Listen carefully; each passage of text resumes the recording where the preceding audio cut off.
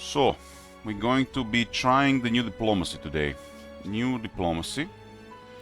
And let's try this. I feel like quite a setup. I know I shouldn't, but I make mistakes. I'm only human. I know I shouldn't start a Giga map. But where is it? Where is it? We're gonna go the largest map, but this time it's a custom one. And we're going to tune it up.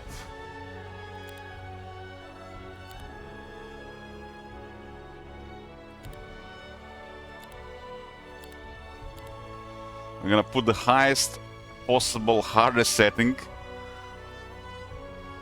Hardest possible setting. And we're going to just do 6 players.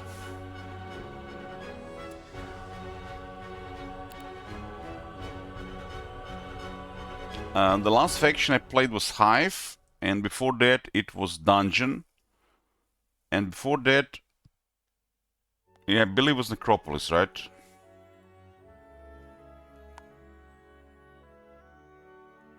So that's the rule, guys. That's the rule. I cannot play a faction that's only been the last 3.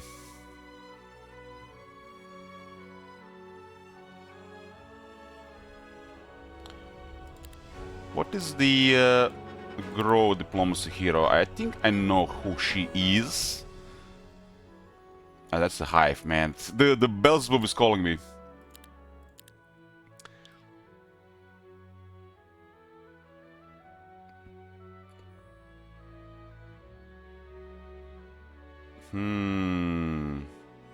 Alluring Shah might be. Alluring Shah. Yeah, Alluring Shah. So we are testing the change diplomacy. It does look like definitely could be more fun now, stronger. What is it? What they changed? They lowered the gold required to pay for the joining troops. It's a balance thing, and they made the hostile troop less hostile towards the diplomacy hero. And they made your army also more stronger towards the troops for you to join. So they basically increases the chances of troops offering to join you if you have diplomacy, and they reduce the costs of you accepting these troops because you have to pay for them. But the thing is, surely the button works, right? The interface works, right? Because we might start this, and if the interface doesn't work... Oh boy. The interface didn't work in the early access. So for the blue player, pick a faction that is not Grow. Brutality.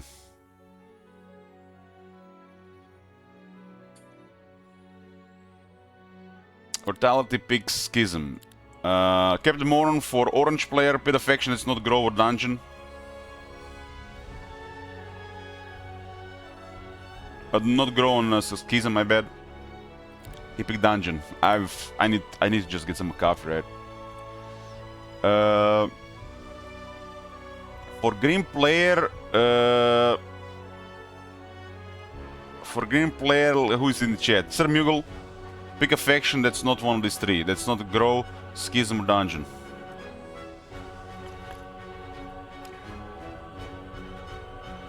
We were gonna have one of each. That's a proper setting. If you play custom, you should always put unique factions in the game. Always unique. Howdy. And Spanocchio, Ein Troll, Spanocchio, pick the purple. Necropolis or Hive. Necropolis or Okay. And the last one is Hive. Okay, we got all of them. Howdy, Al. Howdy. My name is Jed Masterson, and I'm a Jed, caravan boss when you're for the coming Happy to Trails Caravan Remastered? Company. If you're hearing this, I have a job offer for you.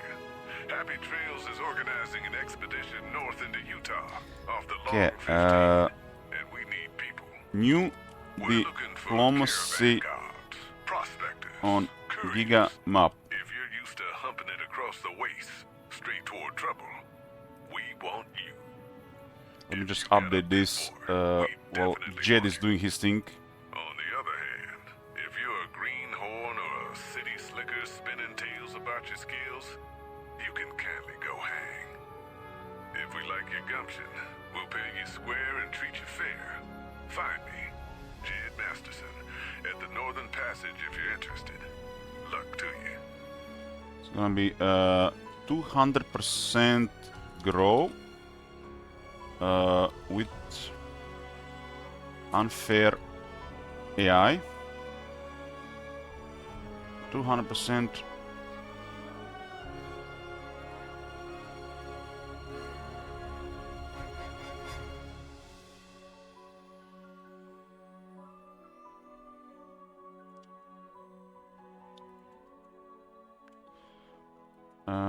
Octogibus. Octogibus 6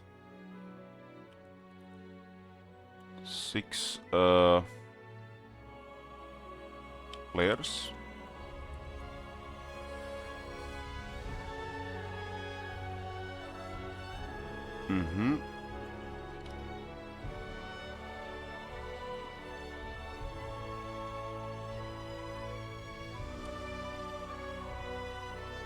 This is the setting. I want to do this.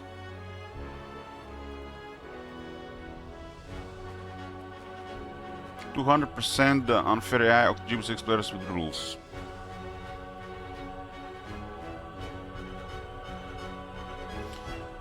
Okay.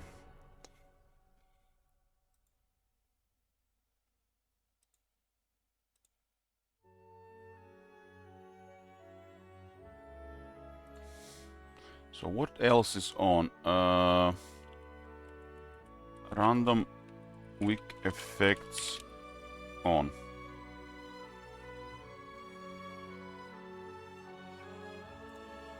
Okay, this is everything.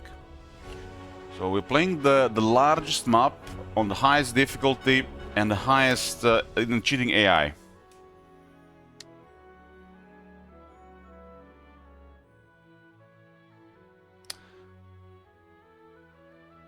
Elich, we already play with friends custom maps. Is a fucking blast, to be honest. I think we should do the same with the viewers. Any thoughts about it?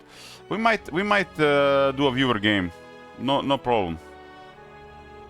No viewer game. We'll set a plan for a viewer game. I'm not even sure how it works, but we can try one day. Let's say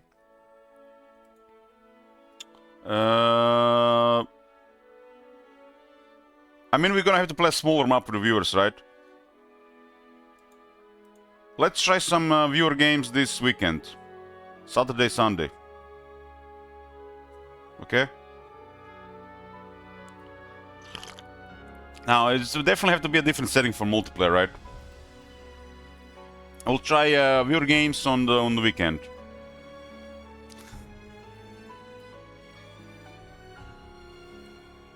Hey Shriza, good morning. So we're doing custom Octogibus, every faction. I'm playing Grow and Diplomacy starting hero. Diplomacy got updated yesterday. There was another patch. They made things cheaper and they're more likely to join. We are doing Octogibus second time, this time in a custom. Random weeks are on. There is 6 players, not 8, and it's the highest possible difficulty. Apocalyptic, unfair. We're probably gonna die to Necromancer, right? Unless everything goes perfectly.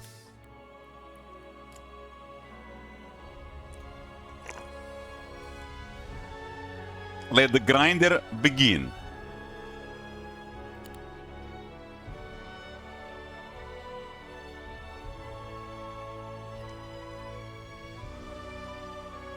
Small maps, yeah, we have to play smaller maps in multiplayer. You're only getting the war second time because of bigger maps. Yeah, yeah. Make sure your next wife is a Heroes fan then, Giga, so you can play with her.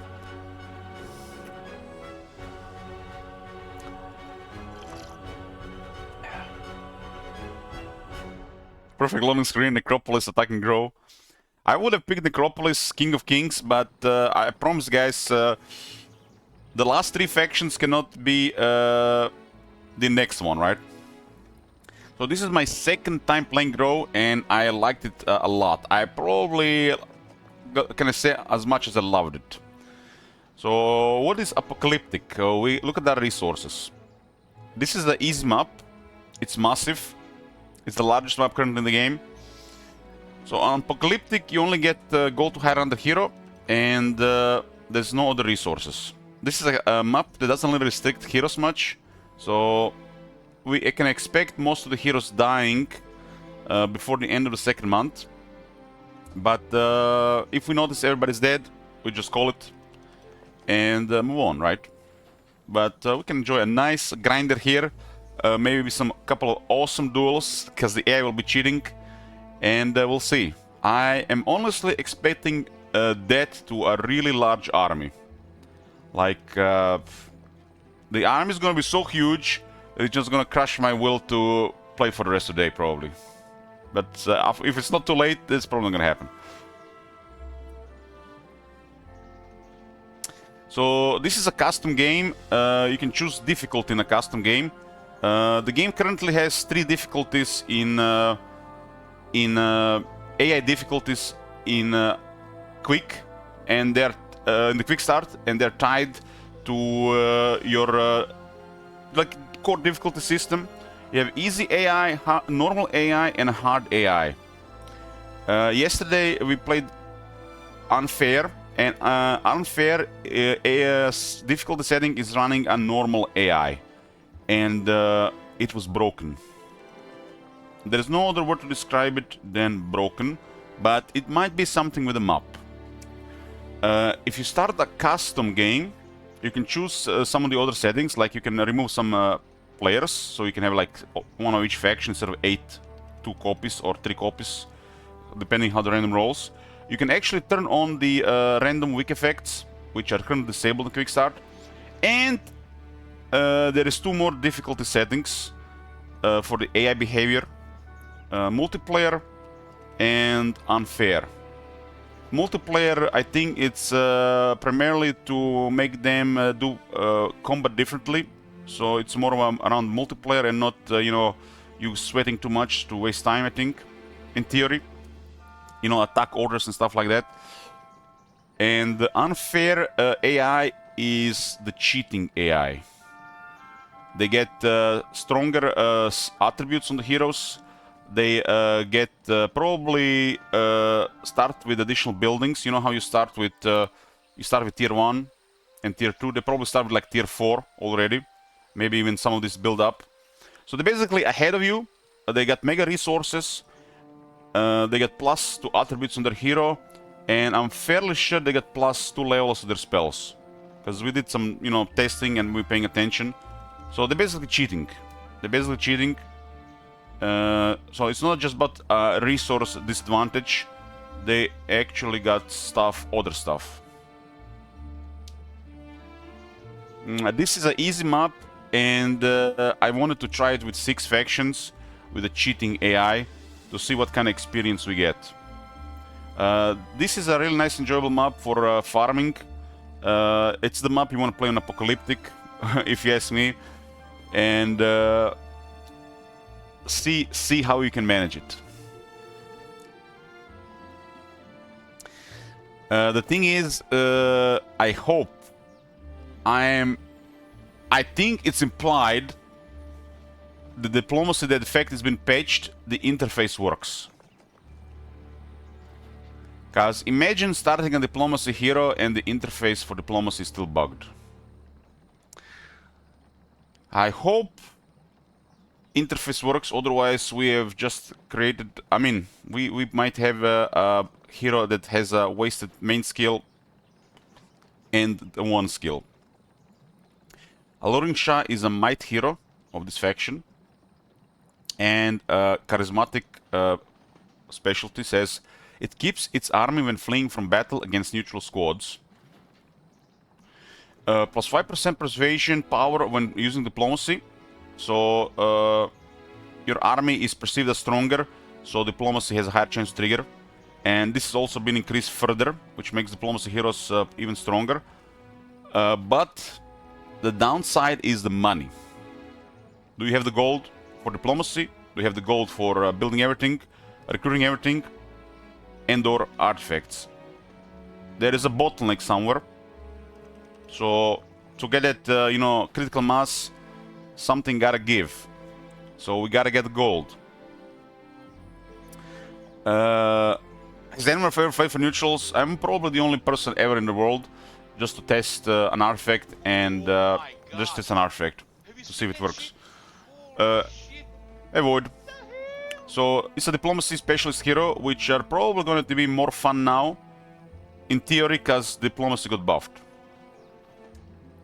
Diplomacy does require a lot of money, and I'm hoping we'll get our own troops. You usually have like 1-2 snowballs to diplomacy if everything goes perfectly, and hope that's enough for this map.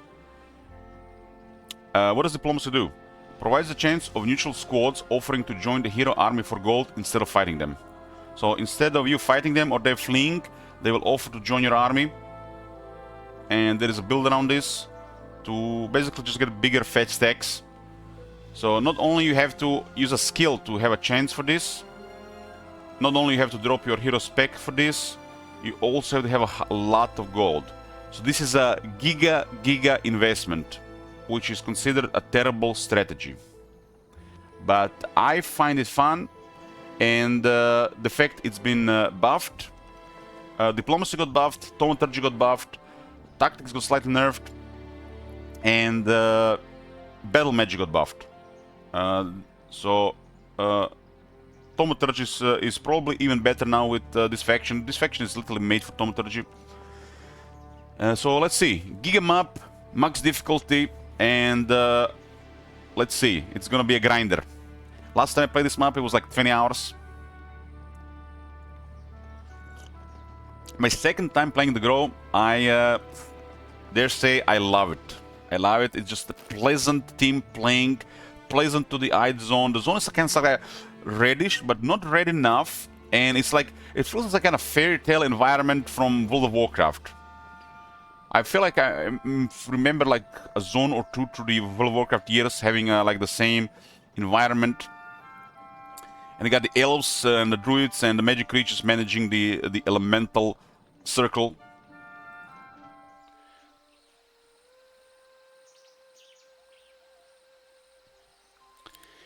We do have rules, house rules on this map.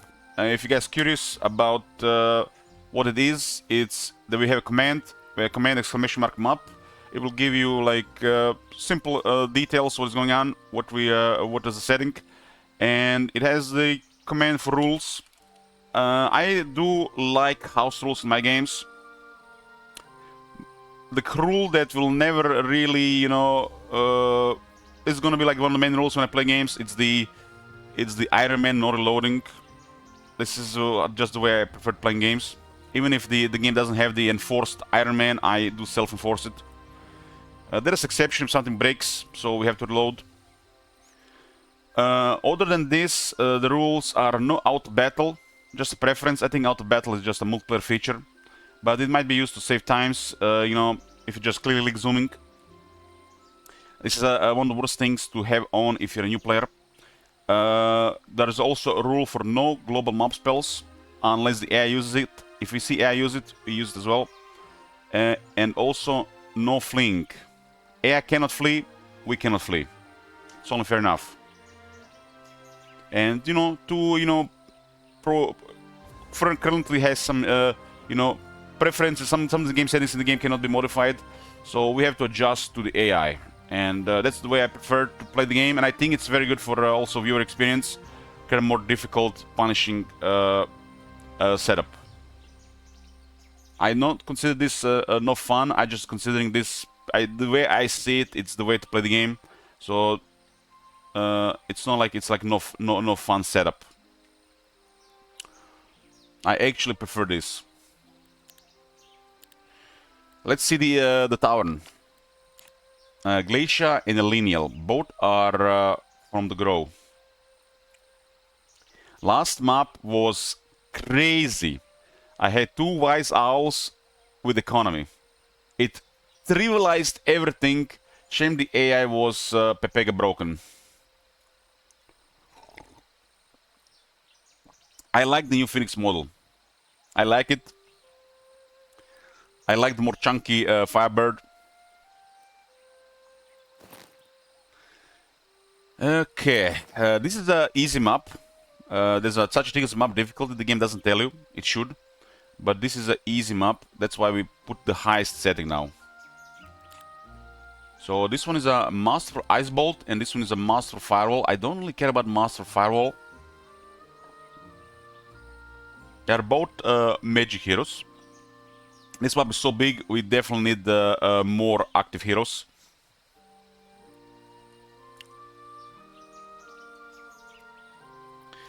Can you go through updates on Grow and what you prefer? You mean the units? Sure, sure. So phone archer. Don't at me. Don't at me. Hoplite.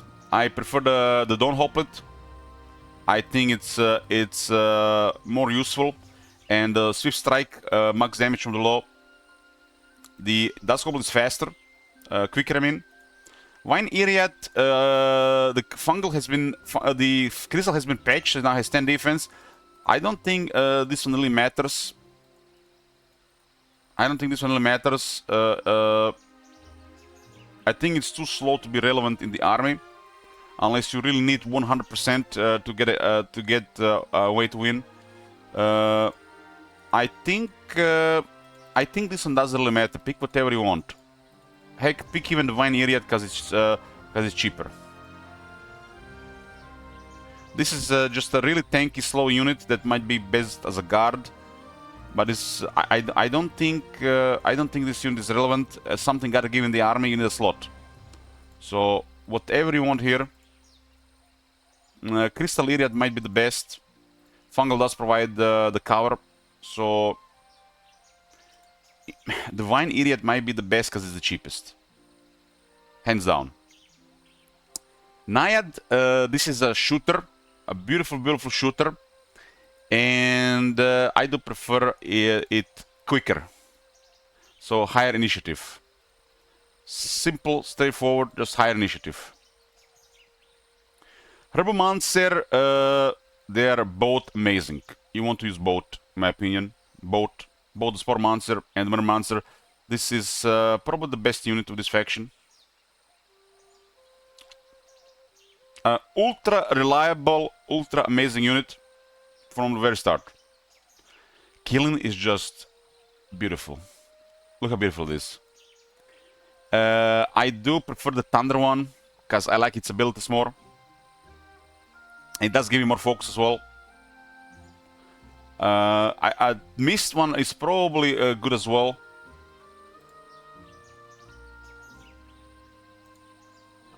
In their face, clear a unit and then scintillating scales maybe. I do like the idea of scintillating scales. I'm not sure how it's going to be used, but it's really quick. I think Mist one is definitely the one you want to use with magic heroes, sorcery builds, magic damage. But I personally prefer Thunder Killing. If I was playing such a hero, I would probably use Mist. And Phoenix, I think they're both great. Both great. Quicker one for strong wizards, magic heroes, and I do tend to like the idea of Eternal Flame, keeping it alive. So Mist Quilling and Flaming Phoenix probably I would go for if I'm playing magic hero, like high-end magic hero, and if I'm playing a might hero, more on like creature stats and stuff like this, the Energy Phoenix but I think both are great. If you're playing a magic hero, and in general, initiative is very important. So going first does have its own thing. Flaming Phoenix is definitely Armageddon. Armageddon on their heads. Let it all burn. Okay. So Flaming Phoenix is definitely Armageddon. I haven't done an Armageddon build. I should at some point. As a noob back then playing heroes, when I discovered Armageddon spell, and when I discovered it doesn't kill all your units when you're playing Inferno with Ifrit, and I'm just like walking with a couple of Ifrit, Armageddon, Armageddon, Armageddon, Armageddon, and then you get to the enemy which you can't do it and you lose. But it was fun, just one-clicking battles, and no brain, right?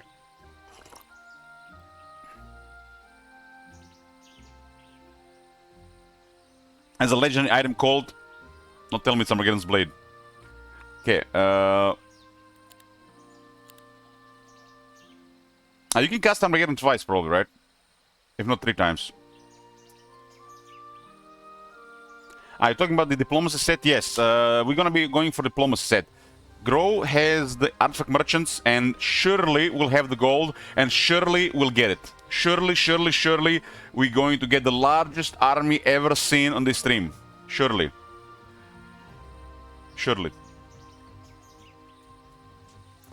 Okay. I'm gonna go Glacier. It's a Masterful Ice Bolt. The initial penalty is twice as strong, and it will increase in spell power. So I think this is really nice. I have got mixed feelings about Firewall. It has its uses probably. This one has a larger starting army, but let's get the Glacier, because whatever we recruit higher is going to stay with us forever. We're probably gonna get both of them, but let's open Glacier. There is a Heretic, Gems, ding, ding, ding, ding, ding, ding, ding. We have just rigged the gem economy. RNG has delivered. It's fun when it delivers. And the Heretic is here. It's not as strong as getting the Hive Hero though, but it is what it is. Hive Hero has crystals and economy. That is just crazy.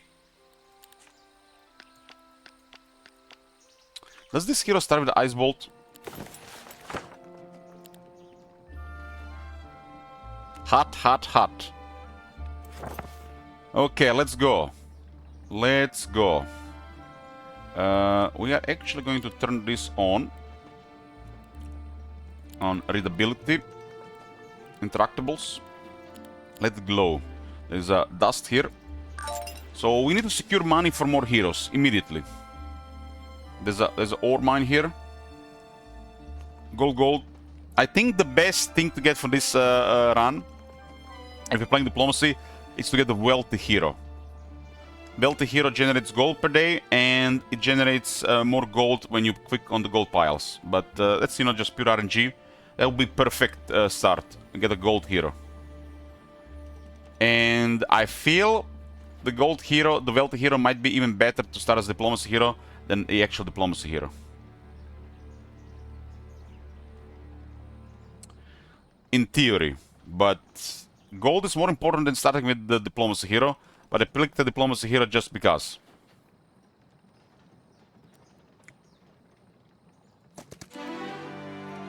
Okay, no economy. We go Advanced Primal Magic. What is this? The hero can use all spells. Heroic Strike deals damage to all enemies in a 1 hex radius. That's a druid. Okay, go Primal Magic. And we're gonna lower the cooldowns. Why not? What is the cooldown on Ice Bolt? I'm just, thinking for the future. Cooldown. Oh, they fixed the tooltips. It now shows the updated tooltip on the cooldown. Maybe this one has a lower cooldown already. Light Ice Bolt cooldown is 3 rounds. So lowering cooldown on Primal Magic makes sense. Makes a lot of sense. Hey Vash, good morning. I need gold. Oh, look at this, gold. Gold! Gold! Like I said, this is an easy map. Easy map. When you see all this resource in your face, easy map. Easy map. That's why you have to have the highest difficulty. Look at all this gold.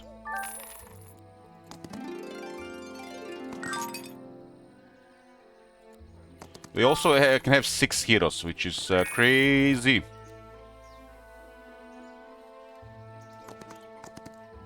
The guards up here, okay, big guards. This is a desert area. I think it leads into treasure, so we have to go all the way around.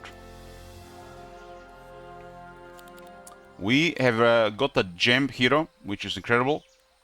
Starting with a resource hero or economy hero. It's more like used as economy, but the resource hero is incredible.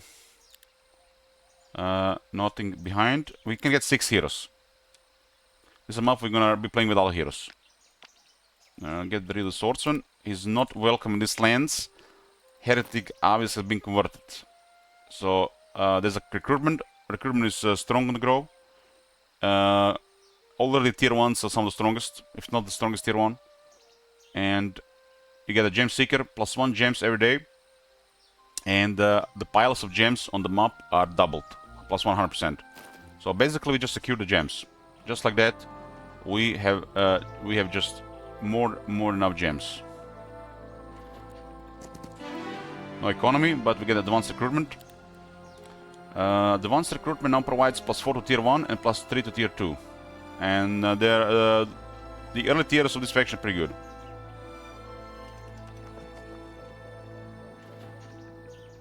The movement is flat, it's fixed. The creatures don't determine the movement. And since this is just an economy hero, we go veterans to increase tier 4s. So we get +2 naiads per week, which is amazing. For having an economy hero with resources and economy eventually maybe, veterans is amazing. Direct supervision is also really good, but gem storages. This is not enough to give you another phoenix though. You need the Legion legs to get another phoenix. So, and Legion legs is unrealistic to get. Actually, in my first Octogibus, I had 2 Legion legs. So this is 50% more growth, which means you get half a phoenix. If it was vampires, this would be amazing. But getting 2 additional naiads in every city is incredible. So that is also nice. Okay, we got the level here. There's a lot of gold here. There are guards on the ore mine. Damn trogs. So this map has the guards. There is a gold storage right outside the capital. And this map also has dwellings. This is just a beautiful map for a long grinder. Because it's Giga. The Giga maps, you know, Giga maps are mistakes. But this is a mistake I'm willing to make. 3,500 gold. More gold. Look at the amount of gold. We've started an apocalyptic, by the way. There is a quiet Eye of the Dragon on the road. Nice. So the problem that I see right now, we need ore and we need wood. But there were two heroes with grow units. My opinion about this is there is only one button here. Always just one button. But if you have a hero that has only economy, limited learning stones, and limited progress, maybe experience to unlock expert economy earlier. Maybe. It's a gamble. It's a good chance though. So let's say this hero had righteousness and economy, and there are a couple of chests, but you might get economy upgraded with a decent chance. Maybe.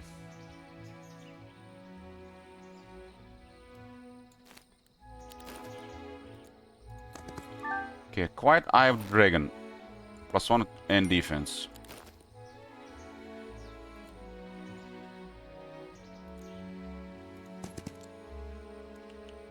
I honestly am fond of maps with dwellings.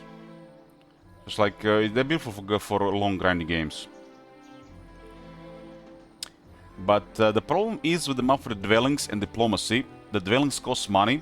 The dwellings increase growth, which makes it cost even more money. And then there is less money for diplomacy. So diplomacy will be definitely way more effective on a map without dwellings.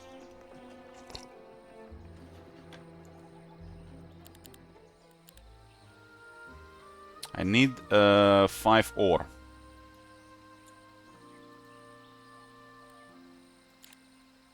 Let's get a lineal. E-lineal. Octavia. Hot. Oh, we might have gotten another main hero. She specializes in luck, and I think luck with this faction is very strong and a lot of fun. This might be my favorite girl hero. Might be, not sure.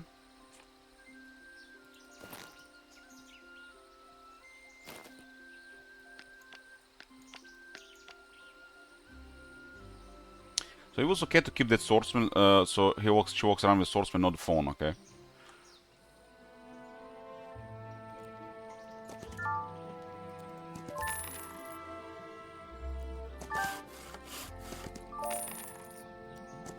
Look at all this gold.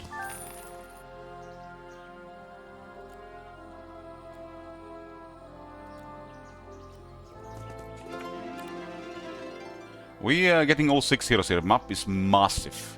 So far we had 1 luck in 3 heroes. So I think in 6 heroes, if you get 1 resource economy hero, it's expected. But if you get 2, you're definitely lucky. The additional heroes do not have units. It's just the first 2 every week. Octavia specializes in luck. She's luckier, and her luck has a higher chance to proc, and even higher with a higher level. And of course, start with luck. This is, I think, an incredible hero for the way I like to play the game. Incredible hero to play with all those creatures. Why not? And how does this look like with this? The Trogs are easy battle. This one is a worse hero to engage though.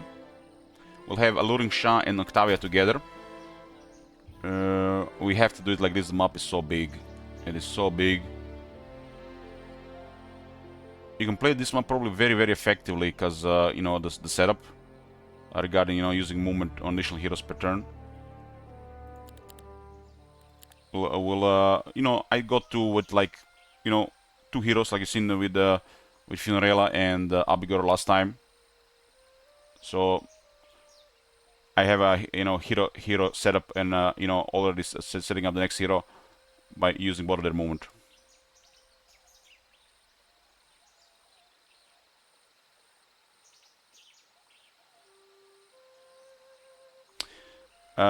Stinger is a dungeon hero. It's a heroic strike specialist. It's one of the most fun heroes I played so far.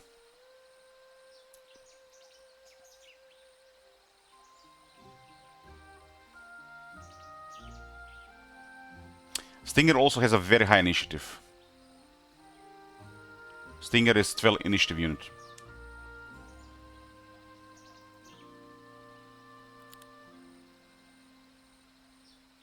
It's the other one that has terrible initiative, the Chanter. Okay, we got 20 dust. 20 dust.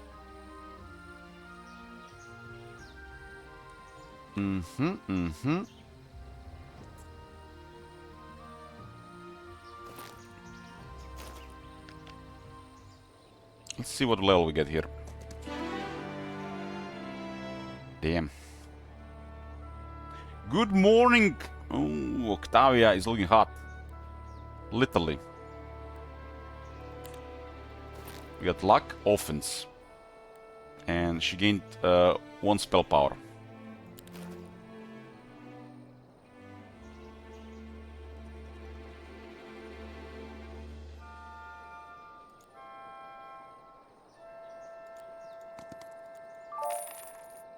Let's see how this looks like a bit as a C.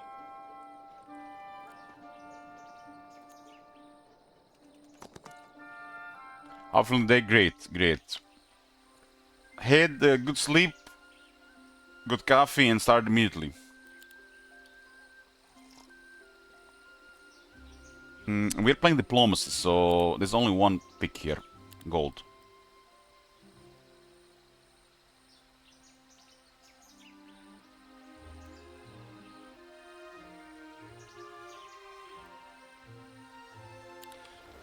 Was Octavia Inferno extra gold per day in scouting? She didn't have a scholar, surely. Top 2 Grove heroes for me. I haven't played that much Grove. This is my second time playing Grove, but I'll tell you immediately that Octavia is one of them. This is called Grove. It's the nature guys tending to the elements.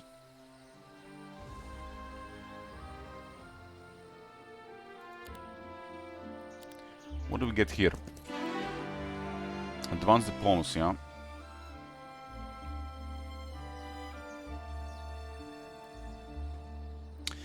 Confusing strike is actually really nice.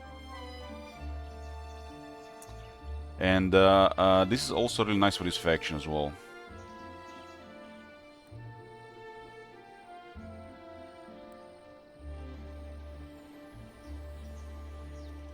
It's a Warden. We couldn't get advanced diplomacy. It's a 25% buff power in diplomacy. And this has been buffed further, so with this hero is more. But diplomacy requires a lot of gold.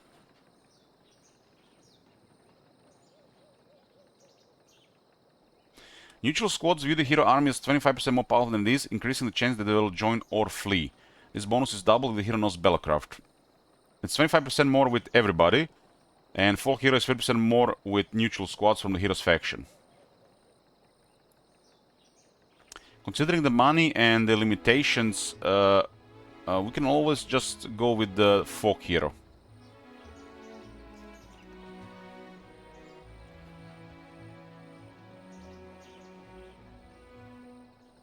I like the idea that we get our own faction, but it's not really terrible if we want to get some other really good unit.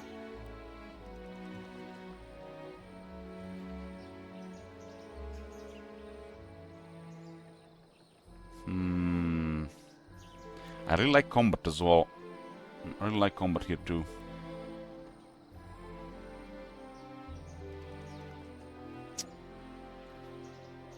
There's a sharpshooter, there is a swift striker, there is a wall, there is a ranged, there is a support, there is a killing, and there is a phoenix. Removing counterattack or killing or a phoenix. And phoenix wants to strike first, right?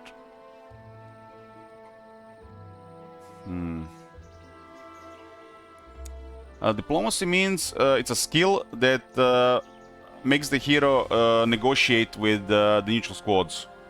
They'll either offer, they'll sometimes offer to join you for money, or there will be high chance to flee because you're gonna have a diplomacy skill making it so. And if they decide to join you, you have to pay them. So you can still have an option to fight them, or you can basically buy the neutral squads. you're buying neutral squads. This just got patched yesterday, and it's more effective. They offer more often, and also it's 50% cheaper. It was very expensive. So this is why I started Diplomacy Hero.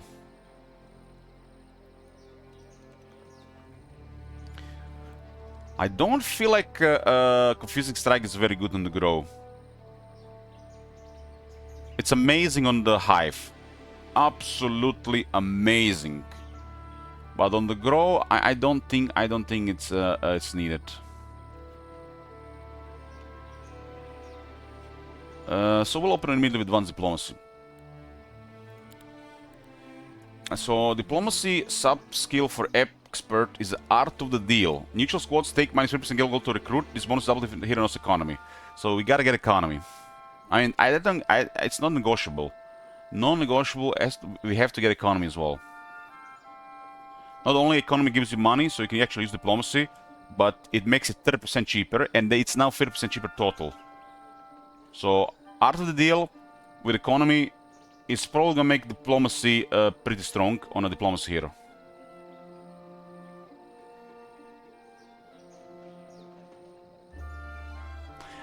Yeah, that's good as well, Jasfed. That's good as well. But you have to consider that we have Diplomacy and we need economy. Already two skills.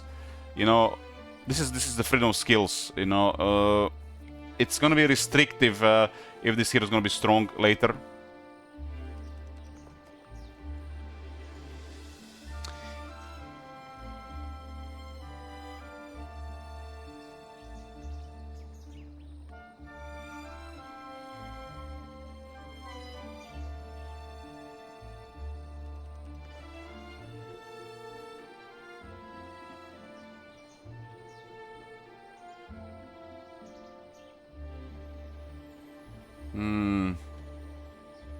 Gameba, can you fight this and make Diplomacy free? Well, that would be the dream.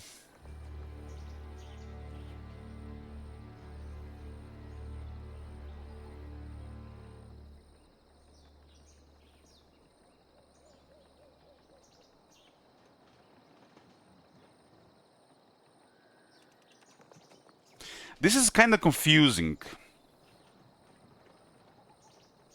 Because Persuasion Power... Does Persuasion Power mean exactly what this means? Neutral squads view the hero army as 25% more powerful than it is, increasing the chance they will join or flee. Is this the same thing? This is just explained what Persuasion Power is?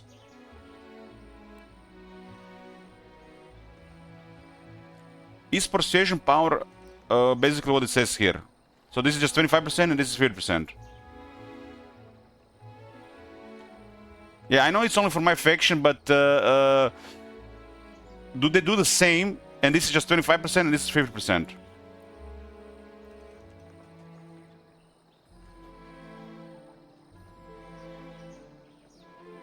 I guess Persuasion Power is the chance that they will join or flee. And this is 25% with everybody, and this is 50% just with your faction. If you have Battlecraft, this is 50% with everybody. So it's basically same as Folk Hero if you have Battlecraft.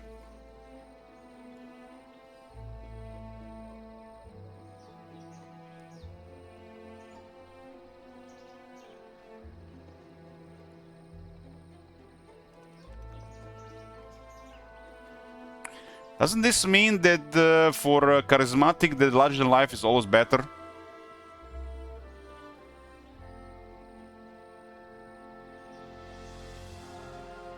The armies have to be really Giga for this one, but I see this. So we actually look really strong in the eye of the enemy, neutral enemy, and we decide how many of them wants to join us. It's not like we're gonna afford all of them. So you decide.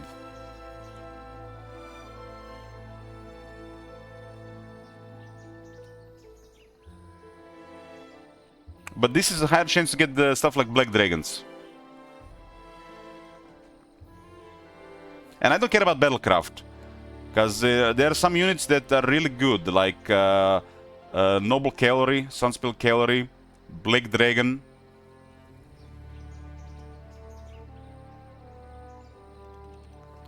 Persuasion power is basically the perception of how they see your army, if it's strong enough to join you. So you might have a smaller army and they will fight, but because of your high persuasion power, they decide to join you anyways, and then you decide how many you're gonna buy from them.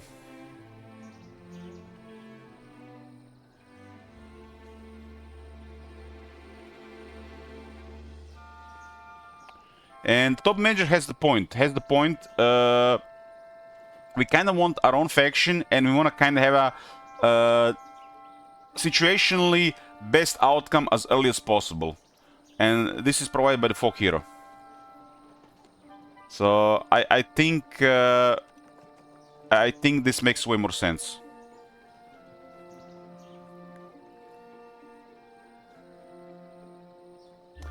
I think folk hero makes more sense, and I do like the idea of my own faction troops and not the other ones.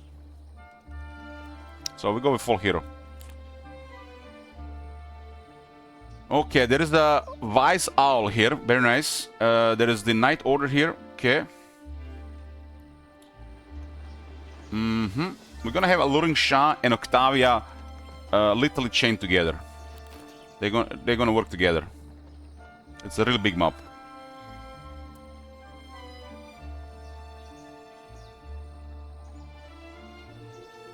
And Octavia is definitely better for this battle. She did get attacked though. Do I have a favorite neutral object? Favorite neutral object. Oh shit, we got a university here. I have to say, I'm always really looking forward to seeing the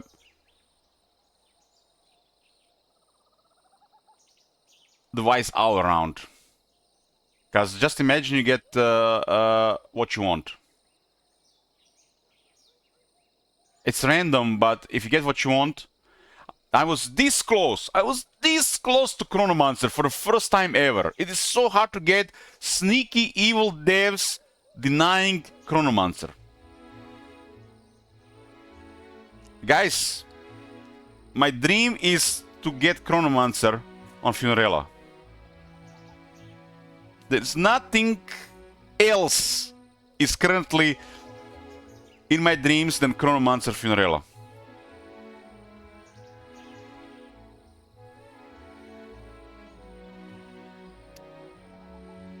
So anything that increases the chance of getting Chronomancer is my favorite object.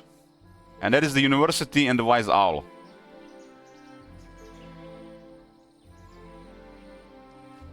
I was so close, I needed just Daylight Magic. But Sneaky Devs gave Daylight Magic option to Necromancers when they get like Nightshade Magic and Arcane Magic 90% of the time. You've seen like Arcane Magic 5 times and not a single Daylight Magic. I'm talking about this game, Agneta. I'm talking about this game, man. Let's not be delusional about Korean girlfriends. I mean, this is an achievable dream. Actually, might be easier maybe to get a Korean girlfriend than getting a Daylight Magic without University or Wise Owl. Probably. University and Wise Owl have to deliver Daylight Magic. There's no way around it.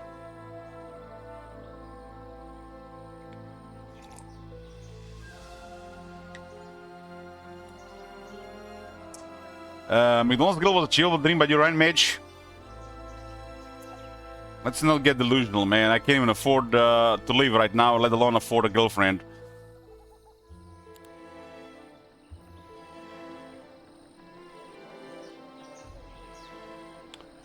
Okay, I think we're gonna attack this with Octavia to get ore.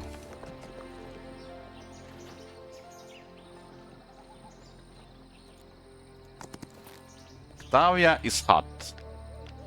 And she'll be a big part of this campaign. How does the morale exactly work in this game?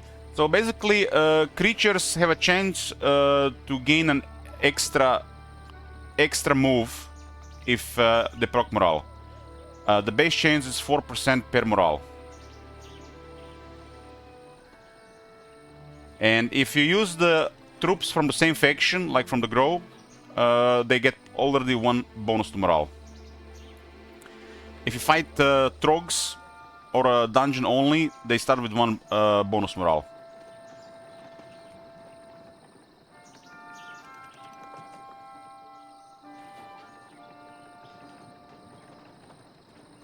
So it's just a chance to proc extra moves.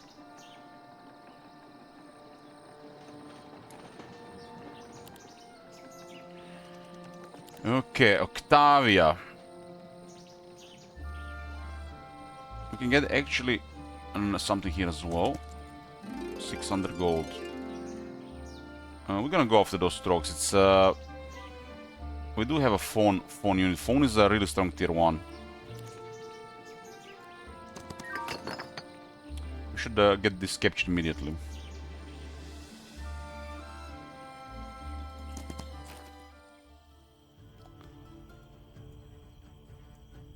Now in my head, if I can't even support myself, how am I going to support another person?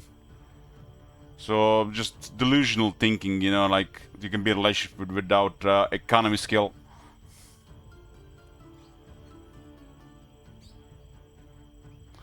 So you have to learn this muscle. You have to learn. We should have split this.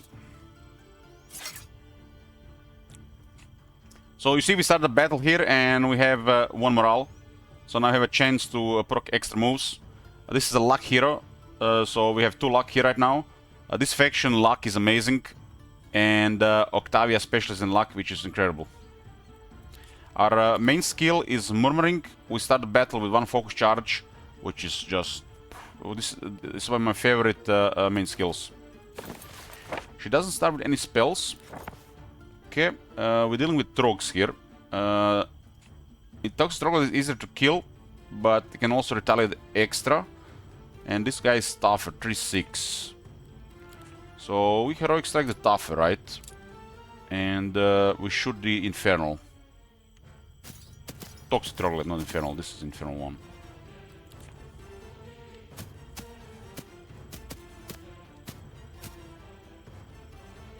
And this thing is super slow.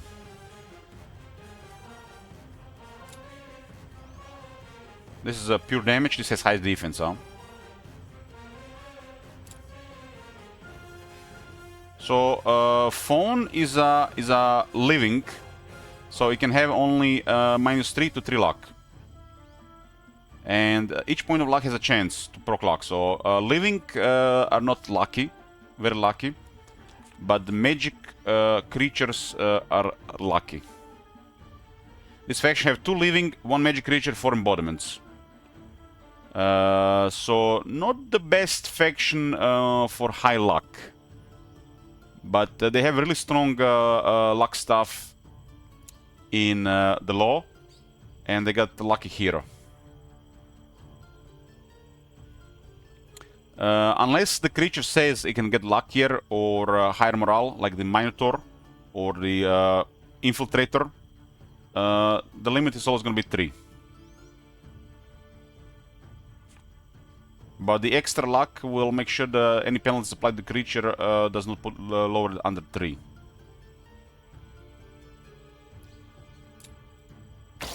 Heroic strike the tougher one because it's pure damage, and shoot the lower defense one.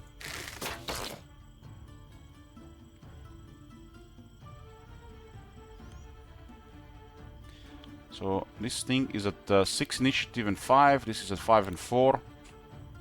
So this thing is slow. 7 on the hoplet. This is a native for the grow. We wait. They get closer. We shoot them. It's nice again to be able to shoot people after the high. We have no shooters last time.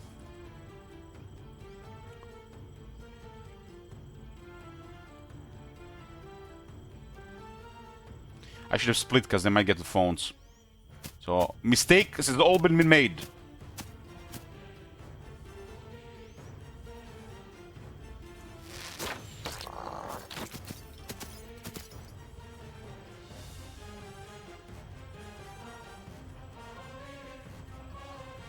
Looking very good. Might get a high roll here. High roll, luck strike. Don't you just love this? And we can get away here. Parry! They could get morale. And we can get high damage, they get closer. It's a gamble.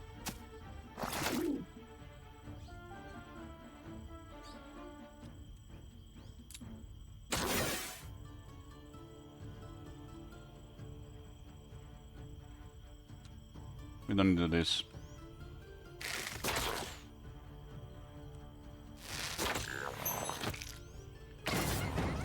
-2 hobbits.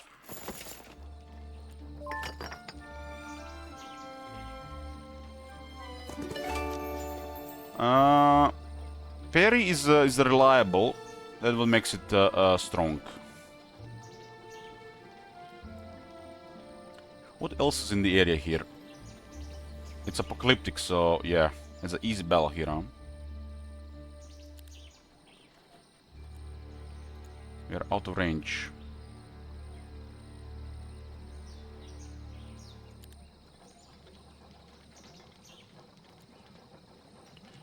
I didn't see the sawmill. Maybe it's to the left. Get one more hero.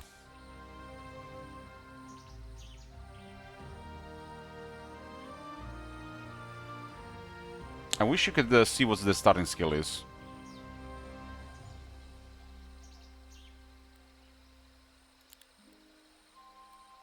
Okay, no luck at the tavern. Tomtrč.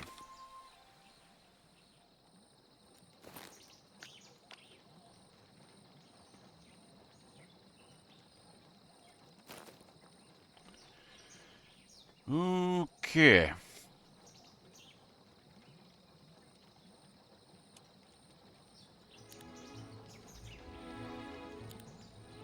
Let's just go immediately west here.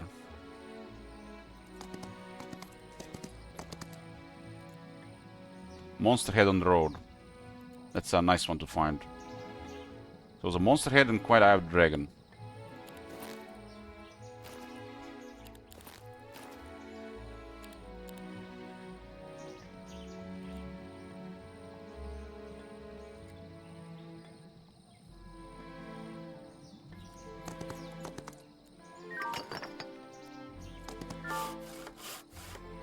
Yeah, a lot of resources. Really, this is a really rich map. Easy map.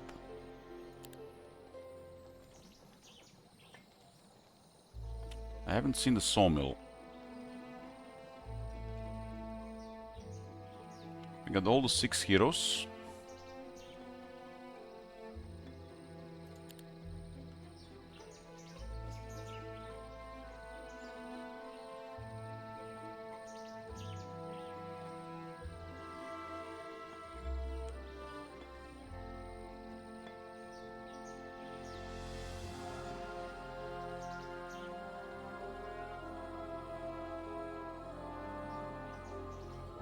How does the game balance so many heroes? Well, you have to still pay for them. It's gonna be really depending how you use them. If you do the chaining strategy like all the time, and you're very good at it, I think it will trivialize the game.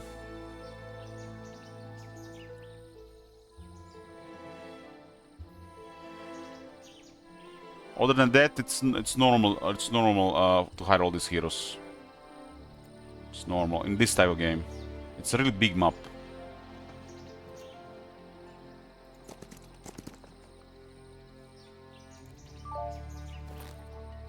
Web. Got a web scroll. Nice. Good find.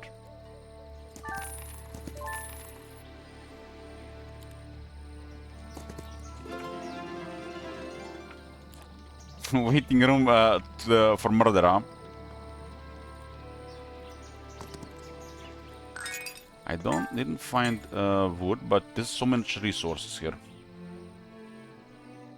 I think personally that maps like this are just really fun to explore and really fun to get going. And after that point, whatever happens, I care about it less. But I still hope, a couple of good duels, and that will be then amazing.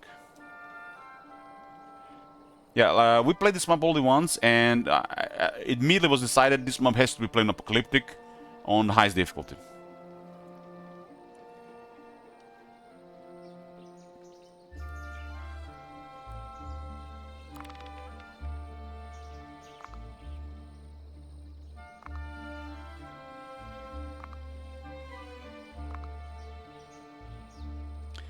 We had a custom setup this time. We have picked only 6, one of each faction.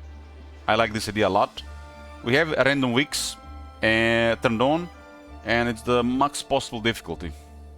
Economy, strength, and behavior. Before we continue this, gotta take a short break. Enjoy the hive ambience till then.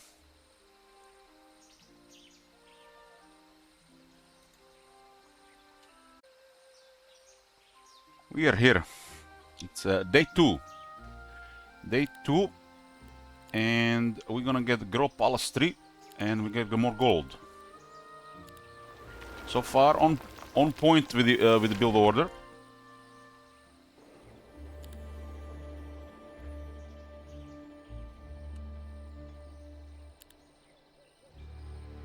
Alluring Shah. We can actually go around here.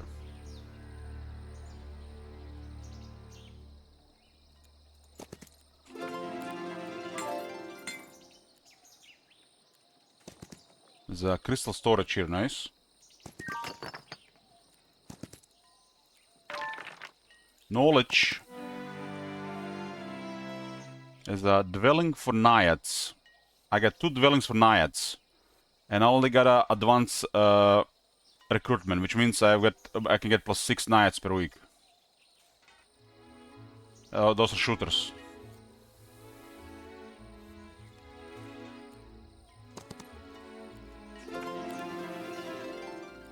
The defense here.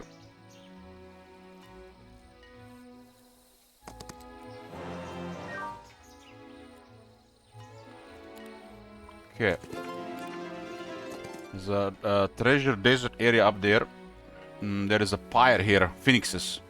We did have a vampire building last time in the area as well on this map.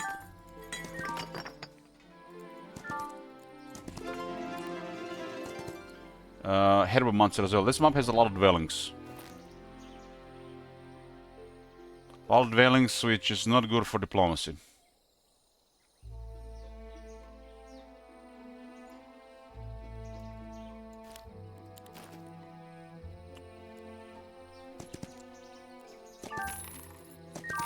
Another learning stone. Heretic Avis.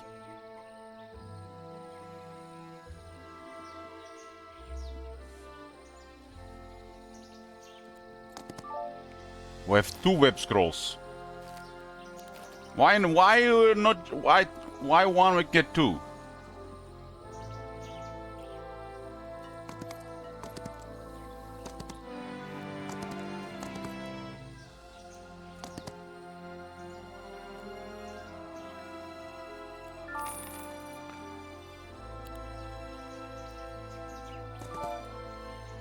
Magic Garden.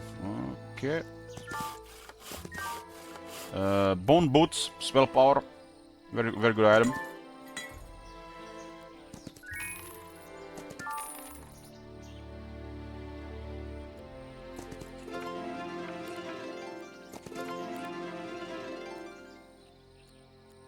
There's a Pandora box guarded by Star Child.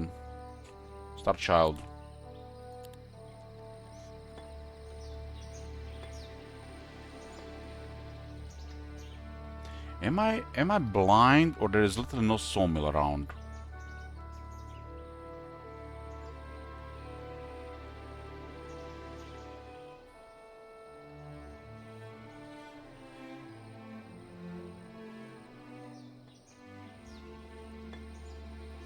Okay, Sister Deira.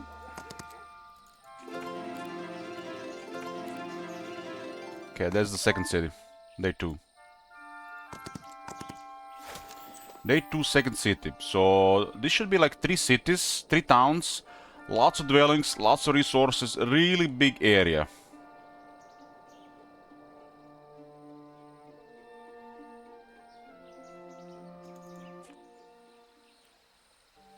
Okay, let's generate gold. There are phones here as well. So recruitment pretty good in this map.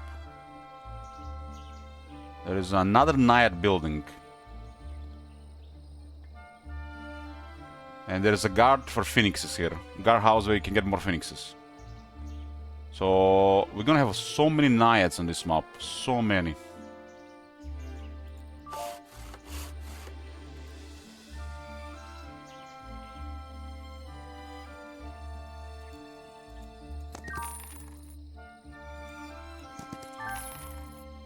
A couple of villages for wooden ore, but I haven't seen the sawmill.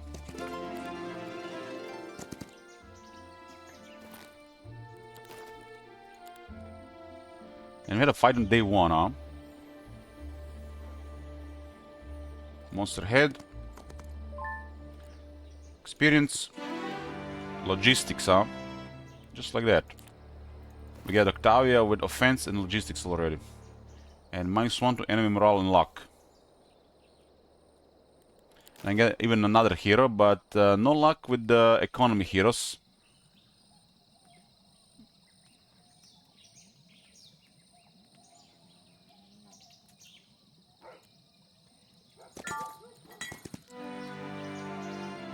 There's a village here for resources.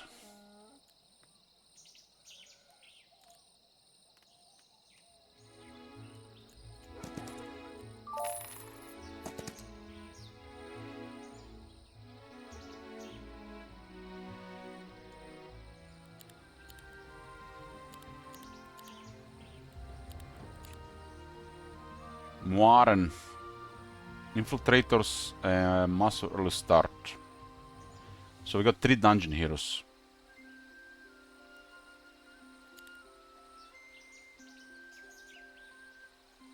Tactics schism hero.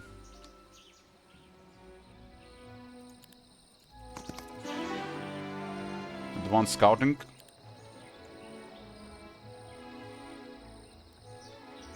Plus 10 movement points if when the hero starts the day in the area you control, doubled with wisdom.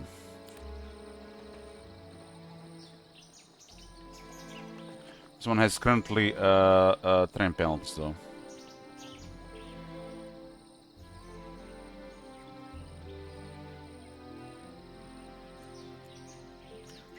I should have left a couple of phones in the city for this purpose. Not the end of the world.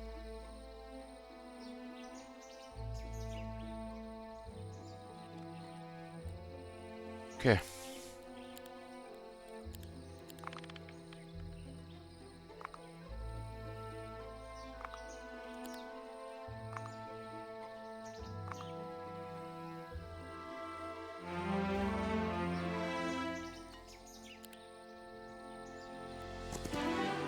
And we got the first economy hero.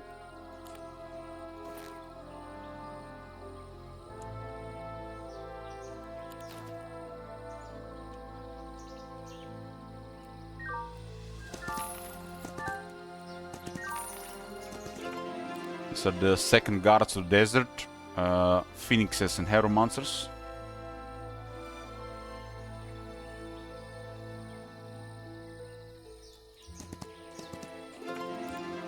I mean, considering how many we have, one is bound to get economy. No economy from Tavern, though.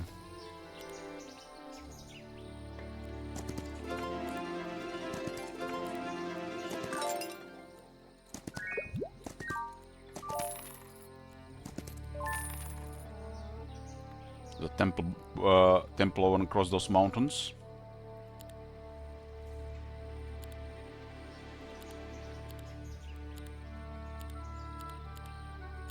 Always goes to the right side.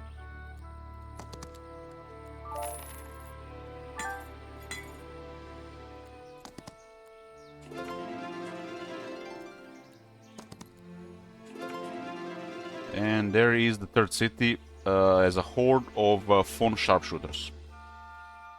So one is guarded, and there's a sawmill. So this massive area has 3 towns and only 1 ore mine and 1 sawmill. So they share it. And the guards are nasty on the sawmill.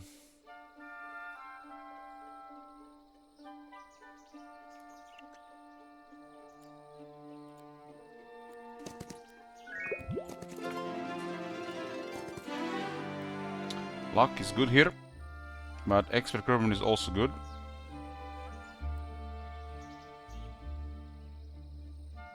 I think I'm gonna go with luck for always heads on a gem here as well. You can get even more resources.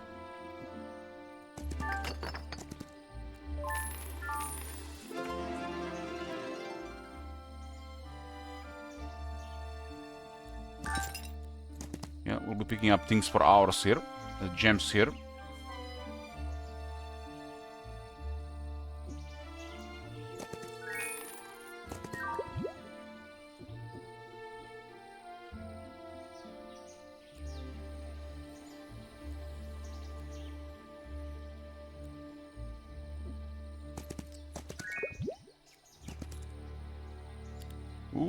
Okay, these two actually should meet. One is from the grow. The grow here will not have penalty in this terrain. Just can use an infiltrator instead.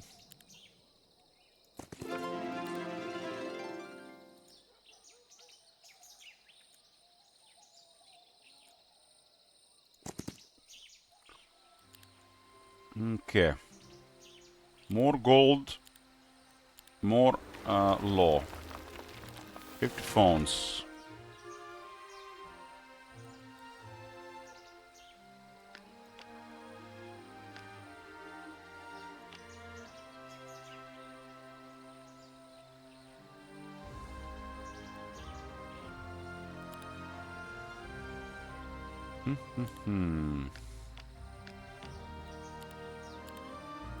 Got our first law here. We are currently behind wood, huh? Oh, resource reaches 1. A lot of gold. A lot of gold. I had a lot of gold the first time as well.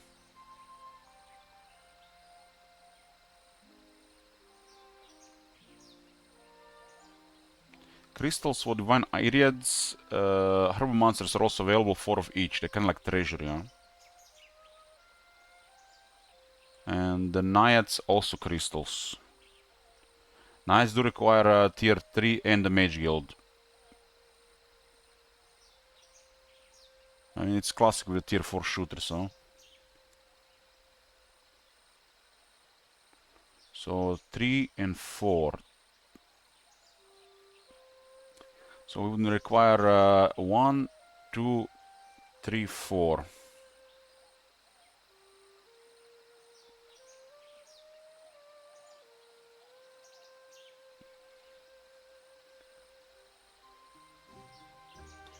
If I go bank, we do miss quite a bit of gold, but we could get a little bit of extra killings.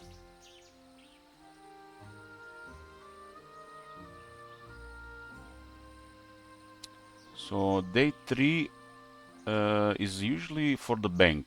Day 1, 2, 3. But considering with the Mage Guild day 3, day 4, day 5, day 6, day 7. So we get unlocked here 3, 4, 5 and 6 units instead of a bank. And this requires 5 wood, 5 ore, 5 crystals. 10, 10, 8. 20, 10.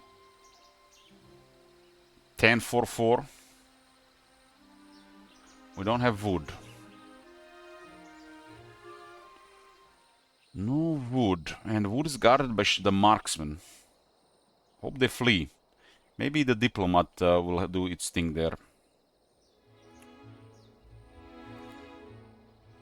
I gotta get that wood.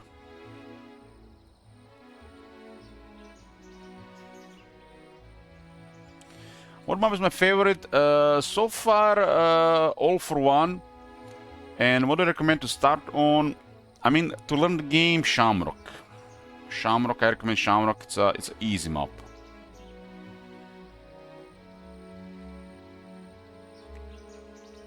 So far, all for one favorite. So there's some wood here. Go for another battle. There's a lot here, a lot. We're here for a while here. There's a mountain monastery here, which is really nice, but guarded by dread knights. It's +2 to all attributes.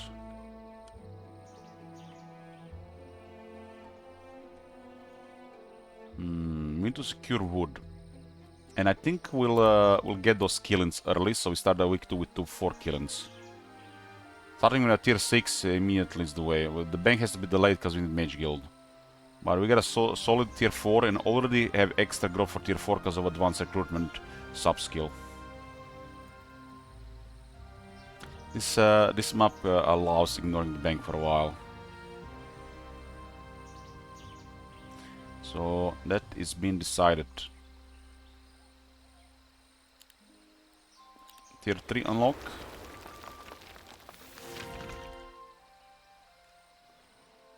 And she will get us the village.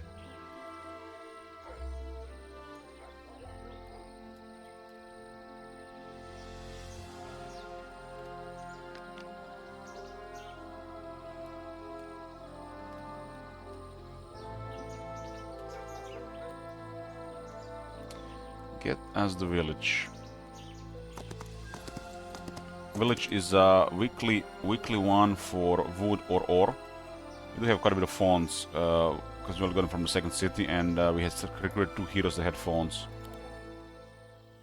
So a very strong early unit.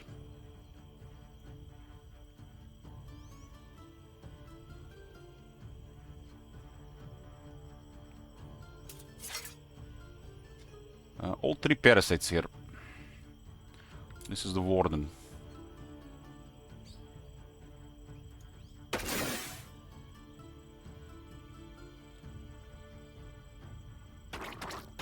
Warden has the highest defense.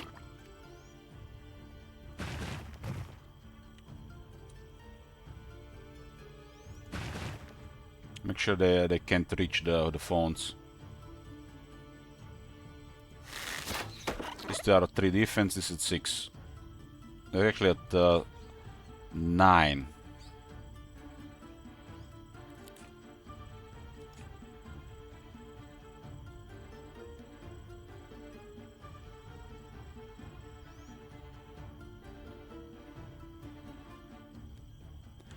At the start of battle, for each other unique hive creature in the army, this creature defense increases by 1. But it's counting itself.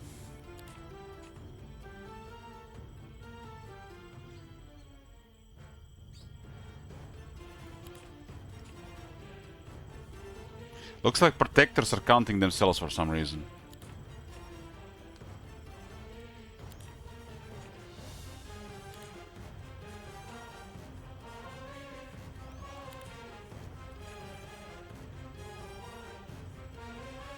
I believe this unit is a 3 and a 6, right? So it's getting 3 defense. It's supposed to get 2 defense. Yeah, it's they're all 3 unique. But it says order.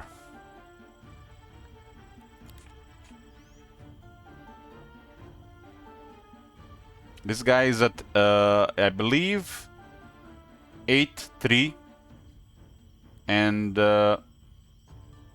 is the guy 8-3?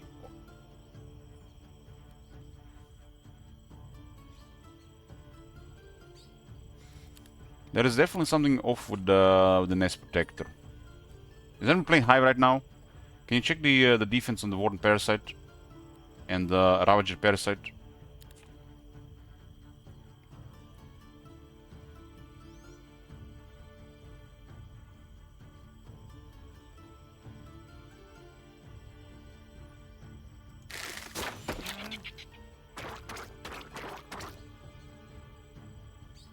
This is ability Leeching Hope, takes mana from enemy hero. Wasn't this used to be 4, now it's 5? I think this used to be 4. Now it's 5.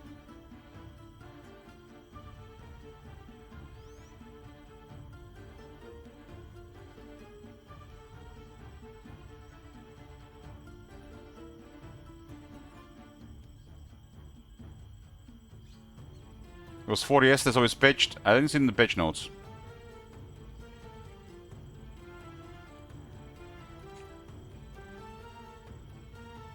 Maybe it scales with the stack size. It might scale with the stack size. That's a nice change. Maybe they always scale with the stack size.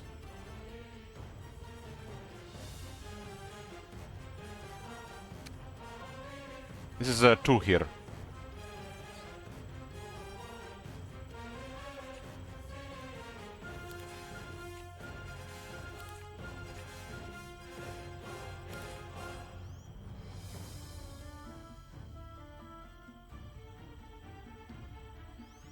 Should have shot this one. I left it alive for science because I wanted to see the difference in distance.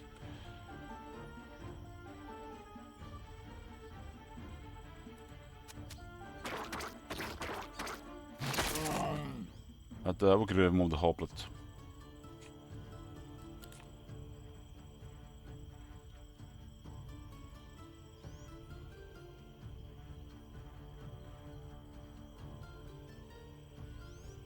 I'm talking about defense on a Warden Parasite. Warden Parasite 6. So it has a 9 here. It's counting itself. What about the Ravager Parasite attack? It's 8, I think. It's 6. 6-3. So it looks like this one it's counting itself. So the text is wrong. At the start of the battle, for each other unique hive creature in the army, this creature attack increases by 1. Other, we got Parasite and Warren Parasite. So that's 2 others. It's supposed to be 8. So we noticed this also with Devourer. So they're currently counting each other.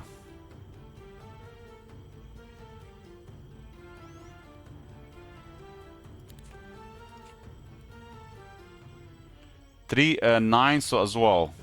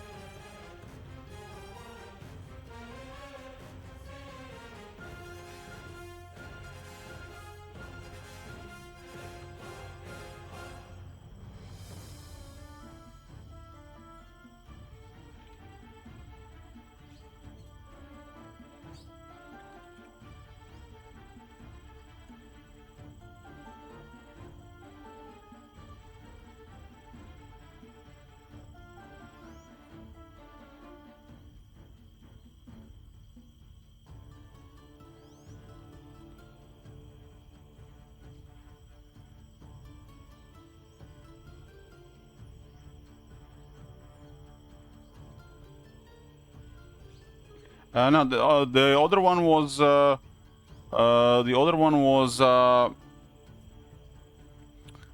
was the tactics, but I did mention this in that report as well. I mean, it says order, you know, better report this just to be safe, because you know this is definitely not. If it's not working as the information the game is provided, it's something is bugged.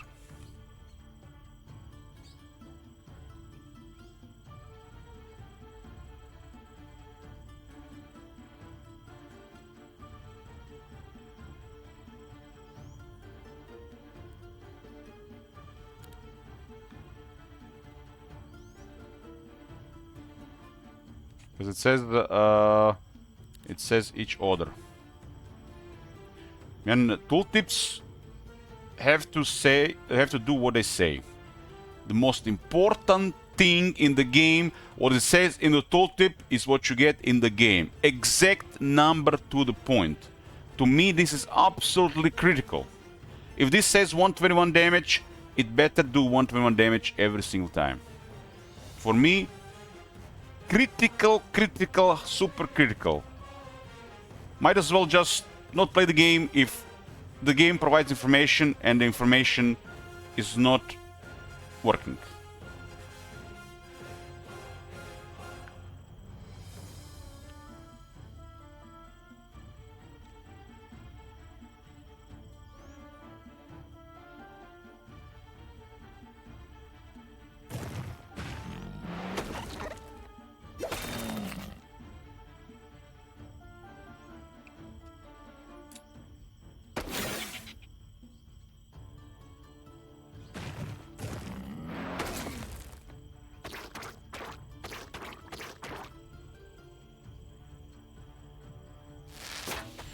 Luck strike.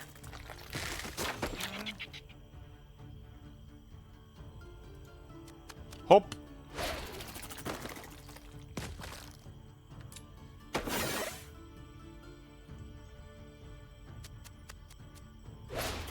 Okay, we got a village. Level up. Level up.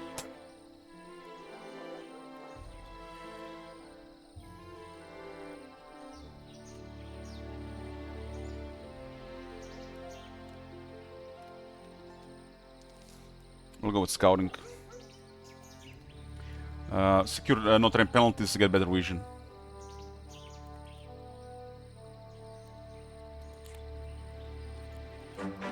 And we currently need wood. Have no sawmill. A couple of gold mines around. There's warlord boots here, guarded by a horde of vampires. It's an amazing item. Amazing.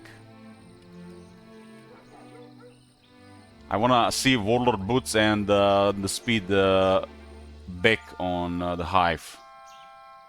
That would be so sexy, especially on tactics guy. And then you put the head for -2 initiative.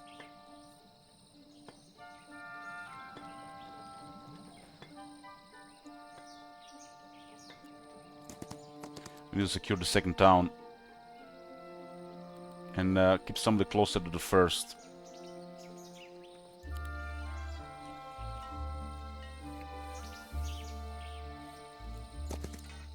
I'm gonna try Diplo on those marksmen.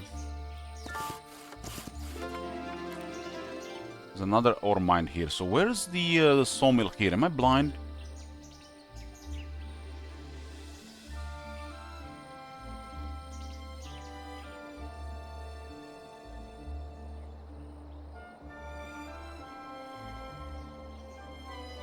There it is, down here. So, it's down here. Okay, we're going there.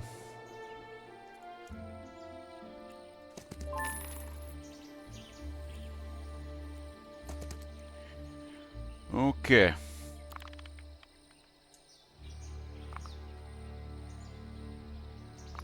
The craziest item I've found so far.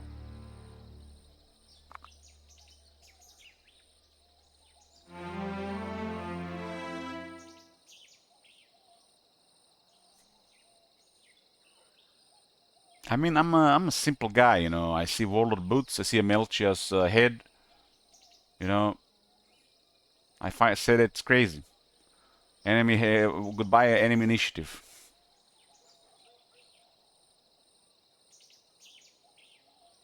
I don't think any items are crazy, you know, just powerful.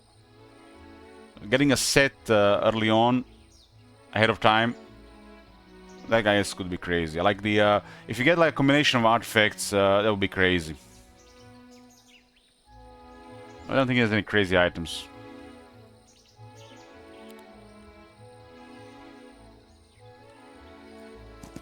A combination of items in the right order, yeah, that could be crazy.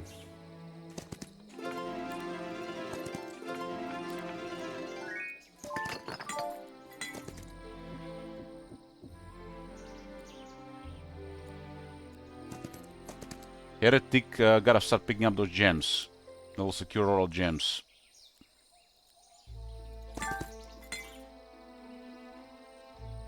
Uh, 2 to 4 gems. We got 6.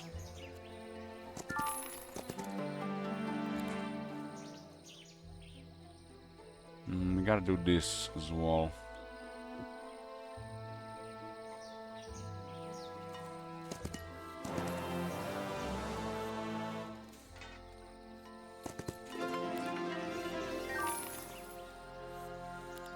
Okay. Back on the other side. We gotta switch units here. The other one is using too much movement, since it's a dungeon hero with no natives. This is a local hero, so there's no penalty.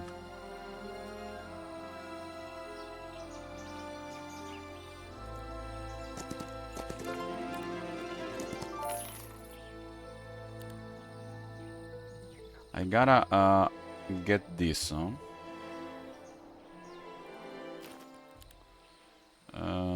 Get the Mage Guild. We can only get the herb guys, huh? Okay.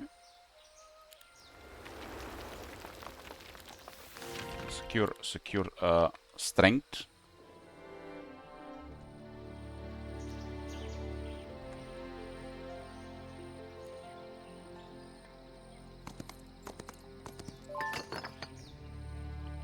Killings down here as well.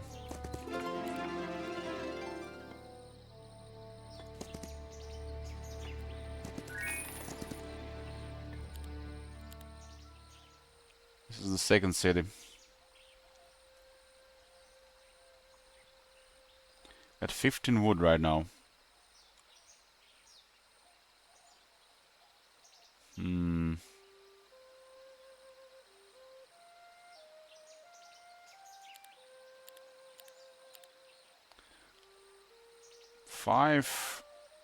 5 wood.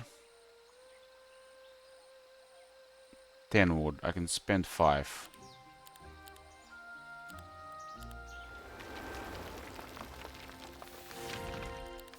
Two laws. This one is knowledge. They only have 1 in tax collectors.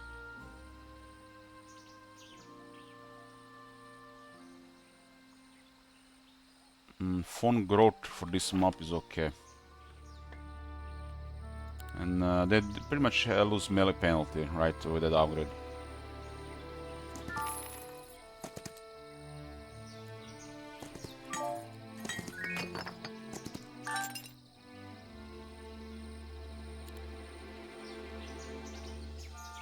Octavia will be going right.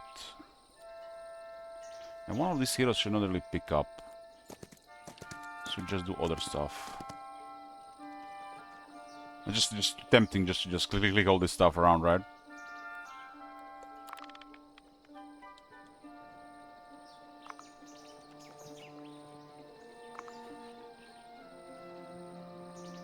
You can see everybody has so many heroes already.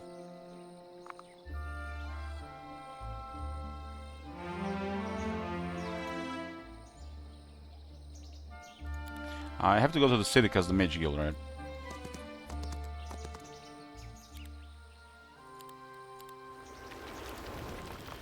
Energize, Stick Hide, Pale Decay, Unnatural Calm, Blessing, Shorten Shadow, and Haste. No early start.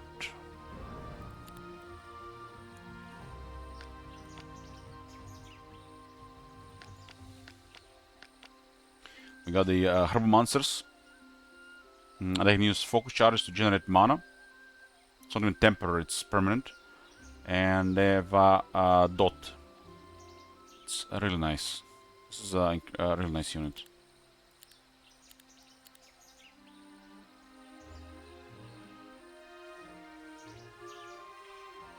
I currently cannot spend this wood. I guess I'll just get treasury in here.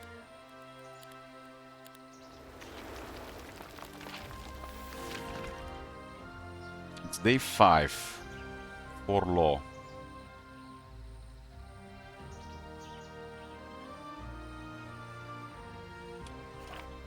Day 5 for law. We're getting 2,000 per day.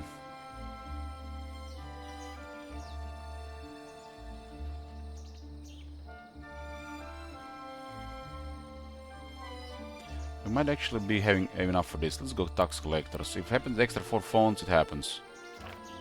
You're only getting extra 8.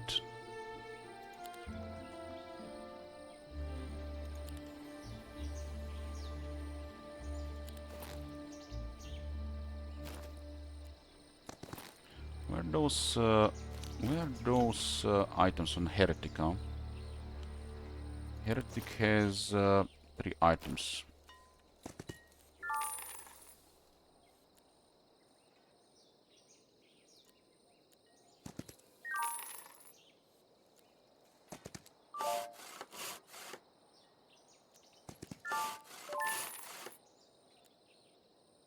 This is a horde of phone shooters. We have to clear that. This is the city after all, right?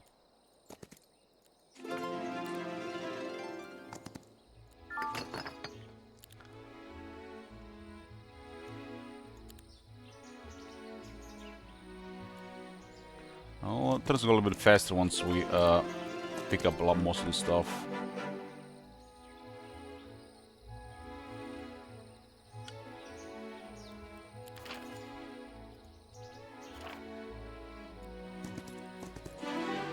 Expert scouting.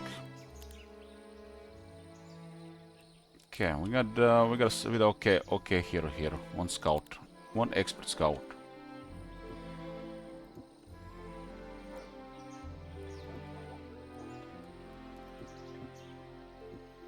Okay, this pad is blocked because those gems up there. We'll leave them.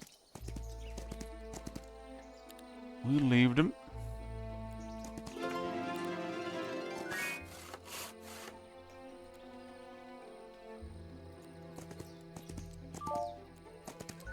These things do anything? Have been in the army? No.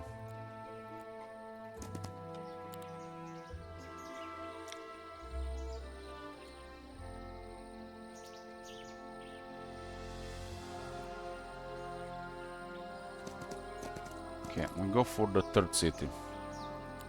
This one should get the Naiads.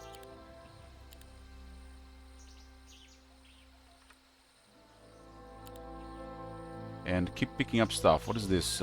We can sacrifice artifacts and creatures for experience.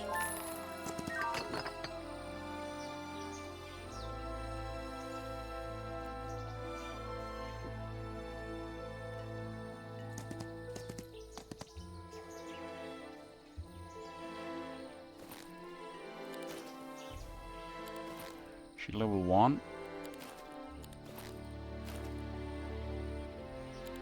Level 2. The first 2 levels require only 1000 experience each. So 2 learning stones, level 3.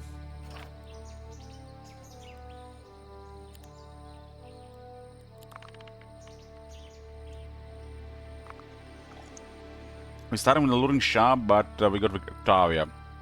I wanted to secure a diplomacy hero, and Octavia was just got find.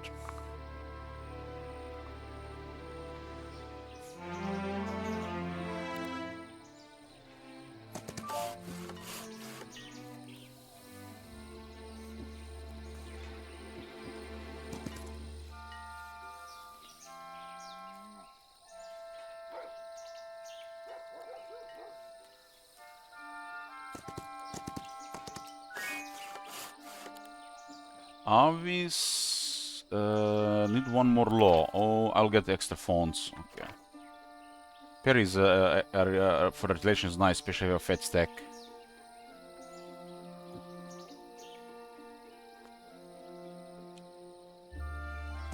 We'll put him here for 1 day, so reconnaissance reveals deeper there. But basically, this is the area, and the border is rich treasure zone.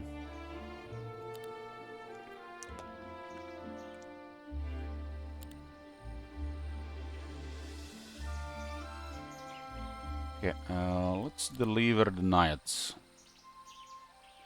I decided to open killings on the first week instead of the bank. Because they require mage guild, you have to do it like that. Naiad is a tier 4 shooter, it's the water element. The one Iriad is earth.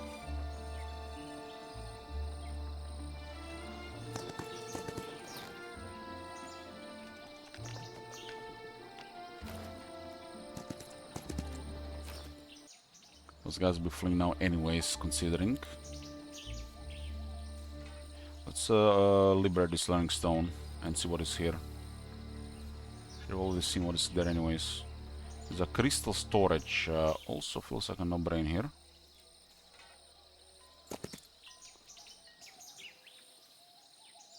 I think we hadn't beaten the initiative because of our own terrain, but they should once. It's not the end of the world.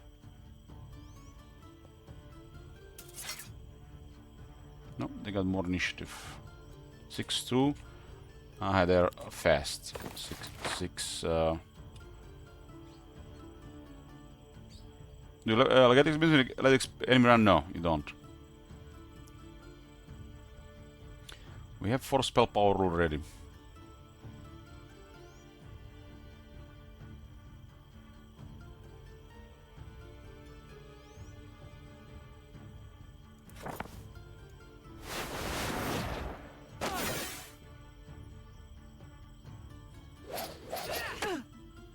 That's expensive 10 phones.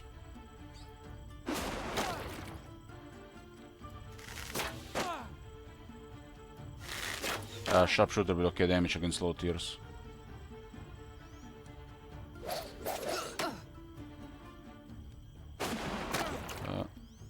Mental note to let them flee in the future.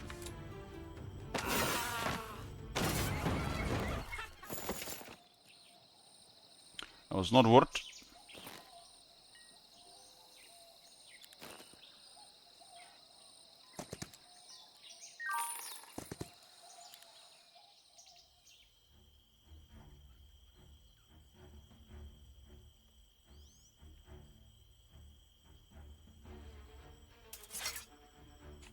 Yeah, this is a very slow unit, and we have a good range. When last time played Grow, Knights had no sounds. You can finally enjoy sounds and better animations.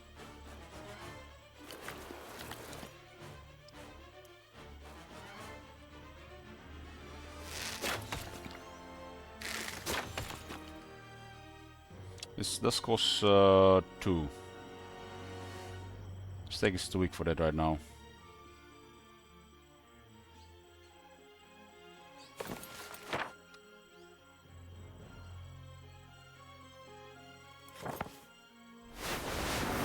Get rid of their attack and defense.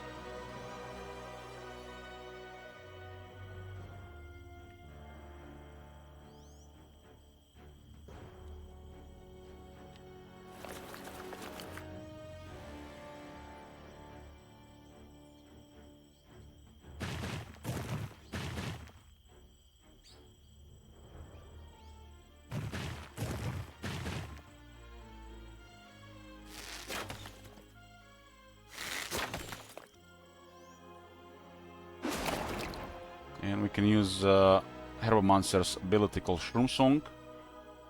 2 focus charges will be converted into 4 mana each, and we restore mana just like that.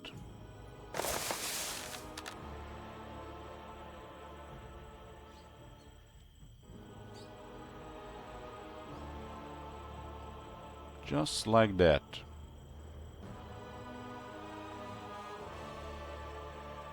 Got 3 attack and 1 defense. It's not in range, so we just go hard here.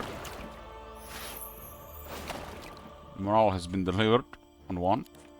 Bottomans are 3-3. Yeah, 3-3.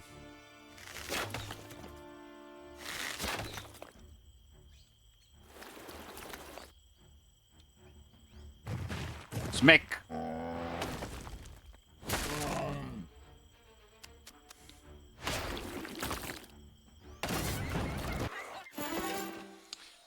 Okay, advanced scouting. And we remove terrain penalties. The next area is desert. We might get artifacts for this, but we cannot rely on getting the artifacts, so remove the penalty.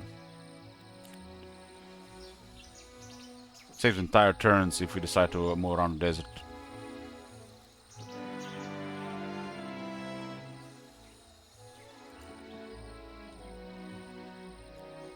Should go directly for that city.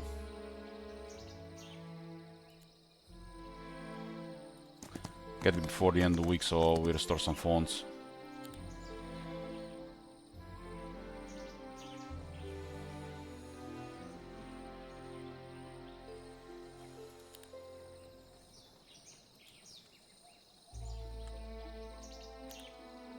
Heretic.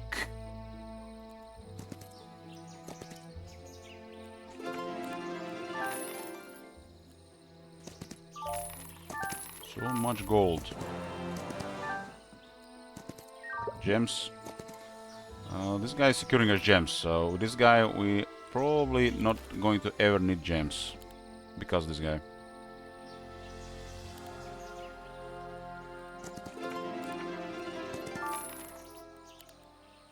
Day 6, get a treasury, making 9,000 gold a day. It's almost the end of the week here. When I get these phones here, did lose quite a bit against the halflings.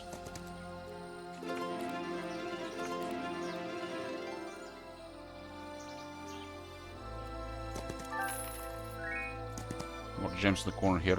We'll leave the pile of gems for him. I don't think we're going to need it. Need to pick them up. Second economy hero. Would be nice to get some traveling circuses, but they're not always available on the map. 2 economy heroes, very nice. We need them for diplomacy.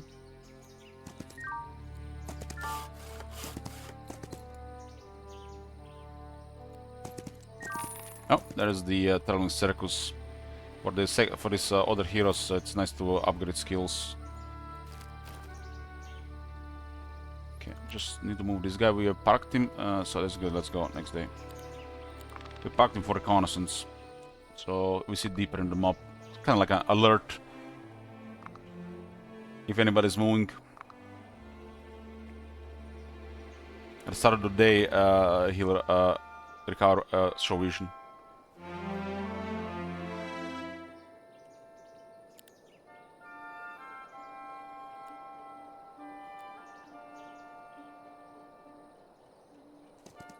We'll do on this side as well. There's so much to do here that we're not even gonna go north for a while.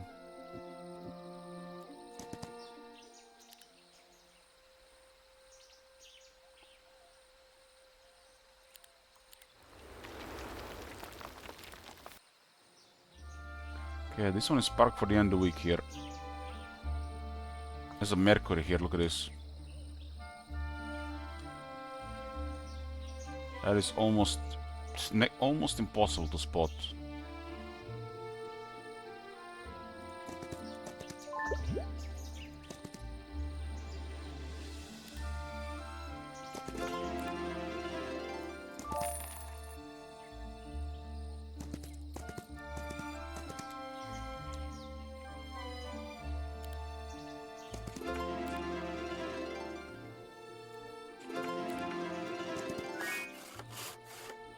Prison. Well, could be another hero here. Not sure how it works if you have full heroes, I don't remember.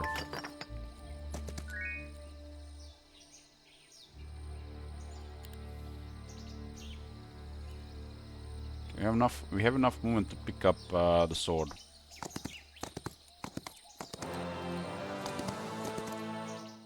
This will hurt, but gotta get this city.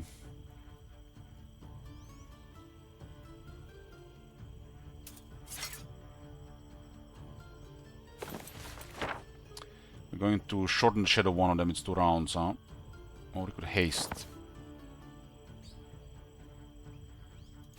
It's 30 sharpshooters.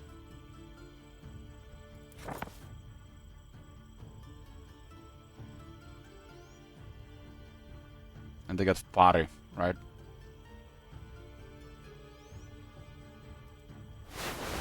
So lower their attack and defense for 2 rounds.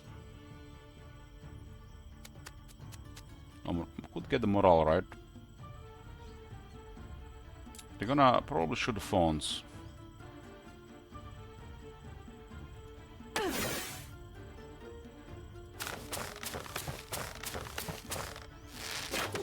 Hoplets. Okay.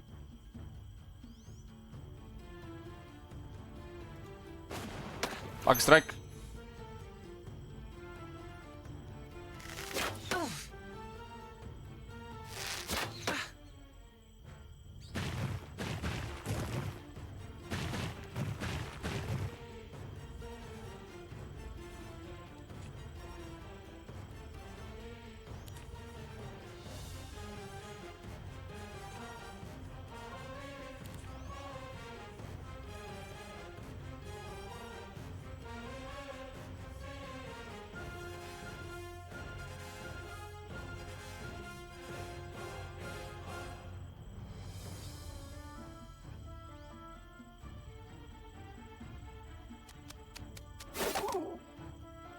One is too tough for them in melee.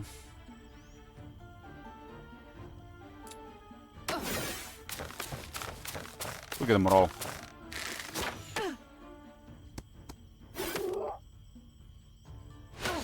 Lucky strike.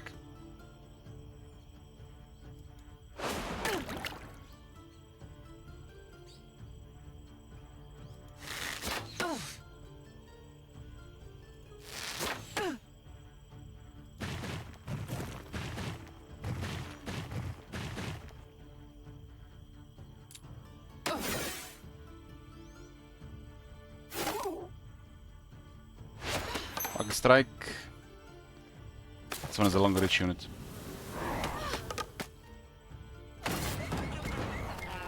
Not bad, not bad. Okay, go advanced logistics. And we're going leaps and bounds to restore movement after each victory. And city number 3, end of the first week. Considering it's the very end of the turn, day week, I'll just get hoplets unlocked here. Recovered losses, right? We do have already recruitment on Heretic, so we get some extra hoplets immediately.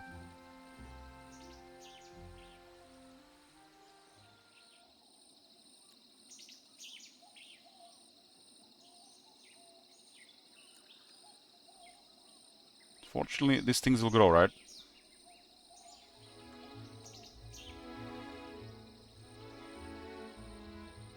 So okay, maybe we went here, here, and then here. Might have been enough moment. Not before the logistics, though, actually.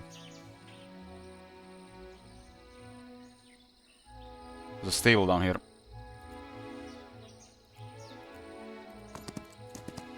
Stable. It's hot.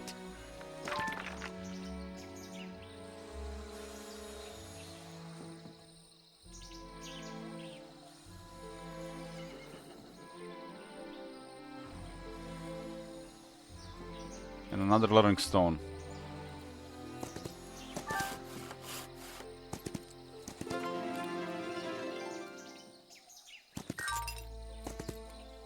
Okay, we got several learning stones. And we're gonna get elite phones.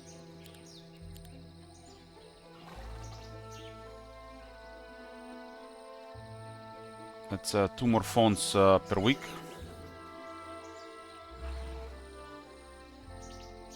So basically, upgrading phones, you get more growth.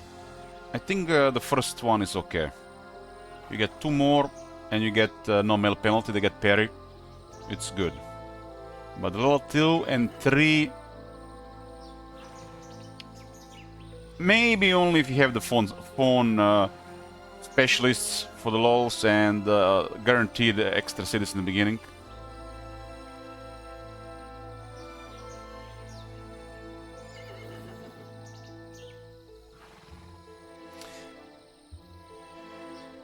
When battling an area you control, friendly creatures gain 2 attack and defense. That's very strong, especially if we might get spooked by something really powerful. So if they come to us and, you know, while we're farming too early, we might get just 6 attacks and 6 defense, and that's going to be mega to survive. Because, you know, that initial conflict is going to be everything, right? So this is really, really nice. Grow home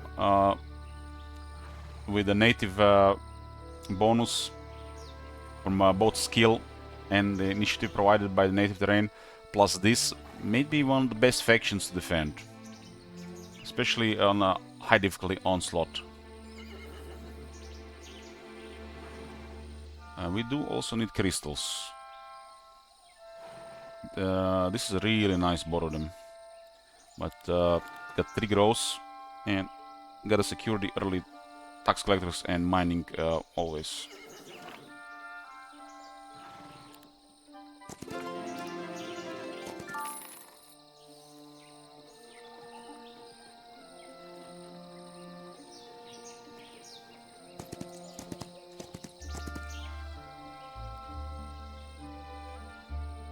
I think the phone archer is the best tier 1. Really good properties, really good effect by the growth. So their basic growth doesn't really have a downside, otherwise it feels like a downside compared to other units. Because look at this, you only get, I mean, 18 is currently now misleading because they have recruitment. But you do get the lowest growth with this. But the recruitment skill is not based on the faction you play.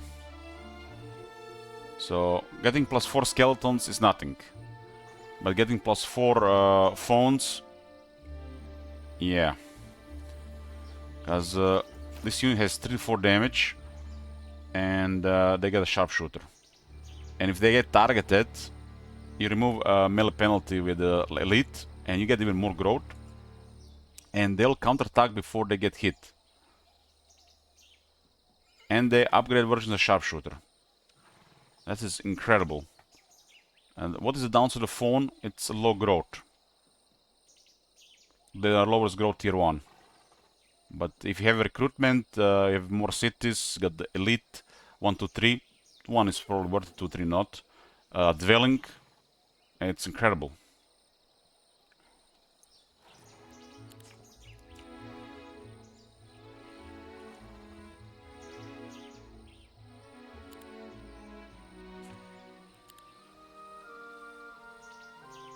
It's end the week.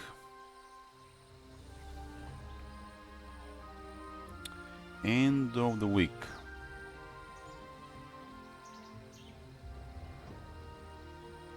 I need 2 crystals for these guys. I run out. Don't have marketplace.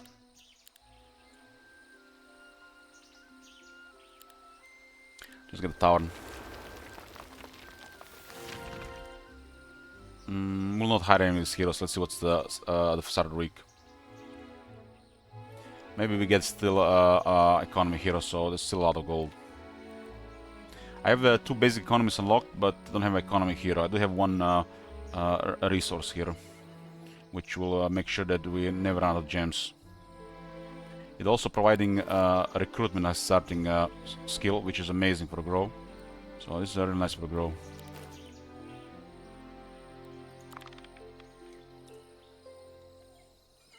We get extra phones, hoplites, extra wine iriots, and most importantly extra naiads on 3 cities. And I already saw 2 naiad dwellings, so we're gonna have a lot of naiads.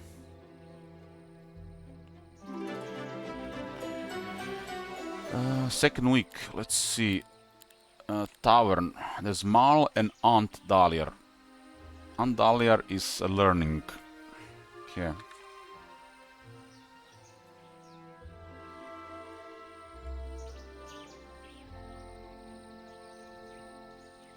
Let's get Aunt. Laura. No luck with this.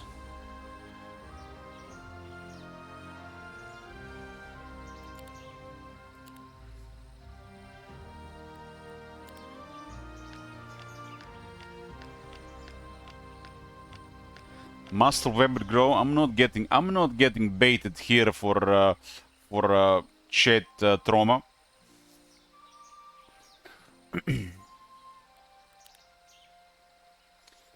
Okay, let's get bank.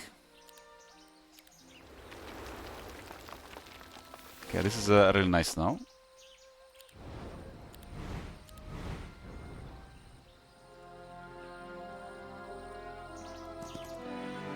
So how far can she go? We have 8 heroes. I think 8 is the limit. She can go all the way to there.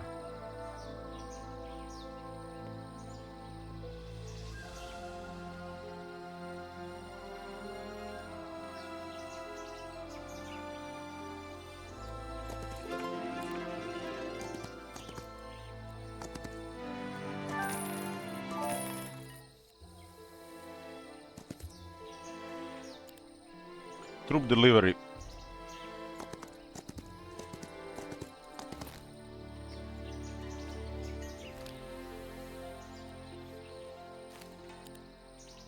Okay.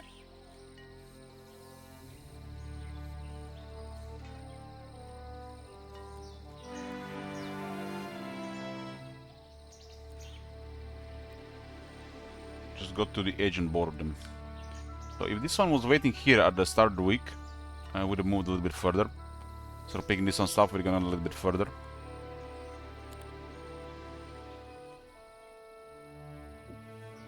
There's a grow right above these things. There's a 4th grow. Thanks to the scout, and we see it.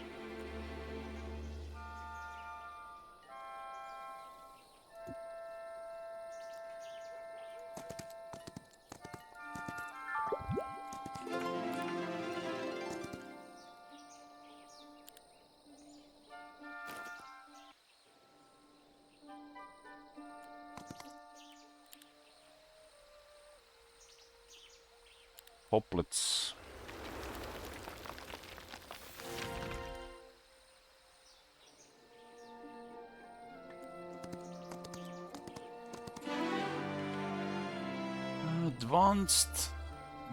Advanced strength.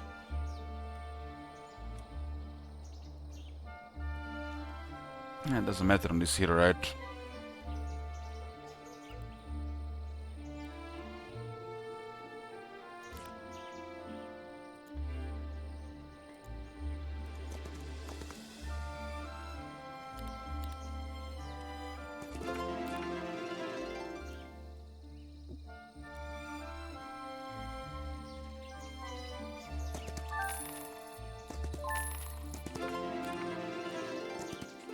And we definitely have more than enough gems and gold for a while.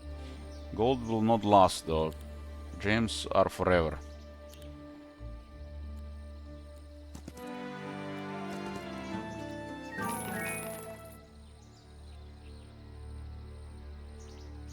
Having stables here is very nice. Very, very nice.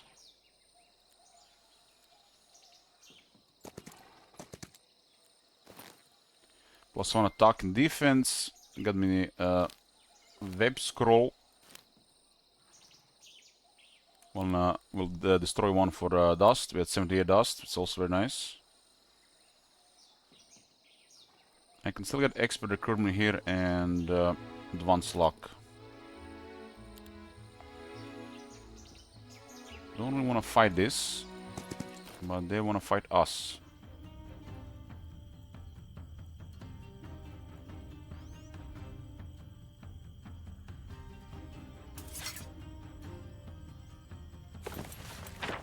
Mm-hmm. 2 rounds, huh? We hadn't cast it before they act. It's gonna hurt.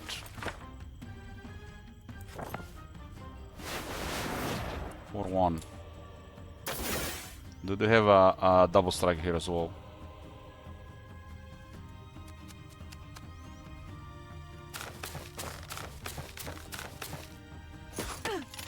Then again, I could have just waited for the troops, right? I could have just waited for the troops.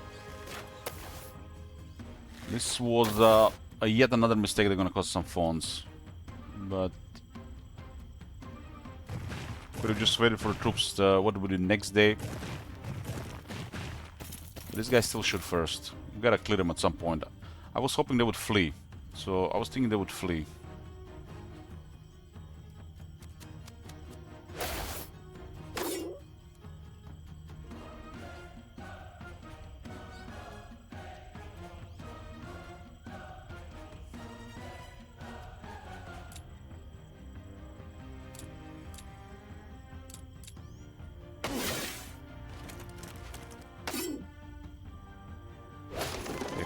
marksmen are down.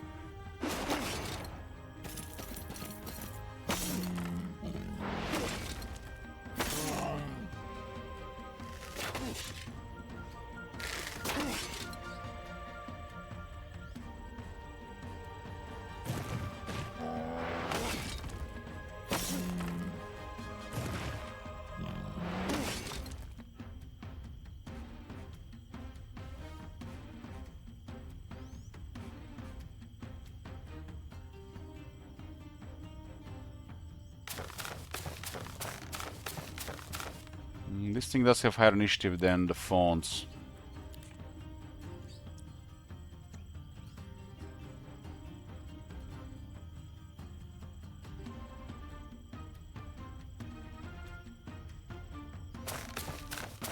No mana restore here.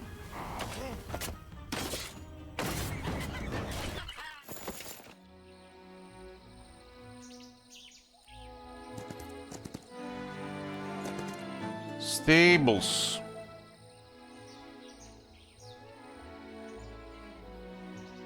Okay, get those troops and start clearing the resource locations. We have Ont on her as well. Alluring Shah on her.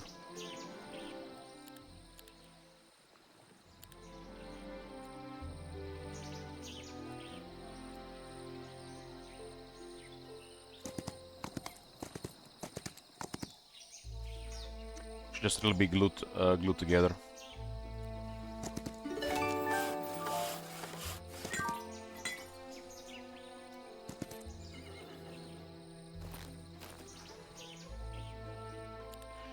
Third city. Gold.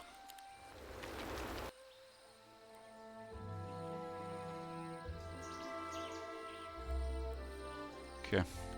Got all the 3 cities start the second week.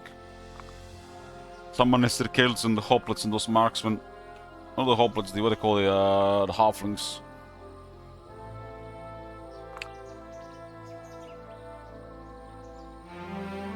Recruitment does pay back that back. Could have been more of them. I got crystals. I got 3 grows to build.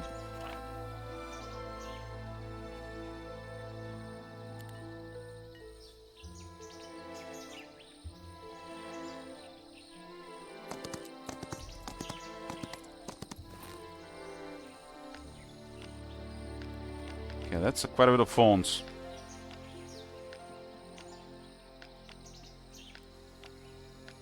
We got 6 harbor monsters and 4 killings now.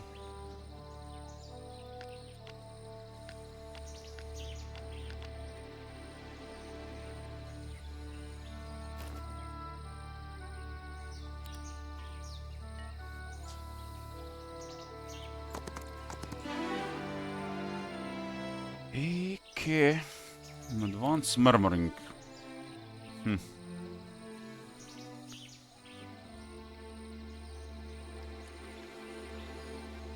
We'll increase the focus charge limit.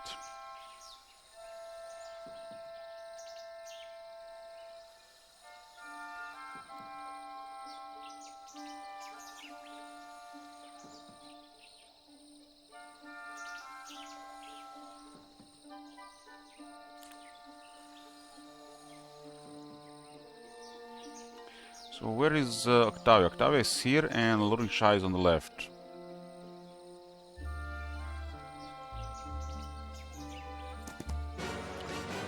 Four snakes.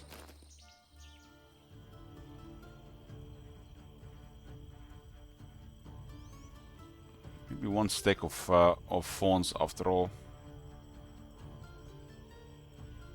10 naiads.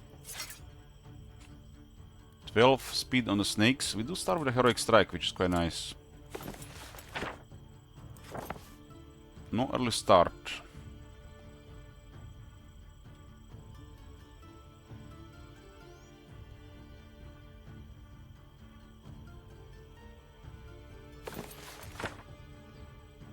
Lower its attack and defense.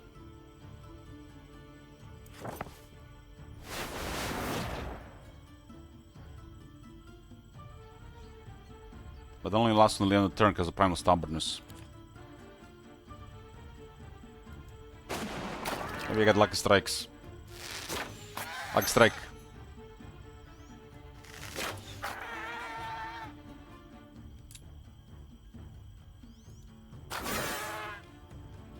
We'll probably go against one of the phones. We've had one stick.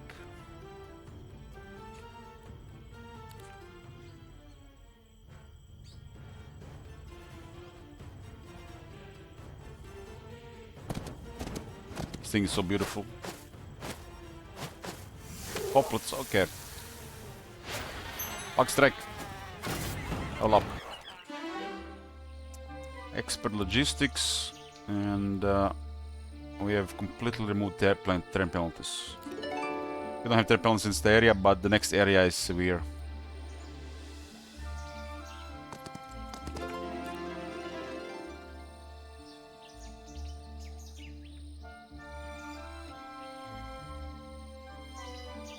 So this one is here.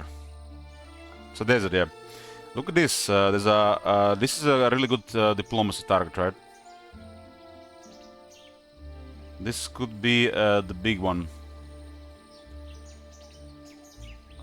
We will definitely try diplomacy this. Definitely try diplomacy that.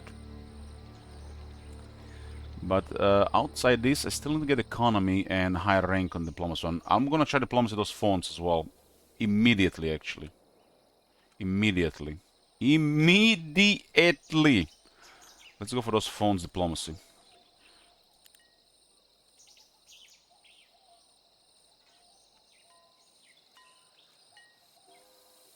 I do have the gold. And I need to get rid of that visited owl as well.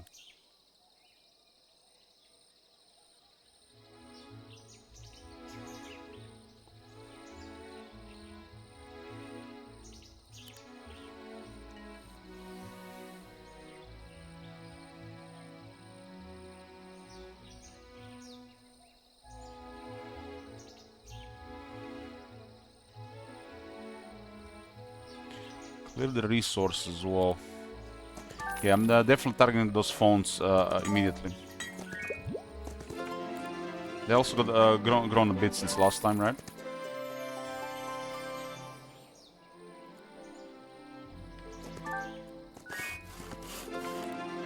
The marketplace.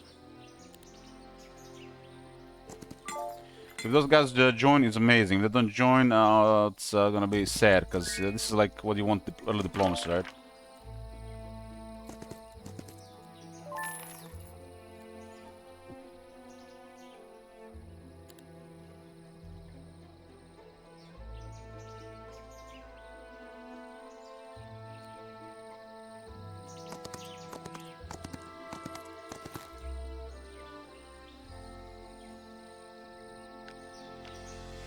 I think we got this from one of those locations. I got folk hero, and she has stronger diplomacy, and this is high, and this guy's really weak, so this could be an orange delivery. They did buff diplomacy yesterday. I'm going to now give us +2 attack and defense in the control area. This is a +6/+6. This is a mega advantage to clear this and to defend if we get invaded.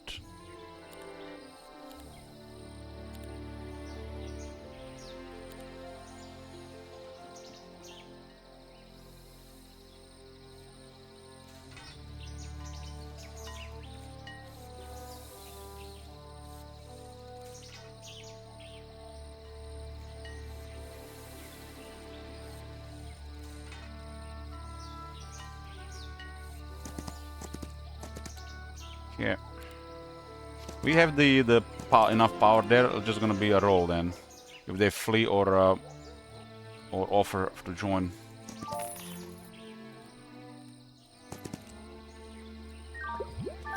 A research laboratory. Lich dragons.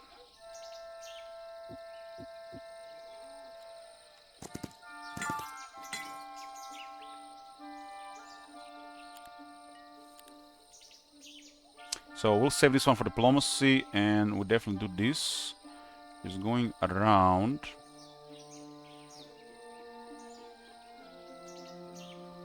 The troops have been delivered.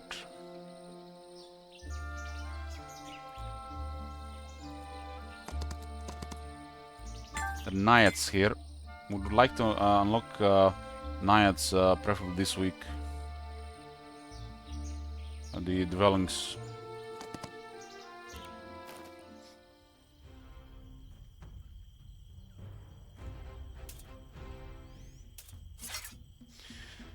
"46 infiltrators and a bunch of infernal troglodytes." I do have monster heads, so we don't have to worry about the neutrals proccing morale or luck unless they are more exceptional in those properties.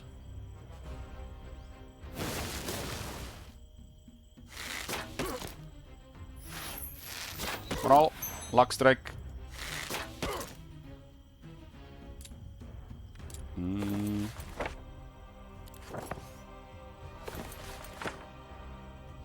Our spell power is 4, so Web needs one more for 2 rounds. This thing is currently at 3-6, huh? 1-4.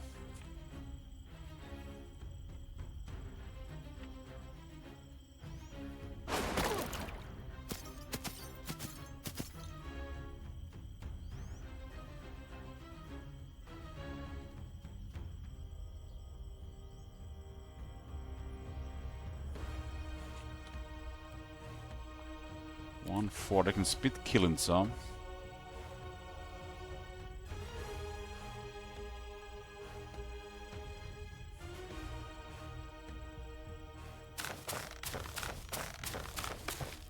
Just chilling, moving around.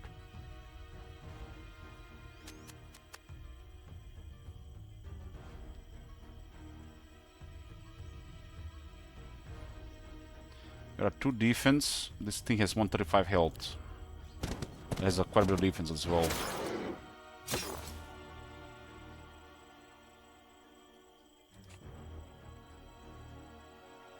So this only applies at the start of the round. When you cast it, then at the start of the round. Because it's still the same debuff here.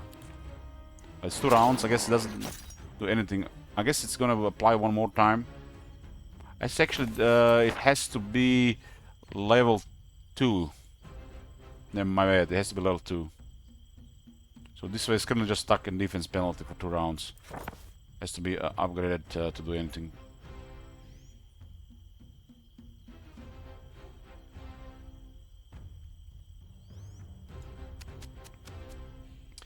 Can use the Shroom Song to restore 8 mana. I like how the bar moves.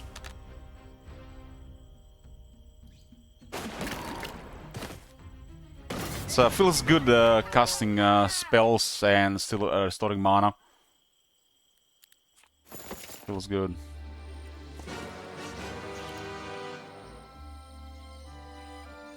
Surrounded with low initiative.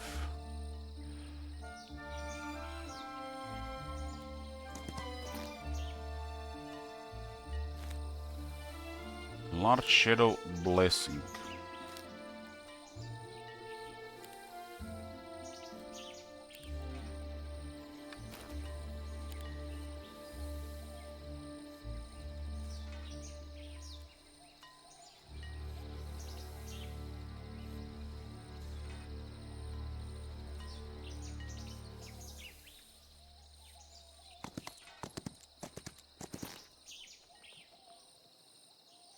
Hi Lich, you're running different heroes every time. Have you yet to see you play the same hero, or maybe I just missed it? I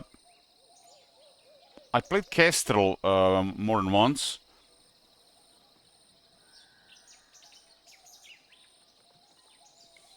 And probably did somebody else as well. I mean, Kestrel has such a strong opening. Don't give me, of course, that map was brutal, man. Hit Wizard is bullying me, chat. Hold me.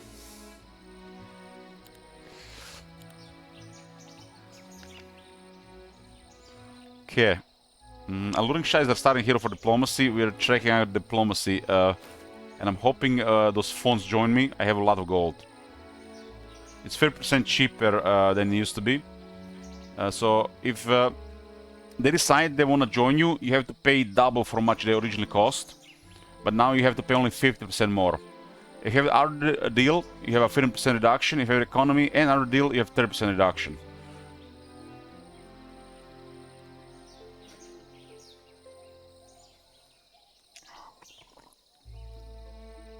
Shit wizard, man. His comments have some emotional damage attached. He's a relic from Warhammer 2.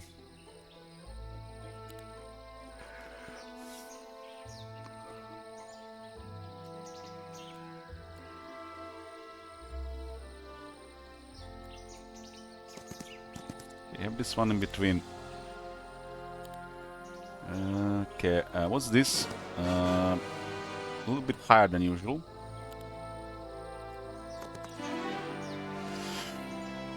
Three strength and god initiative. I mean, doesn't really matter on this hero. I kind of hope we get somebody else actually. Who do we have? What do we have here? Laura and Marl.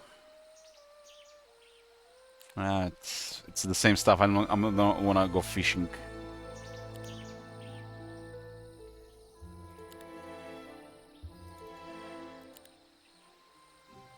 Get more herb monsters. Can also get more gold going.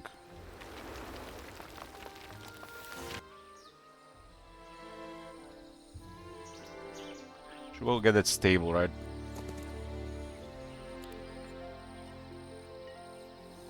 Plus 1 defense for Octavia and 1 knowledge. And let's just put her here.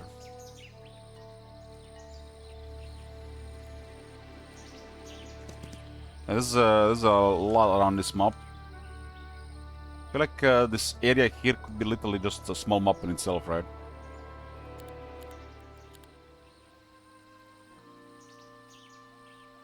Time to unlock the rest of the units, right? We also need a lot more crystals, so get the marketplace and the resource depot going. Another treasury as well.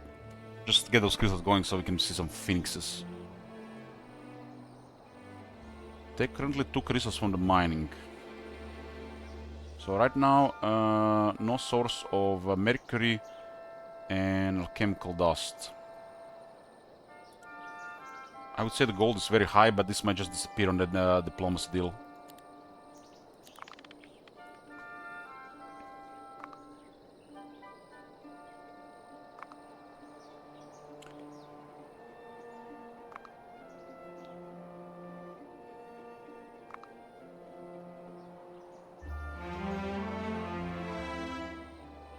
We have quite the guards here. A horde of abyssals, horde of excommunicators, horde of noble chaos. They're probably high end. This is probably low end. There's lots of phoenixes, probably high end. This is a diplomacy target, right? The guards cannot be diplomacy, I think.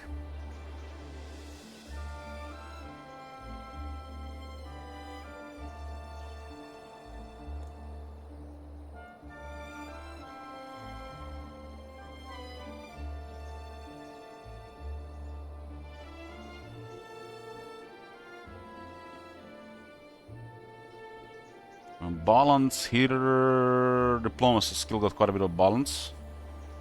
The additional cost for recruiting joining creatures is reduced from plus 100% resource to plus 50. So they cost double to join. Now it's only 50% more. I wonder if they round up the resource cost if you get like phoenixes, crystals. Increase the influence of army composition and hero level on the likelihood of creatures who joining the player. That sounds kind of big. So it's just not like so it actually works because you still have to pay for them, right? But I'm curious, what does this mean? Slightly reduce army strength requirements when attempting to recruit hostile squads. What does this mean, hostile squads? Outsider faction? Guards? It might be outsider faction, I don't think it's the guards. Probably outsider faction. So it's higher chance for diplomacy to work and it's cheaper, basically, what this means. And let's see, boys. Let's see. Will those phones join me? I mean, it's just phones, but yeah, their phones are hot. And I mean, they should. Will phones offer to join? Yes, no.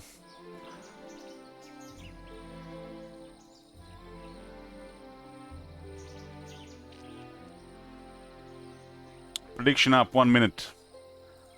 I do have this army here. It's way stronger than they are. Way stronger. I got diplomacy buff on main specialty, and I got advanced diplomacy, so it's already buffed. And I have an extra buff against my own faction, which are the phones. So let's see. Let's see. Will the starting diplomacy hero deliver, or it's still not worth? Because stuff like this is why you started with diplomacy hero, right?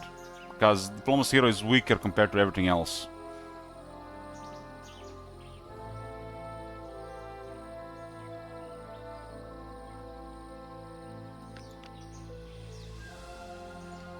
Will they join? It's a village here as well.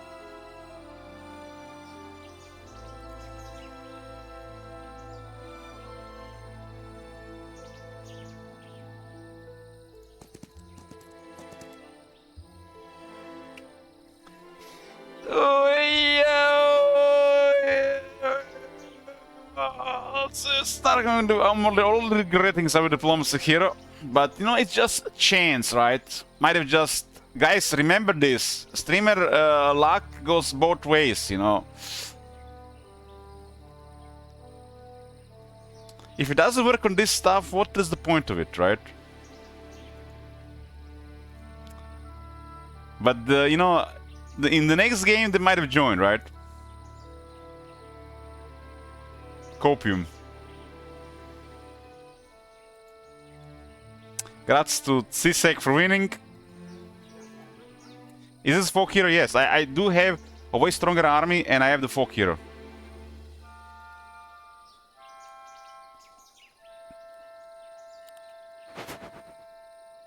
It's just a chance ultimately. They did increase it, but it's still just a chance.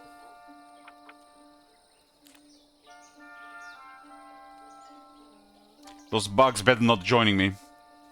Those bugs better not joining me after those phones abandoned me. They don't do it. Okay. That would have been emotional damage.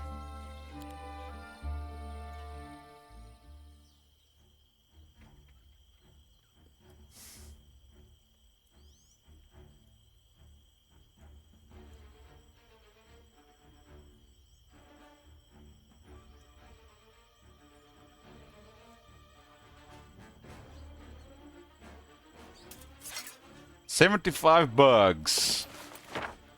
We start with 2 focus charges. So there is no reason not to cast a spell. Let's shorten the shadow. And we'll also give them bees, since we are acting before them. If you start the round before the target of the dot, they take the damage. If they don't, if they start before you, they will not take the damage from the dot that round. The dot damage is applied at the unit start when they start the round.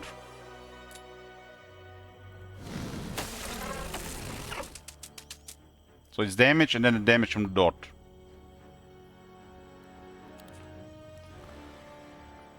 I mean, Shield Wizard is he's a veteran of this channel. He's been here longer than most.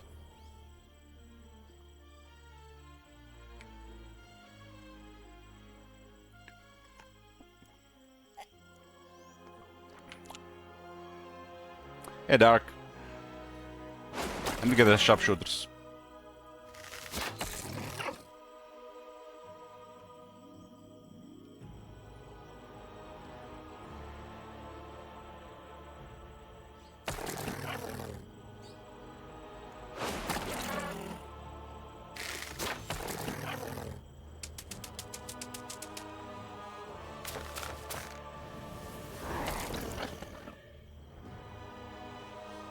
If it takes a guess from instant skill, it'll show you if the neutral is joining or not. Yeah, you can also do the magic. You don't have to take a skill.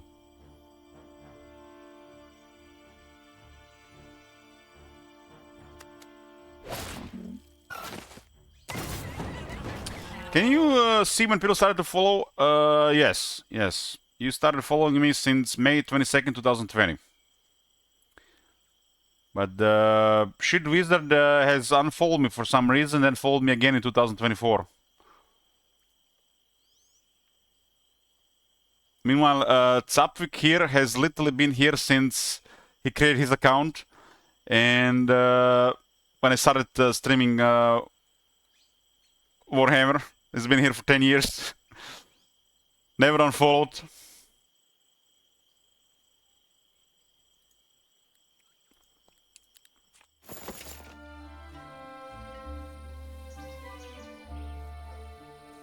I have literally accidentally also unfollowed people in the past. I don't know how it happens.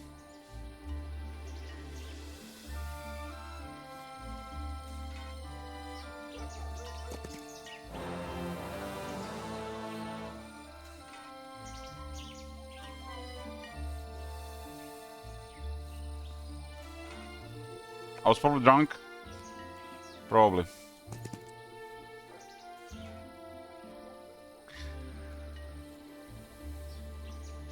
Kid Wizard, were you drunk? Kid Wizard was probably drunk too. Two economy heroes.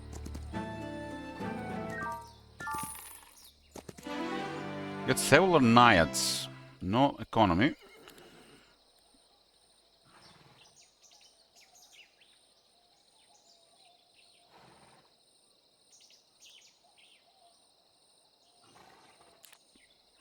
What's this? Fawns. Protect, guarded by bugs.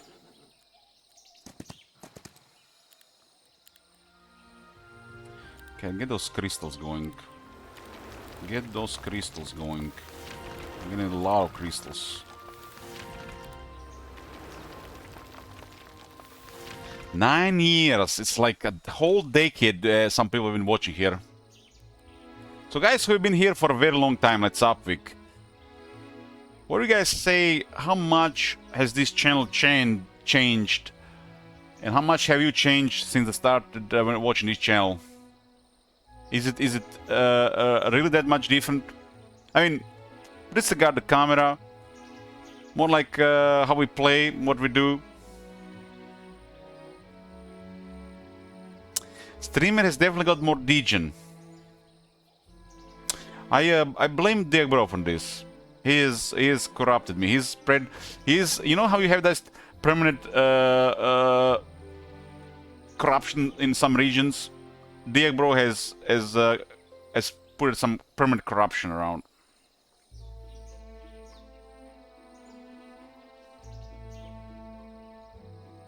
Amber has got a job and you got a cam. Antagonista says, Ellie changed my life, especially after he started putting his camera on. That, hopefully that is not serious, but he didn't put the cap on, so I'm worried. Cormac says, I got older. The channel transformed for the better in the last few days. If only the channel was like this all the time, and only if, you know, only I was getting paid like 2 years ago, it would have been perfect, right?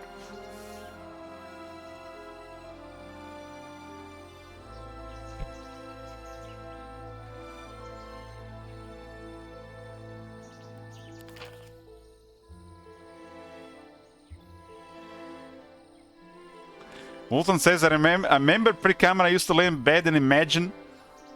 Oh boy.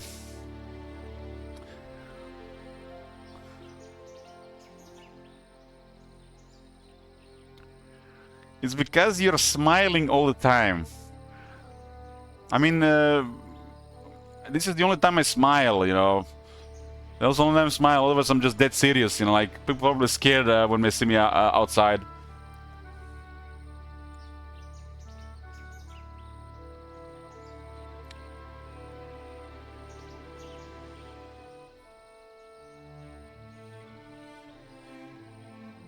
Let's go another Veil by the Trees plus attack and defense in home territory. This is not native terrain, but this is control terrain. So if we are, this is a hotkey. It's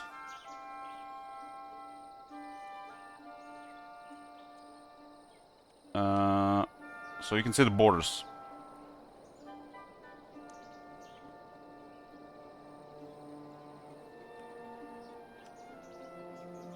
+6 attack and defense in control terrain. That's quite a bit.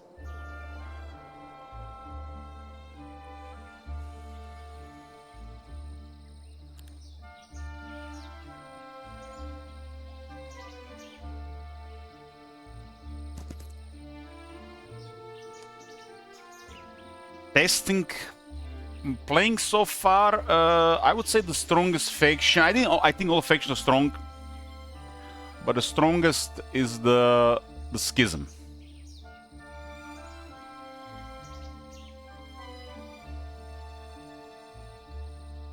Easy week 1 tier 5 and tier 6 shooter, and the faction is all strong. And I haven't even been trying to figure out the best way to use the summoning right. I stick to situational. So if you figure out the summoning right, probably even more powerful. To me, doing summoning right seems like, I mean, you need to learn it, play a lot of it, maybe see how it's done to lower the amount of repetition, and of course it looks like a safe scamming thing. So I just leave it to situational until one day I bother to play more around it. But outside the summoning right, you got a strongest tier 6, and it's easily unlocked with a tier 5 shooter, and it doesn't require requires a lot of resources, but not special resources to upgrade. They have the strongest laws, but doesn't mean they got the best laws. Sometimes unlocking laws faster is more ideal, and you cannot look at the what can be all unlocked. How and when is also important.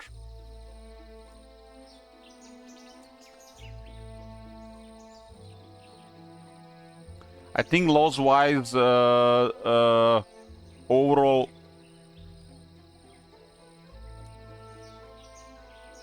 the Necropolis does seem to have a little bit on the edge in how and when. But overall, the locks to combine everything are not as strong as other factions. Like Schism and Dungeon have very strong laws, but how and when is also important.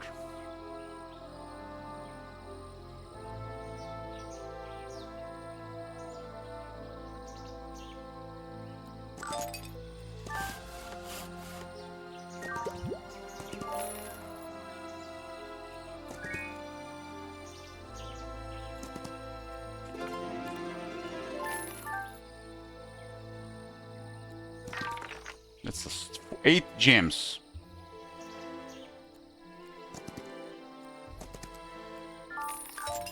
Yeah, this map has to be played in Apocalyptic. I don't think so. Yeah, I don't think so. I played a lot of Necropolis, and I consider out of all the factions, Necropolis to be the weakest.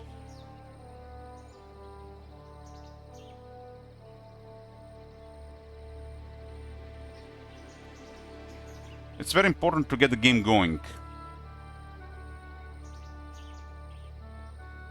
And by weakest, you know, I don't mean they're weak, but compared to other factions, they're weaker.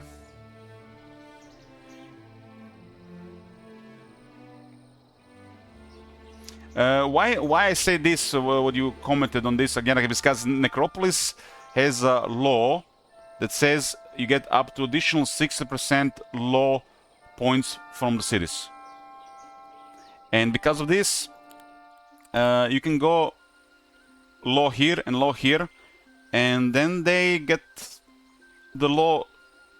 They got the best law game then, right?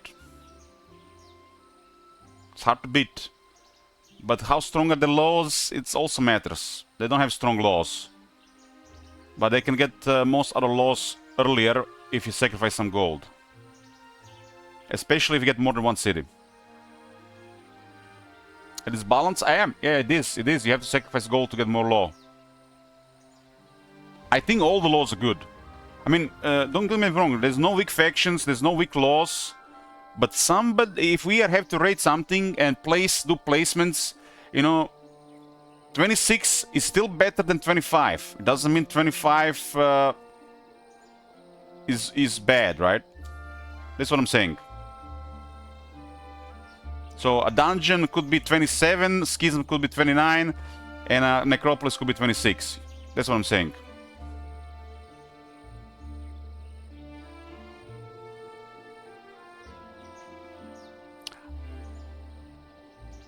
I see the Schism as the strongest laws.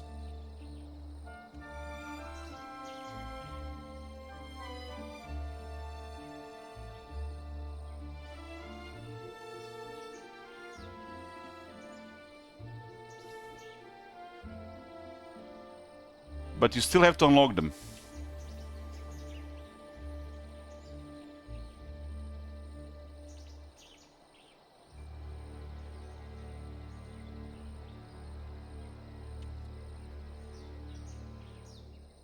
But strongest does not mean best. Strongest does not mean best. The Necro law game is strong, but it's not the strongest. It is a compromise of resources, and I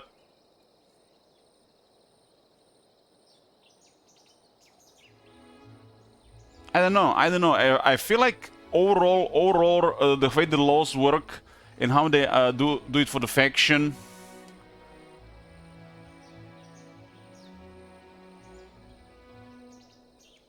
Me personally, I like the dungeon laws the most.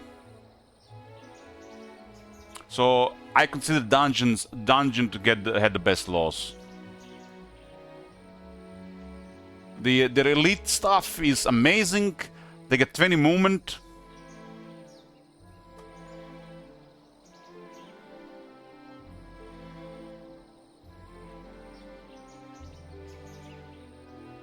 I mean, the fact that it is all over the place, it tells you there's so much going on. The law system is amazing. It's like I'm amazed by the laws system. I have to, and now the fact they did this and this. Just think about it. This is just incredible stuff.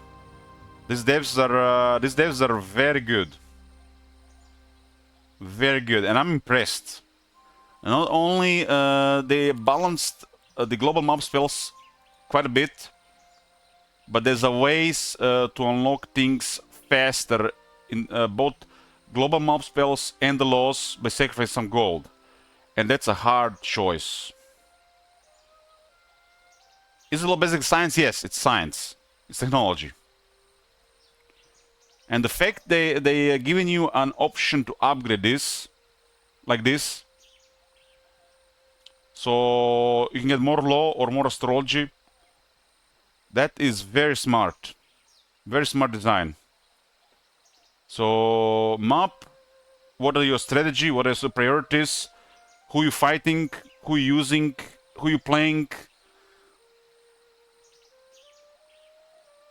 It's like if I was playing this map and I was playing Necropolis, I would have definitely get some law.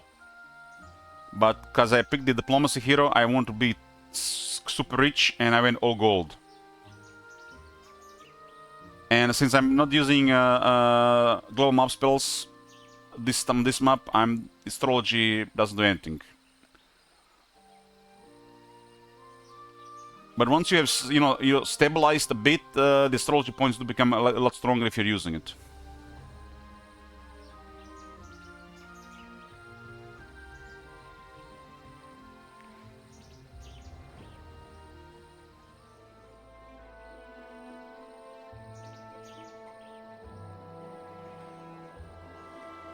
So for this map, I think Law might get things ahead, but the law is probably weaker because you're gonna have a lot of things to kill. So you get a lot of. You also get Law from battles, and this is just a fun map. This is just a fun map. This map is you know, just for fun. This map I consider it so easy that you gotta really just play on the highest difficulty possible.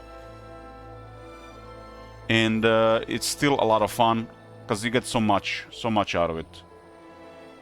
We'll see what the AI does on everything high as possible. I hope they win. If you're new to the game, you're learning, I remember Shamrock. I recommend Shamrock. I think it's the best map for learning. Shamrock for sure. The best maps for challenge are the one that says best for single player. Those are some really hard maps on high difficulty. Good luck. Good luck. So far I've lost more than I've won.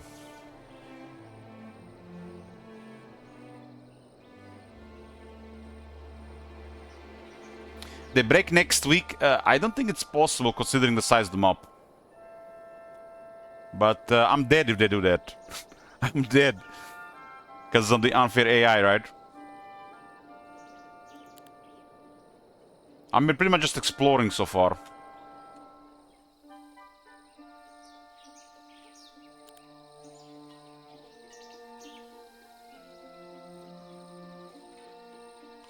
When is the good time to use the high special build to reset your hero but you keep some stats? Honestly, never. Never. Because you have to build your hero again. But that's my opinion.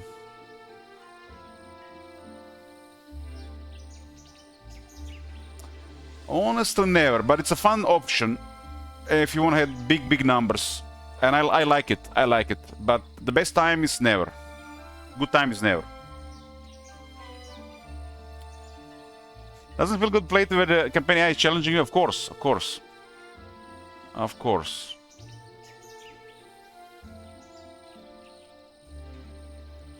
But I would say this is primarily due to us, the house rules. If there were no house rules, the game would be trivial, I'm afraid. But the fact we can actually do house rules that affect the game even so much, I'm amazed. I'm amazed, because I've been struggling to do it in Warhammer Total War, because there's always something going on which you gotta put a house rule for this and a house rule for that. It's so... This is a little easier game for house rules. I think this is a much easier game for house rules. You have to have the mods there and then house rules and then house rules for house rules. I don't know. I'm gonna get some eggs and bacon. Eggs and bacon. Hey boys, sorry for the wait. I was having breakfast. It was a nice breakfast. Eggs, scrambled eggs, bacon, spring onions, fresh spring onions. What is this called? The green round things. I'll keep forgetting. Radishes, eggs, bacon, radishes, and spring onions. What a combo, what a combo. And then with some bread. 10 out of 10.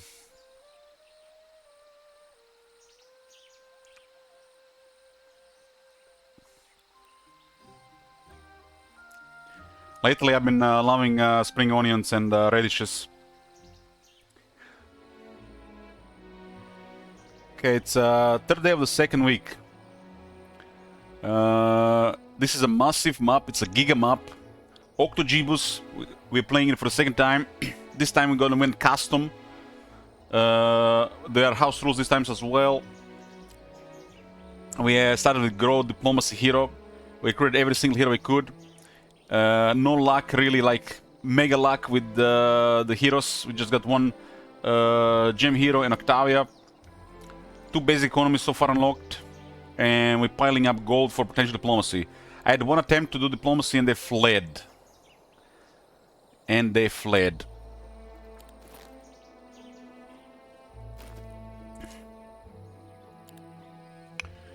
Okay, this one is done its moves. This is the end. But I get stables below the right city.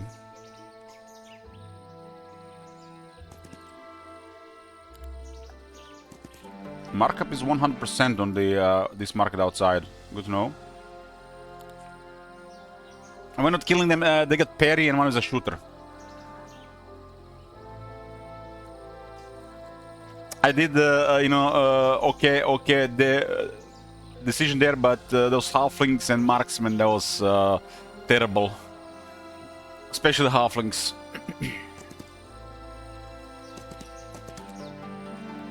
So there's a Dever level 1 in the prison. So I'm wondering if these imprisoned heroes are in the prisons, does this mean they will never appear in the tavern? I guess in theory, yes.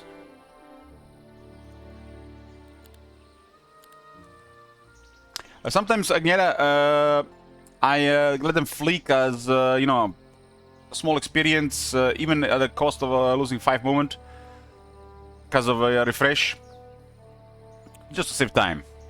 I feel like it doesn't seem important at the time. But I tend to go all the battles, and but when I let them flee, it's because they will cause damage. I know they will cause damage, and that damage, it's not worth it. So it's a combination of these things. But you should only let them flee if you know they're gonna cause damage. Pretty much that.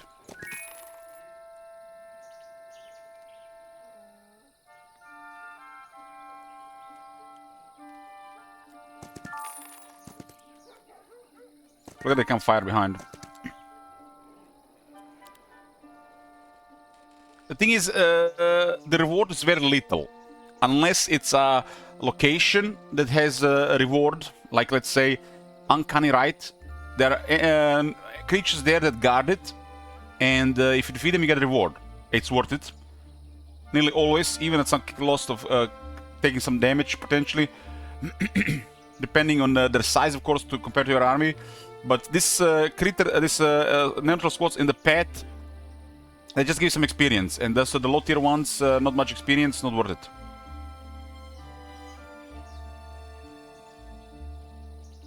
I'm playing now the Hero Strike build with Moral Synergy. I just casted Hero Strike 9 times in one round. How does that work exactly again? I do remember something having like that, but I don't remember exactly how. But must have been fun. Slash, slash, slash, slash, slash, slash, slash, slash. Or fireball, fireball, fireball, fireball, fireball, right? Must have been fun executing 9 times. Heroic combat and combat specialist, combat skill and heroic strike specialist are a lot of fun. A lot of fun. Morale proc for the... yes, yes. What the... I mean, like, yeah, I remember that, but he got 9 times. Damn, man. We're gonna play with RNG in the future. That does sound like a lot of fun. Especially for heroic strike specialists. Definitely gotta try that. Definitely. Who has a high chance of proc morale? And I guess you can have 25% chance highs, right? No matter what. Because the hero... The creatures and the hero is a different thing regarding procs, right? It's a friendly creature always on part of this. Welcome back, Signori. Okay, got quite a bit of things to move around. There's a Mercury right behind. Look at the stinky Mercury. So it's 25 to refresh, yeah.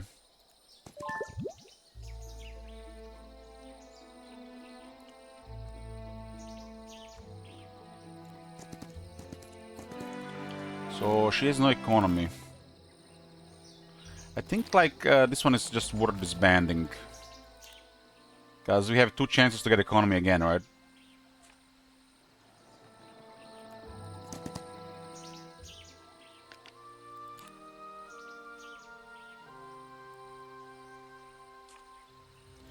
I'm curious what happens when you disband a hero in the city. You do lose the unit, it's, one is attached there.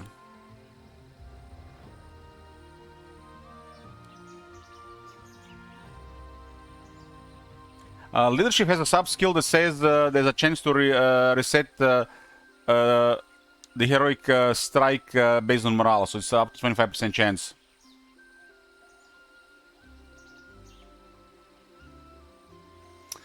Shipwreck says, I did that with the Temple Combat Specialist, had a relic for all skills in Combat 2. Must have been a lot of fun. Cluster. Cluster starts with luck. Definitely better than Mar for this. We can get the 25% more resource, right?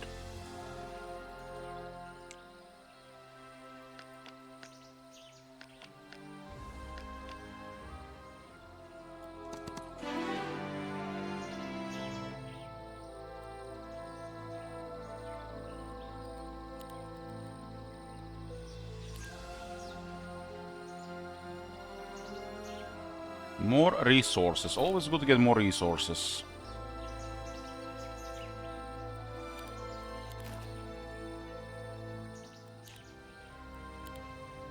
Old Lord Mandel. There he is. I really like this hero.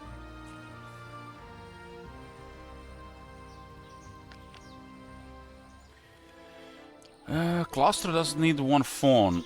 Octavia is carrying 1 phone. I guess we can do that, because he's not at home here.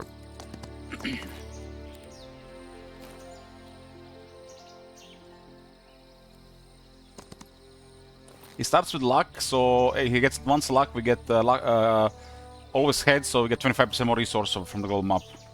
So it's... Heroes starting with luck is they're decent for picking up stuff.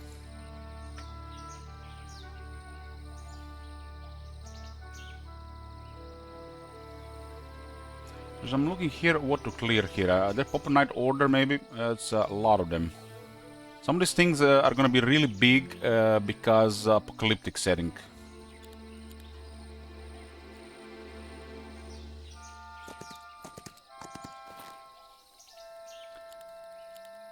And we have to at least have 2 heroes together all the time.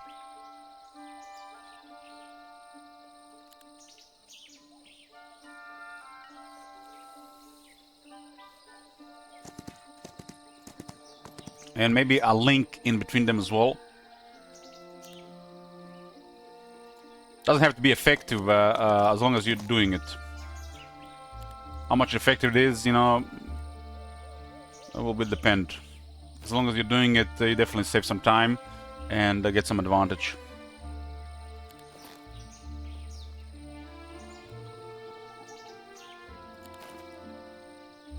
So we got Alluring Shot that we wanna main and Octavia, and they should stick together. Doesn't have to be you know, optimal distance for this.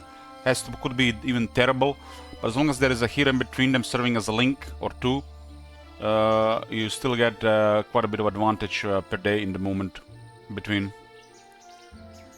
Since we have 8 heroes, we can use 2 in the chain, right? Even with extra links, so you don't have to be even really good at this or playing this too much. It comes with experience. I don't even bother that much if we miss like a half a turn somewhere or we didn't put it right. The extra links do give you some edge because of the extra heroes. Because some of them will pick up, some of them will deliver, and some of them can be links between these 2 heroes. Because I do want to focus on these 2 heroes, not on more. It feels better that way. Let's see what is there here. It could be economy.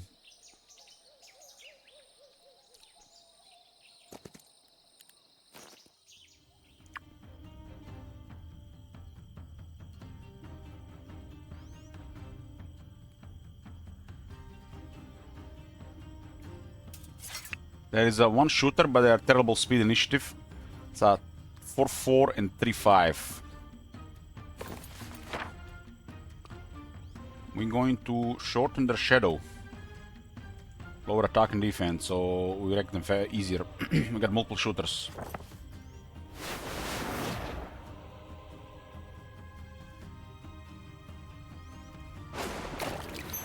Luck strike. Luck strike. And this is why I want to play Octavia, guys, so I can yell lucky strike all day.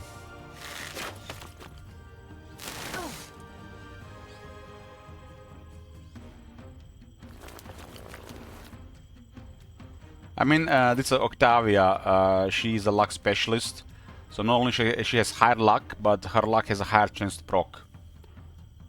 So she can have some of the highest chance for this.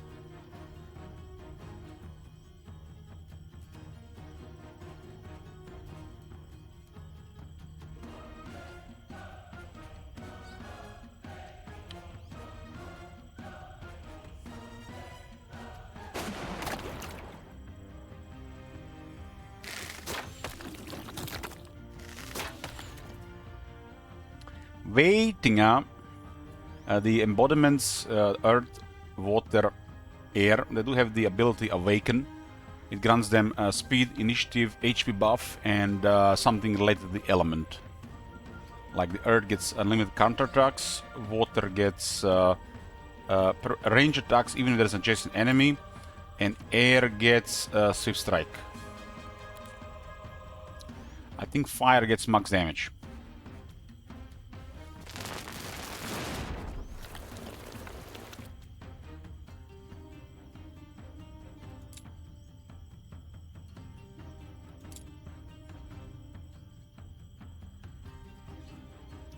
Let's restore mana.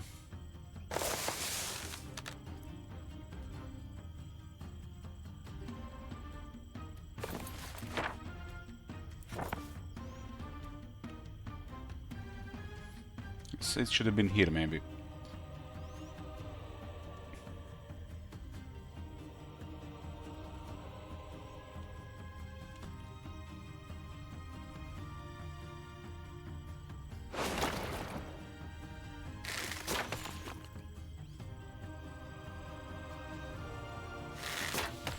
Luck strike. Parry.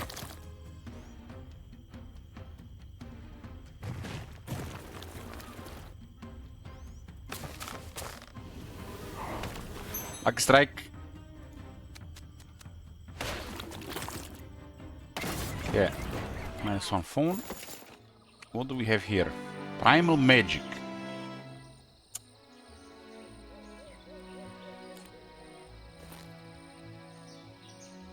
Okay.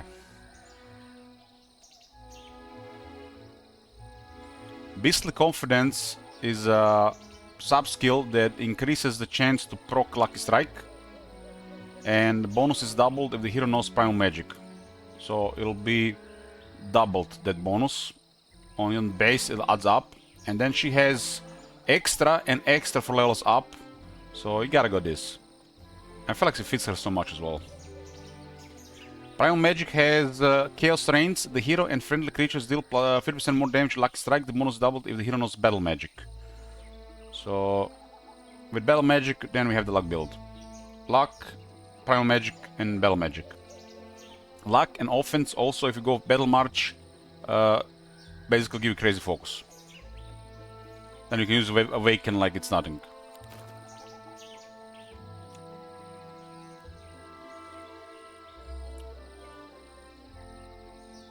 I do want to upgrade this these phones.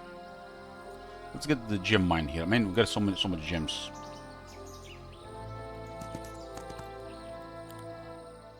What does knowledge do? It increases how much your mana pool and mana regeneration. So it's about mana. More mana and you get a better region.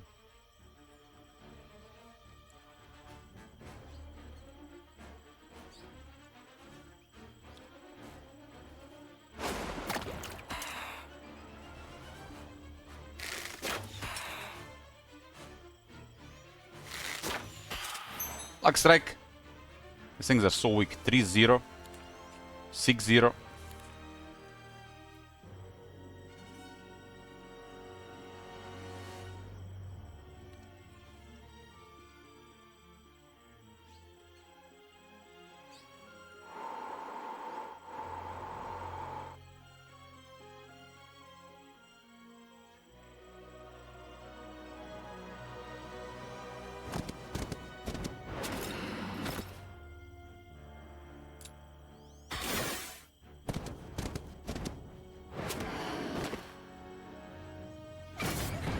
Level up. Advanced Murmuring, start with 2 focus charges, start with battle. It's a unique skill of the Grow.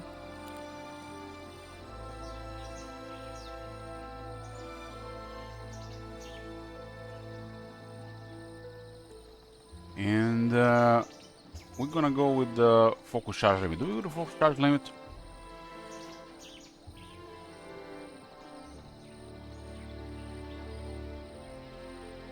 Yeah.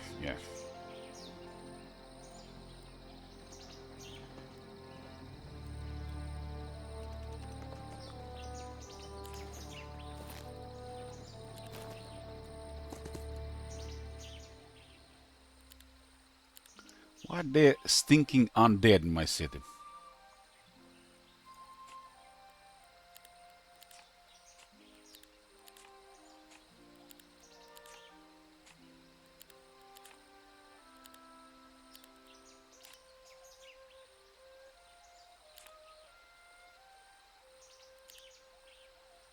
Okay, we'll get sharpshooters. We got 83 of these.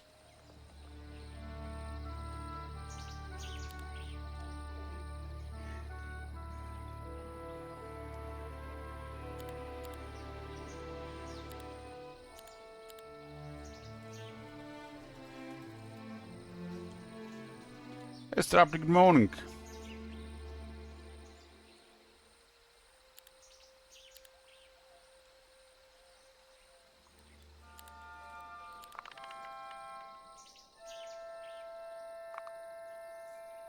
Be hilarious if they reach us like by the end of the 3rd week, considering map size.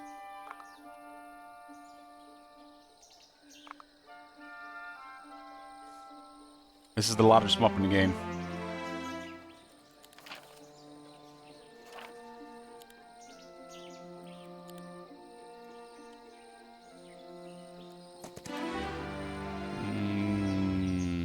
Where's the luck? I need advanced luck.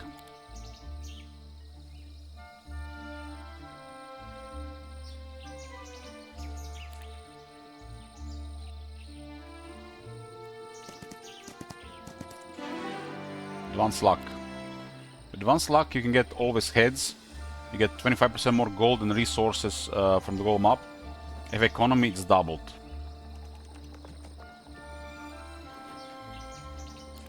So when you pick up piles, this guy just gets more. And you see this here, it's a gold storage, so you get 5,000 gold with him. 6,000, up to 6,000 if you have economy as well. Luck is a stat in battle that gives you a chance to do a lucky strike, so you do more damage. If you have a negative luck, you can do unlucky strike, you do lower damage.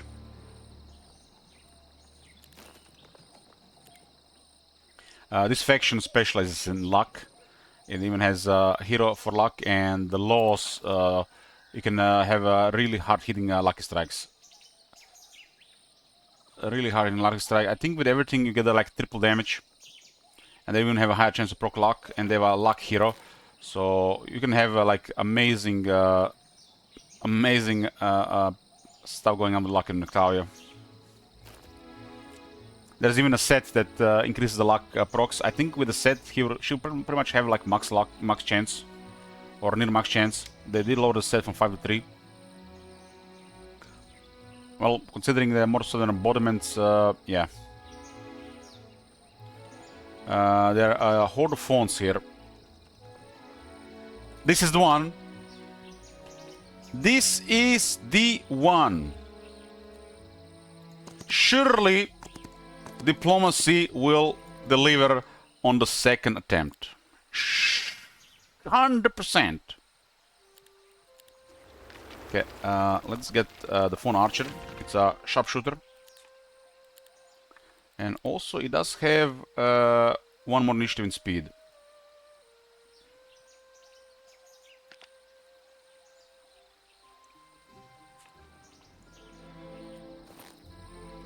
Okay, prediction, boys. Will the fawn offer to join? I do have an overwhelming army. They are part of my faction. And this is a diplomacy hero. We got advanced diplomacy.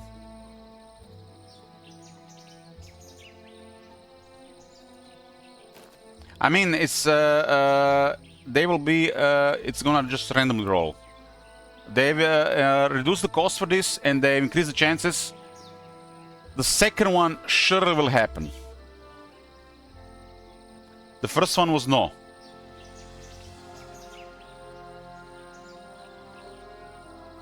Warden special. So Wardens have Wellspring of Vigor. Generates maximum focus charges at the beginning of each round. So up to 4.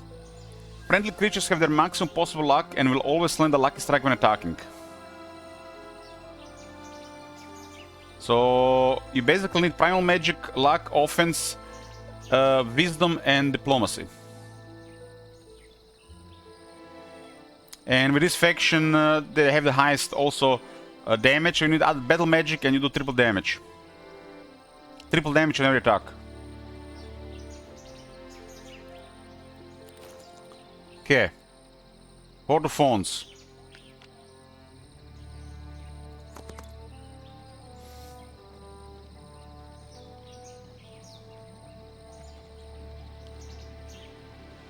Dante is getting a mega payout.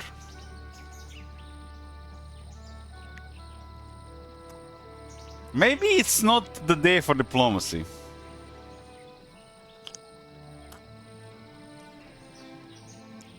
Don't... Why fuck me? It's the game! The game!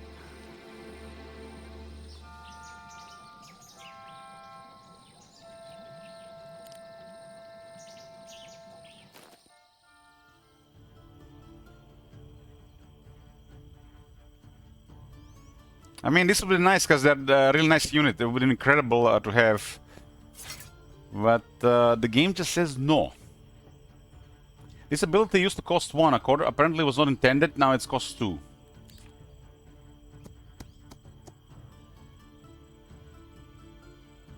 They want to join your broken my experience. I mean, this is what it is. It's random after all. This is why diplomacy, you gotta love it or you're gonna hate it. It's like, if it wasn't like this, it would just be too good, right?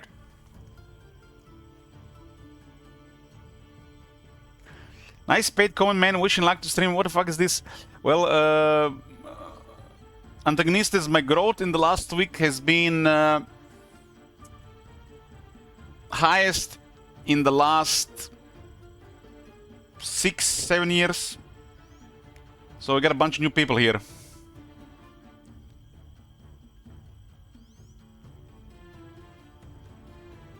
This channel was stagnating regarding new people, but we got a bunch of new people with the heroes.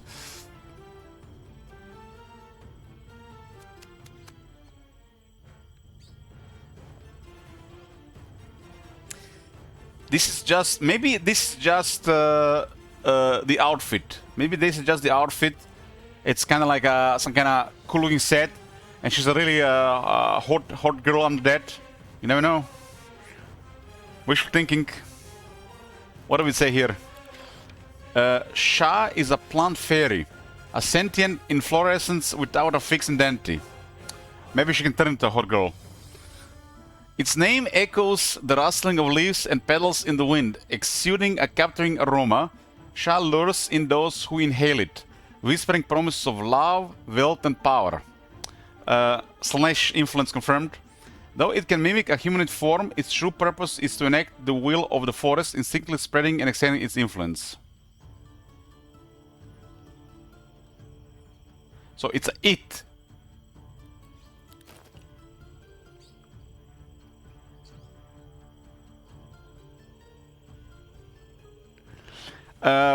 Captain, top manager says calling diplomacy a build is like saying I want to be an astronaut when you were a kid. Top manager is like, why such a hater? You're so anti-fun fun things. There, you know, the more stuff in this game that your tunnel vision.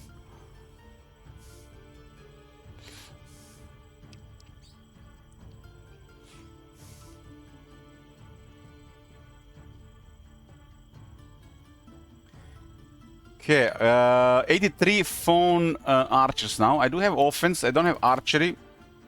I don't have offense on this guy. This is the other guy. Never mind.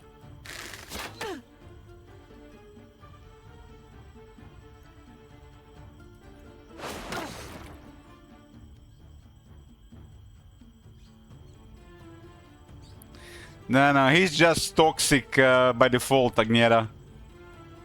That comment in the chat just gave me like 40 reds, and you get a red X in another way somewhere.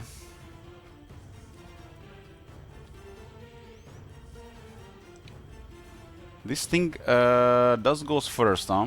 I'll just use the small bees.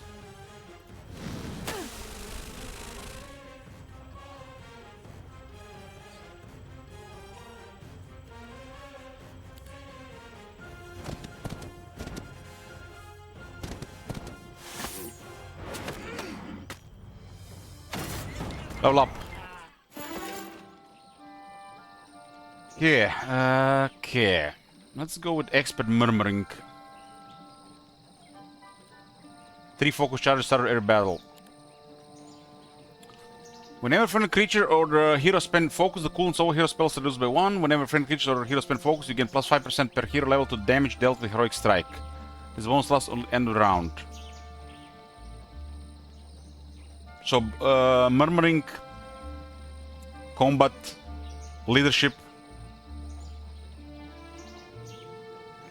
Whenever friendly creatures or the hero spend focus, the hero gains +1 to all attributes will end of the battle. This is very strong. This is very strong.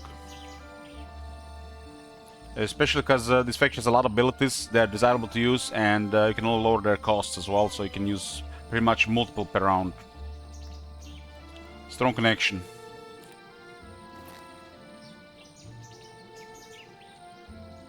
It's friendly creatures or the hero. And we have more charges here, and we get 3 the starter air battle.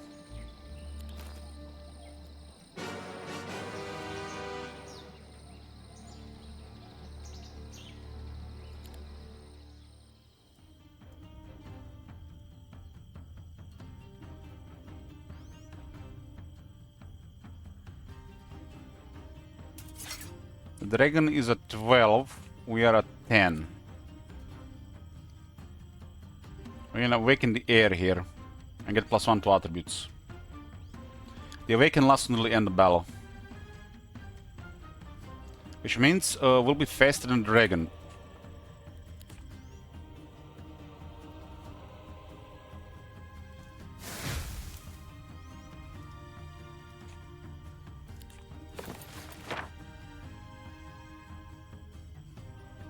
This is actually only 1 round.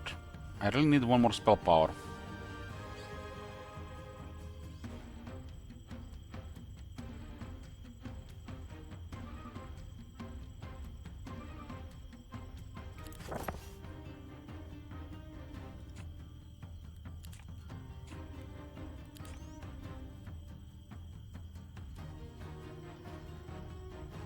I might get morale right.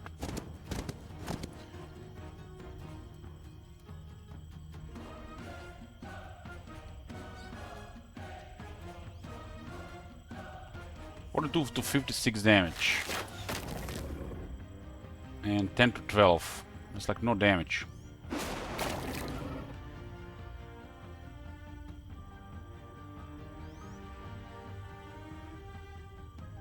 So if I cast haste now, nothing happens for the next round.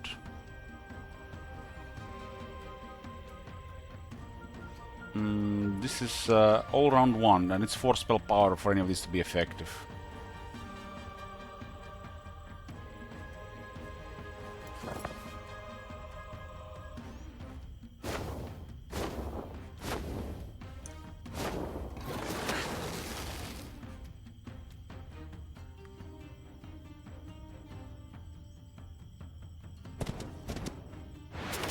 Lucky strike! It also has a swift strike because of the awaken air. This awakens should definitely show somewhere. Just say it's been awakened, what it gets, and it cannot be dispelled. Infinite duration or something, you know.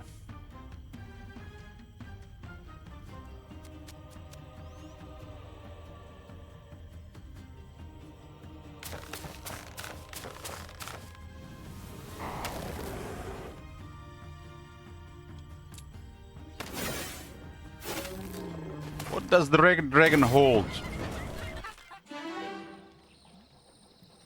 Expert diplomacy. So this is plus 25% chance. Persuasion, this is 50% persuasion. It's a chance. It doesn't mean that it's a higher chance on this one. But persuasion power could be the chance factor, and then this hero eventually will have higher chance.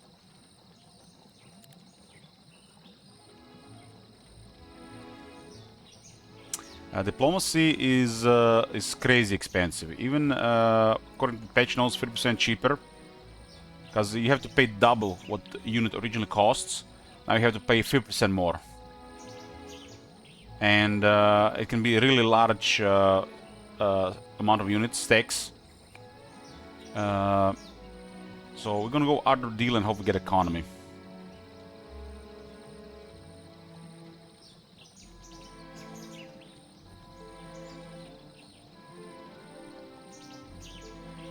If I have gold negotiators, this is better, yes, but if I have economy, this is better. This is a map with dwellings, and if this map was not with dwellings, I would go with negotiator. Dwellings means the cities will have growth, and dwellings means we're gonna have to pay for those creatures to recruit them as well. Which means less money for diplomacy, right?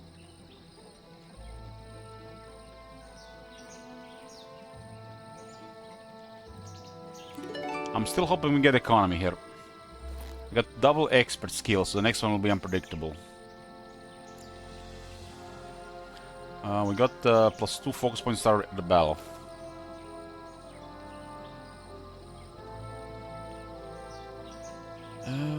Octavia is in the city.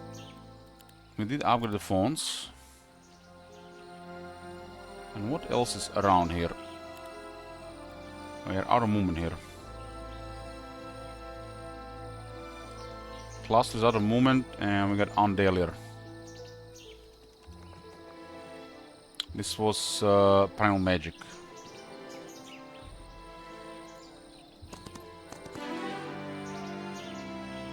She starts with Insight and Wish to Learn. More experience and more attributes.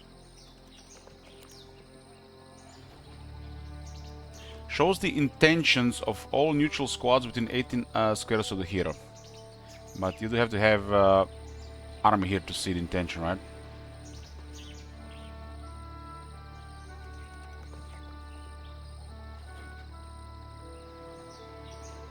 Now there's also a spell that does this. Spell is called Read Mind. It's a Nightshade tier 2, anybody can learn it.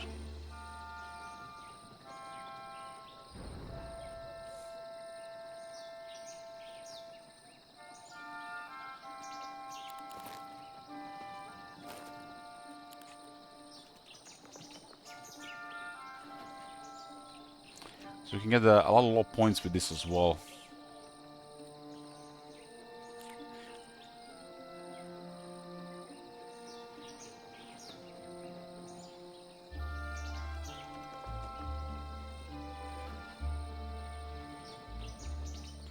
What are we gonna do with this? There's a gold mine here. We should go get that gold mine.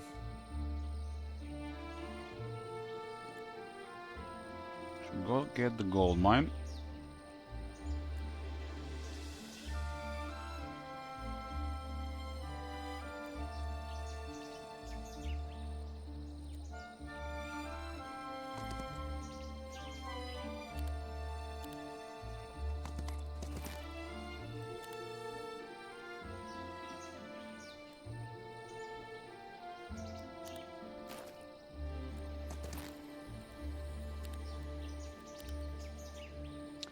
Got web, blessing, and large shadow, and from bird's eye. You already have blessing. And from bird's eye is a tier 2 with web as well.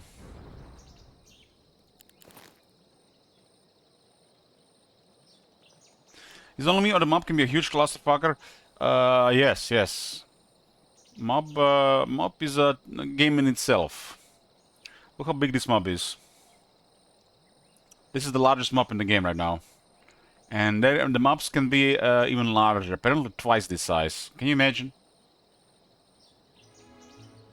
You literally can stay in your starting farming area for a week.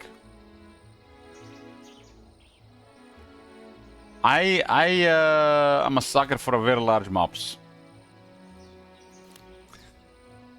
I really like just the idea of just having a gigantic map, even if I don't see another player for 3 months.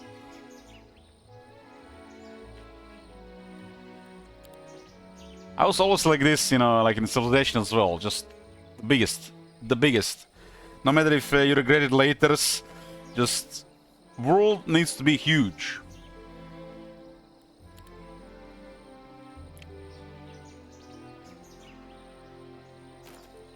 Okay, let's get a gold mine here. You made me get this game. I mean, it's a great game. It's a great game. Great game.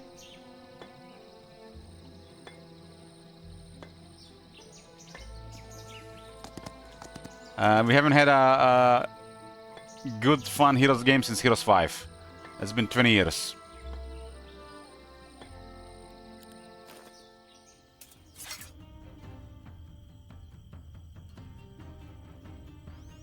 The fact we always start battle with focus charges, meaning the Herba monster can always restore mana. It's a really big advantage of this faction.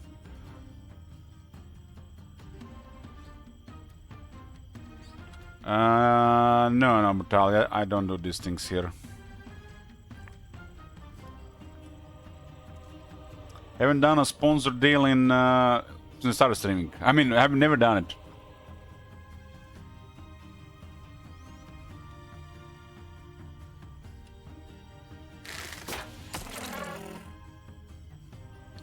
I am definitely expecting, considering success, up to 3 more factions.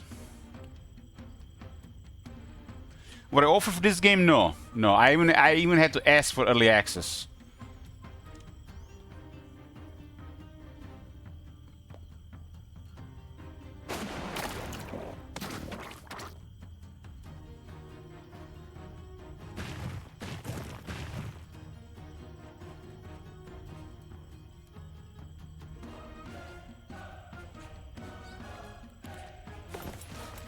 Buy spell power on her. Okay, we'll shorten their shadow. Get their defense intact to 1. And he will restore mana.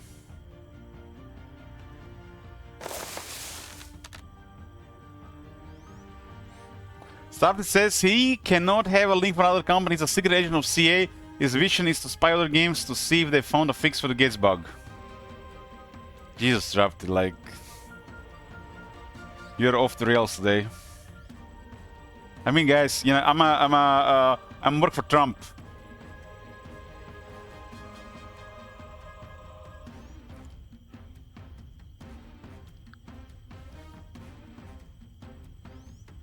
There you go. And everybody knows Democrats are a big funders. They get bigger budget to brainwash people, so a lot of money targeting the ad companies. And since you know, Trump won. We streamers suffer. We have to suffer.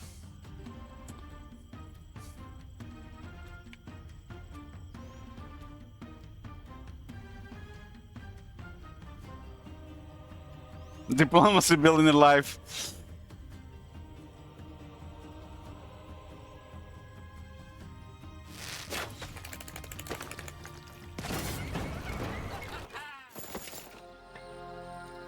Gold mine captured. We can get spell power and or knowledge there.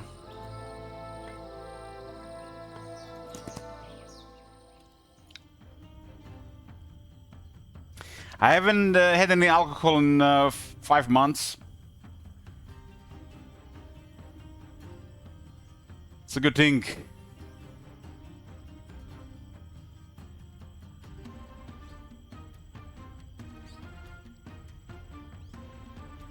Skeleton archers, huh? There's 151 of them. We had 2 strong hits, huh? So just lower the defense. They only have only 1 defense, though. I guess we'll give them the swarm as well. Give me a lucky strike here. No.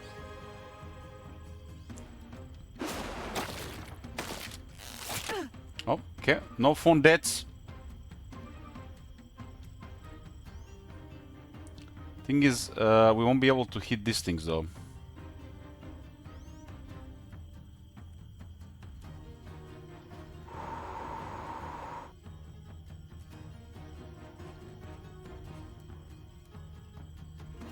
There is so many of them here, right?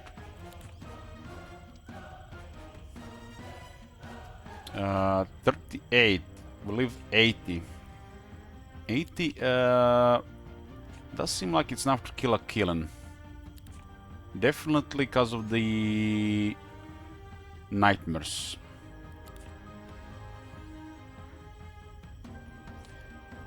We don't have early start. So this is gonna hurt.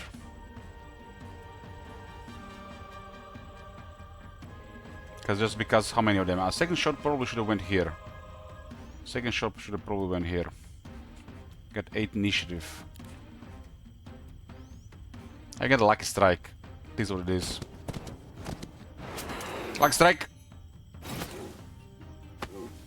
But they do have the nightmares.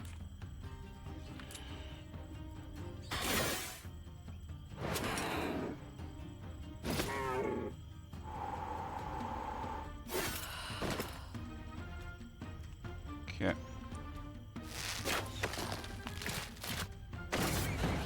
Why wasn't that a raid? What do we have here? Advanced luck or expert scouting? Let's go with advanced luck and get a beastly confidence. We already have panel magic, so we have even higher chance for luck strikes.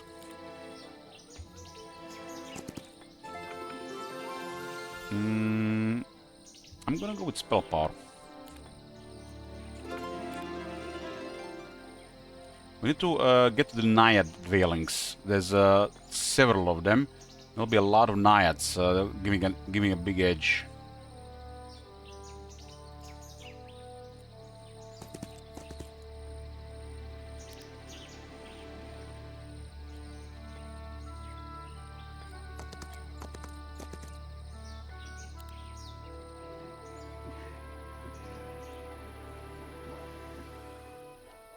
Okay. Sometimes you have to mouse over the buildings. You really can't see what it is there. Like you see my town. Just an example. Here and here there can be resources, and you cannot see this unless you mouse over.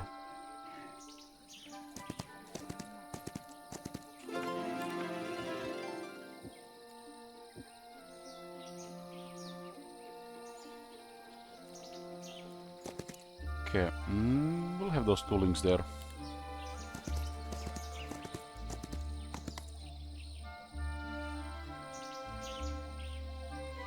How big of a mage guild should I have to learn the town portal? So the way you learn a town portal, you have this resource called astrology points. Your cities will generate astrology points, sometimes the laws and the heroes. And astrology points will generate insights. And you spend insights to learn this global mouse spells. It's called High Neutral Magic Constellation. So to learn a town portal, you need 3 insights.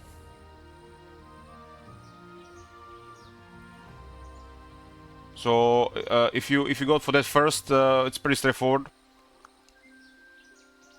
I can only learn it, for example. It's separated from the rest of the magic.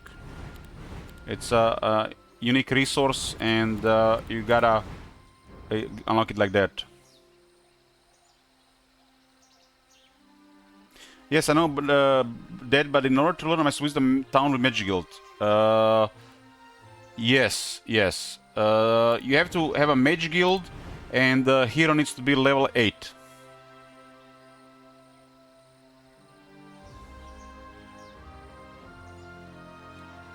So there's also hero level requirement.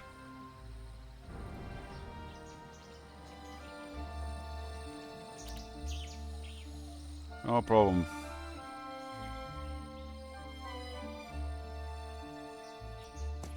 Let's get more troopers.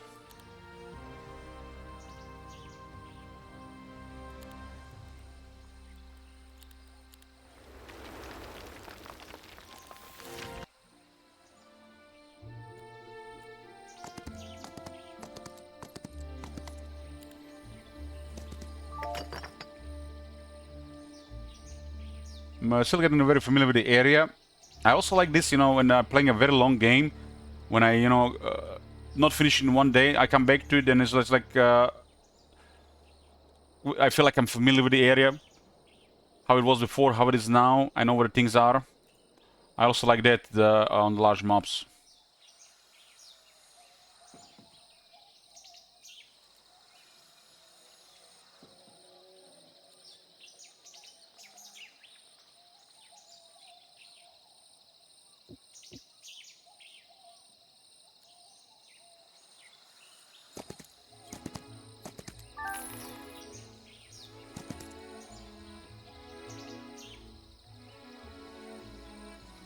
Tier 7 Doomstick linking behind the break. I mean, we'll see. It's day 4. Naiads, 2 growth, and it's 1 speed and 1 initiative.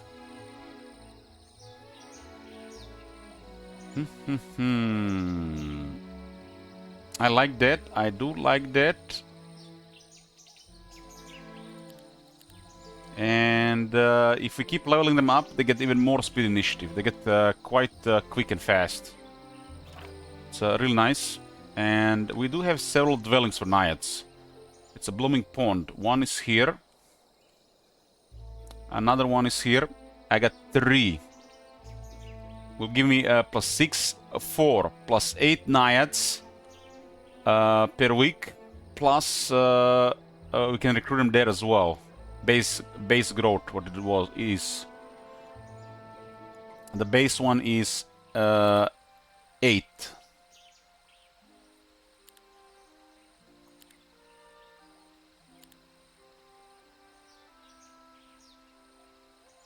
And I can get 32 additional ones just outside. I do have one a recruitment hero with veterans and 3 cities, so additional 6 as well.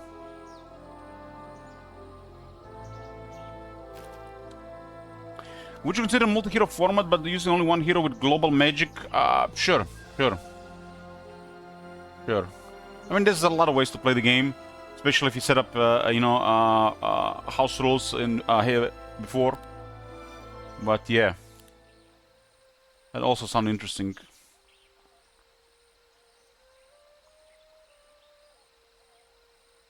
We can get everything, and I don't want to get things going. Has 3 cities early, and I kind of like resources, but I can't miss birds there. But it does look like we're gonna miss fortifications 3 if we go bird.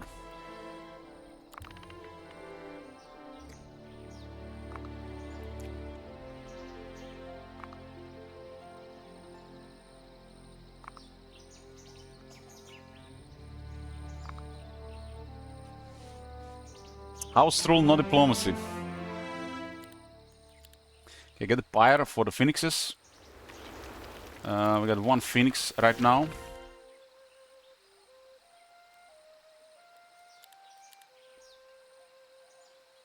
I'm going to unlock units here. Hero monsters.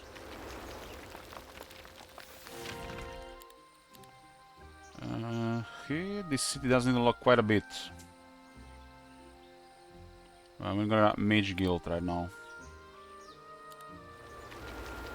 No crystals.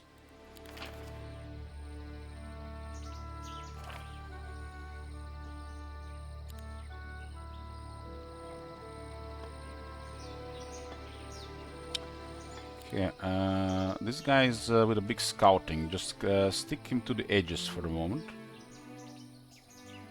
There's a ore mine here, another one.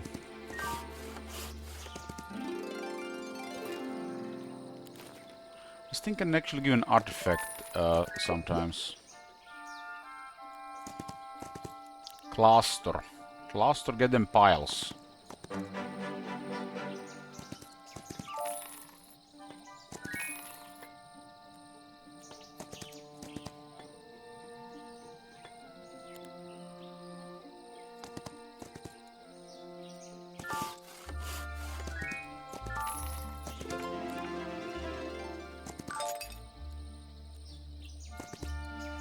There's several storages around. What do we do on Octavia here? Let's see. There are birds and crossmen guarding those naiads. Day 5.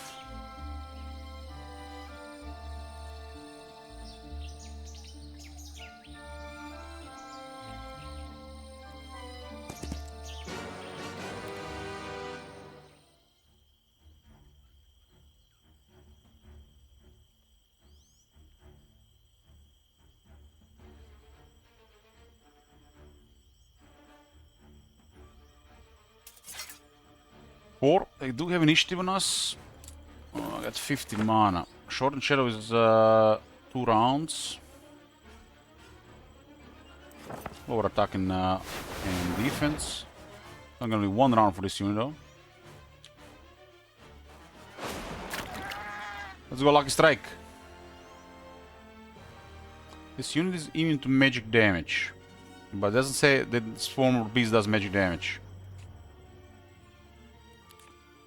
Damn bees, it's an actual bees. They're killer bees. Lucky strikes. Lucky strikes can also be can work on abilities.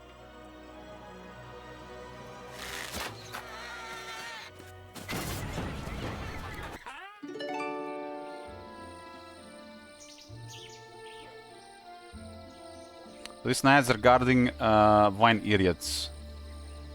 Look at this. That is a fit diplomacy.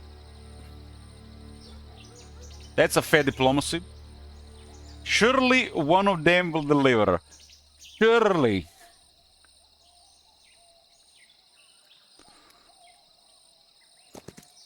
I mean, this is why we play this, to see what we get out of it.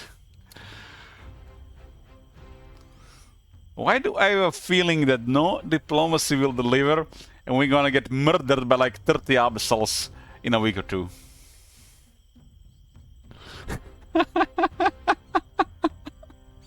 This is what's gonna happen, I can only see it. This is what's going to happen. Now we're gonna get diplomacy, and then we're gonna end the turn, and the enemy will swoop in, and they'll have a horde of abyssals.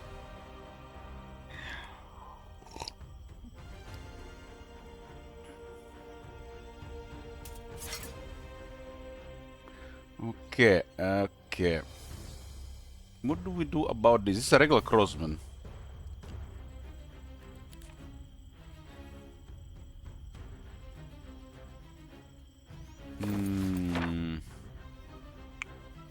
I should web the bird. We do have web now on 2 rounds, because I got more than 5 spell power.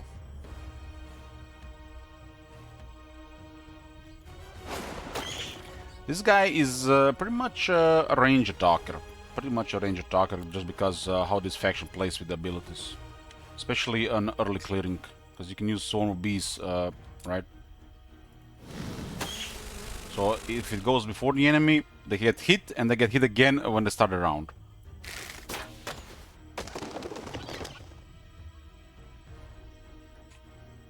They actually rolled low morale as well, because the monster had. They lost the turn and they died at the same time.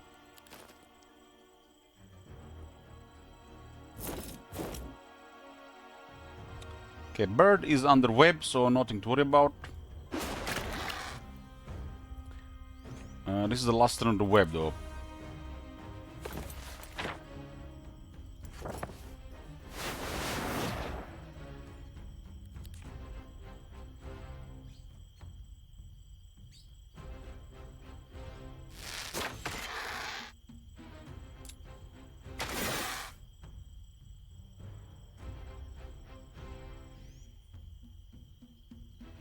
This thing is faster than killing. 10-6 versus 12-5. It's a Temple Griffin.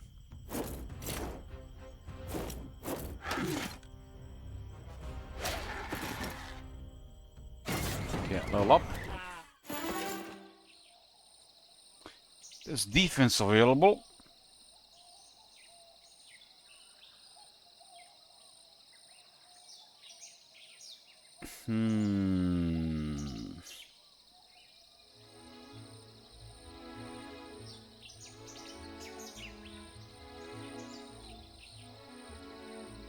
We do have scouting, logistics, got luck, primal magic, and offense. I would love to get battlecraft as the last skill.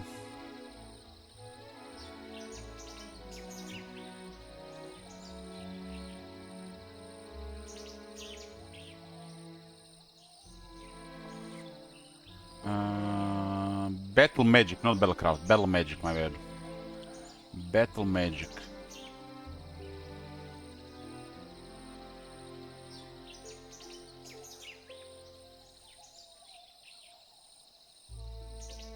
Battle magic goes well with thaumaturgy.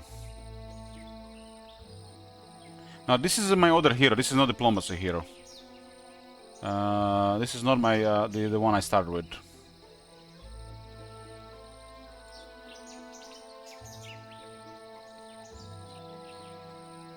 Defense could have only went here against scouting. I only got scouting, so there's kind of no room for defense. Unless I don't go battle magic. And with battle magic I kind of want to go thaumaturgy.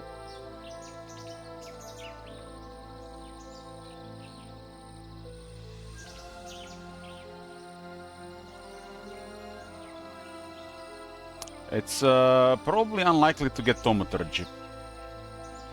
But we'll see. Defense is good as well, but I would prefer thaumaturgy. Because this is a might hero.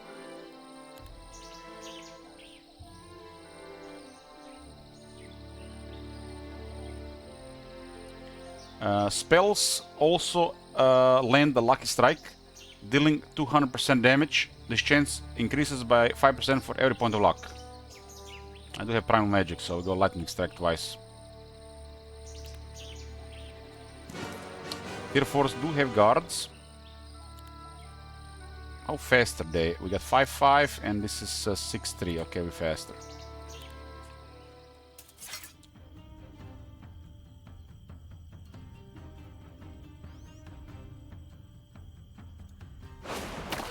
Lucky strike. I clicked the wrong button.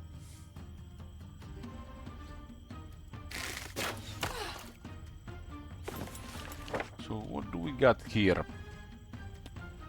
We can shorten the shadow on this one.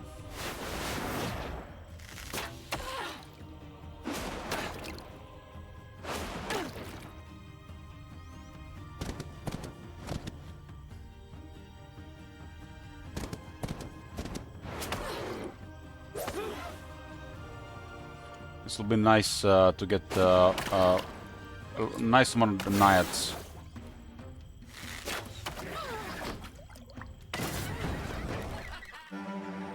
It's 4 naiads, so it's 4. The external dwelling has 4, and the because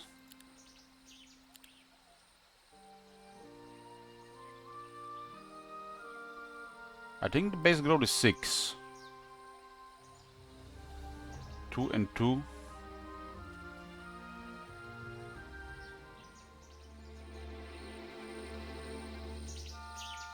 Okay, we can now get we get additional naiads in every city, and we can recruit them here every week. Gotta get the blooming ponds and get more crystals. I do have a market, but it says a big markup. There's a market here actually. Where the hell is the other hero? This one here. We need to visit that. Well, we can with this position. She can do it.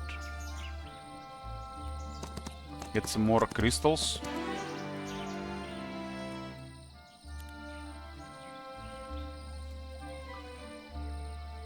And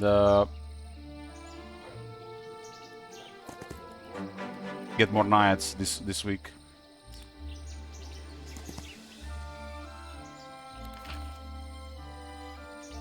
So this increases their further speed initiative. This increases the growth of one area and grabs them HP. And level 2 is more HP, level 3 is even more HP. So they have a lot of HP.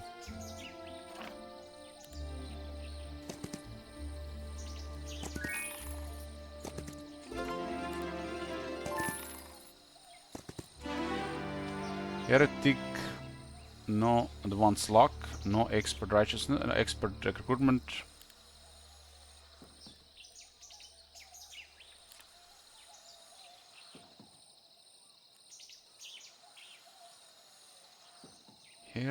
Heretic. That's inside there. Would definitely use a circus.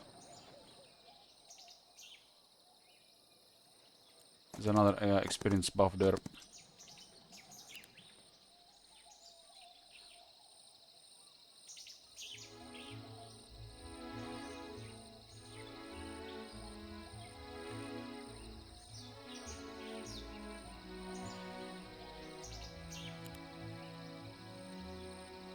They're guarding hoplets here.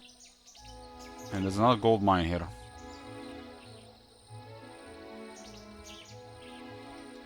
Can actually get more harbor monsters here already. Make the storm stronger, as long as I don't misclick on number 2.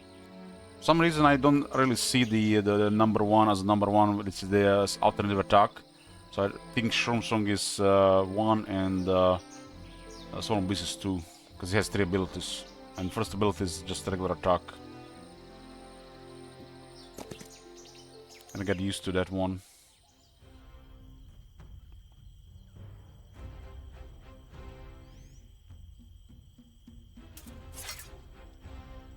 Because we can immediately go with his ability.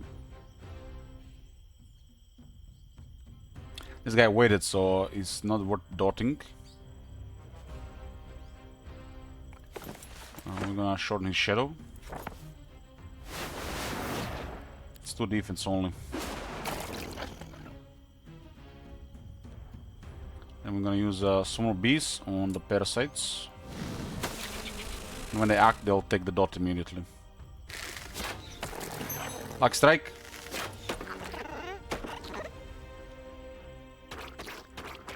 And those guys are gonna die to bees, swarm of bees.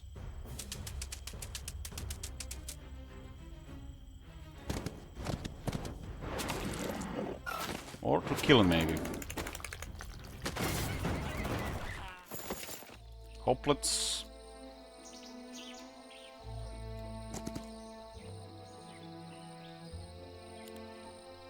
This guy is delivering troops. We do have to upgrade him first.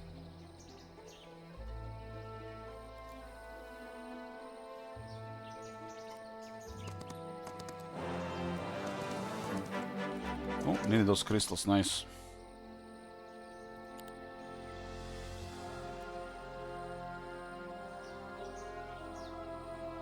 So she's there. There's a tower here. How does the tower even look for this one? Easy battle.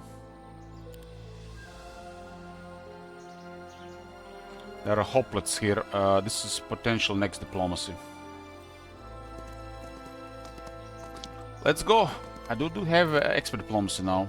And she has the plus 6% persuasion now.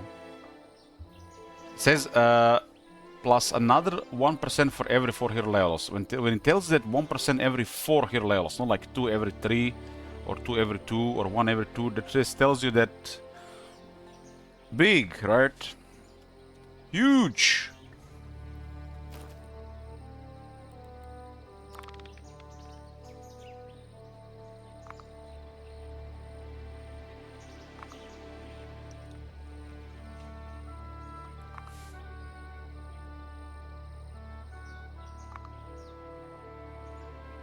Lotus is eyeballing us. Go away, Lotus.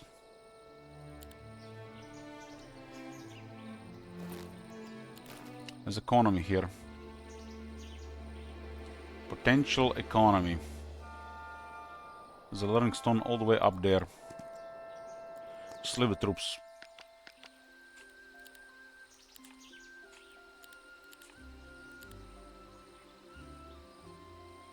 Day 6 and 7. We can get our fortifications upgraded.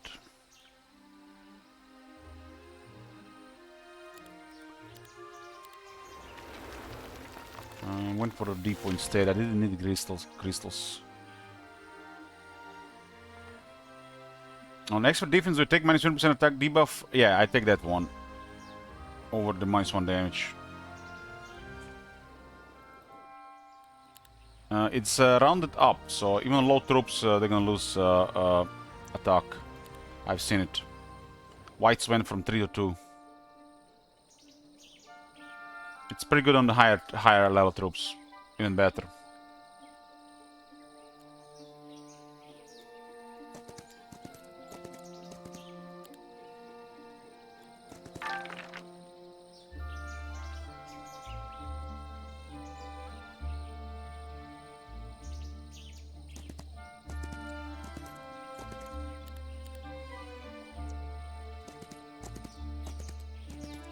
Why am I moving that one there? We already had somebody else going there.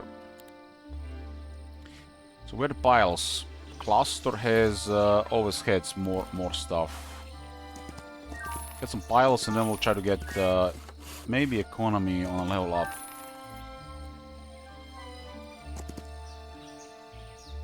Hey, again, welcome back.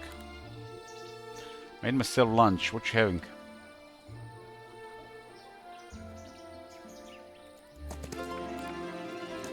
Too many stuff to pick up with one guy. Third web scroll.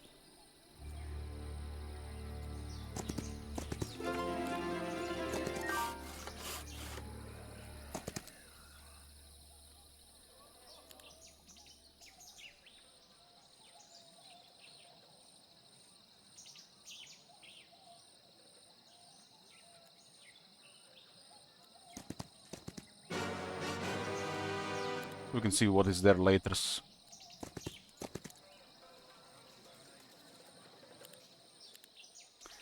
So, we can check diplomacy here.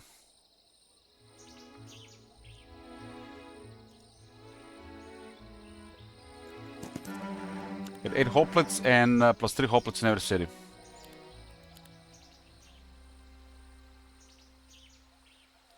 Mage Guild to get Naiads next turn because we have plus 4 per week. No early start. We did get upgrade Lightning Bolt and upgrade Shortened Shadow. Now it's level 3. Get early start. Get Herbal Monsters. We can actually get him next turn and get Treasure here.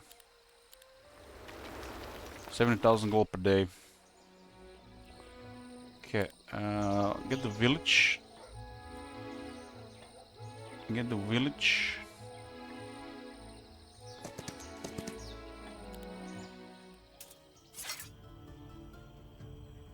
Wait.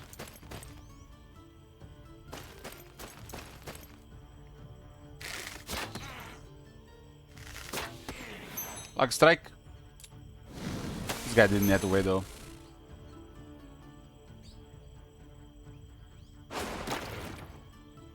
It's only a tier 2. Cooked eggs mashed together with tomato, a breeze of vinegar, and walnut oil, cream, chili sauce, and oregano all together. Look at this. Decadence.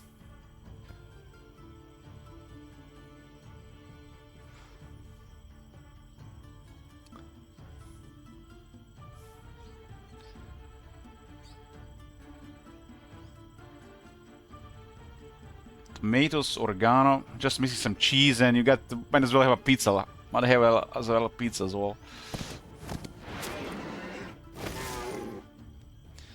If we don't get defense, we're gonna have to keep that in mind.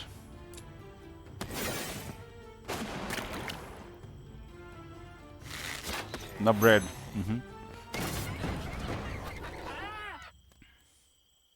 I've seen the base for a pizza made from cottage cheese and chicken. Have you tried that? So you make a base for the pizza from cottage cheese and chicken, and then you top it with tomato sauce, cheese, put some, whatever you want on there, oregano or oregano. It's shitty. I haven't tried, but I've seen it.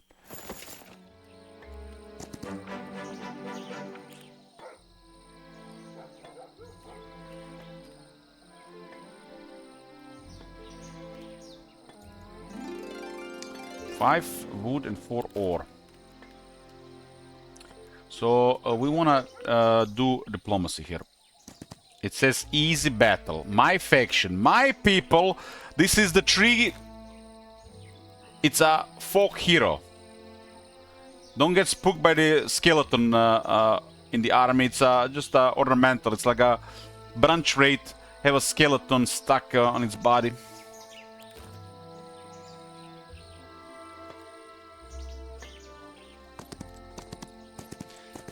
You can also start consider building in Mother Nature if you're closer to the city, so everybody gets that extra spell power. Get that plus 6 spell power just from that.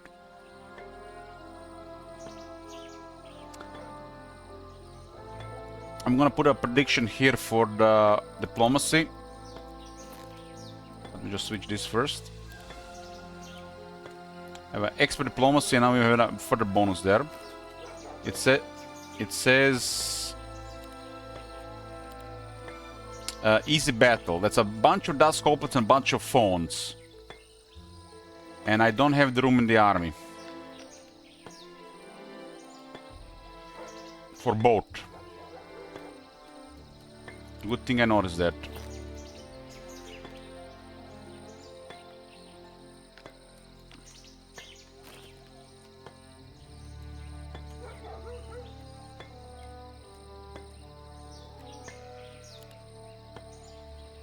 Okay. Put a prediction while I do a bio break. Will they offer to join?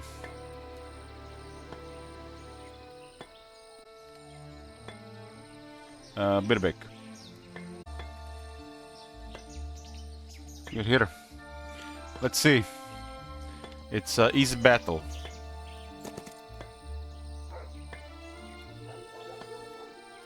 Three out of 3.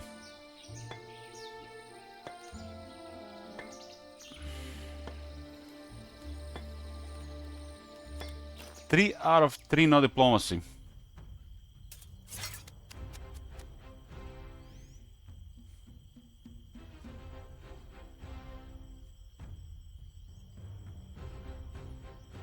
Well, so far we haven't seen it. Maybe this map is set to no joining. Who knows?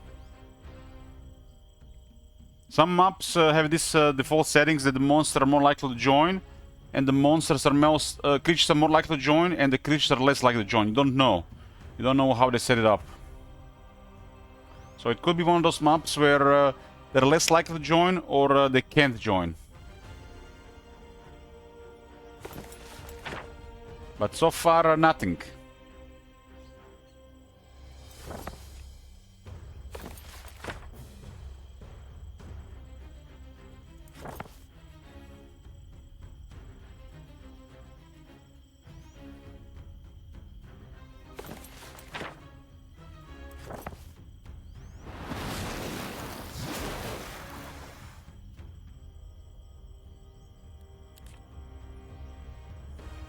Result, yeah, result, will they offer join? No.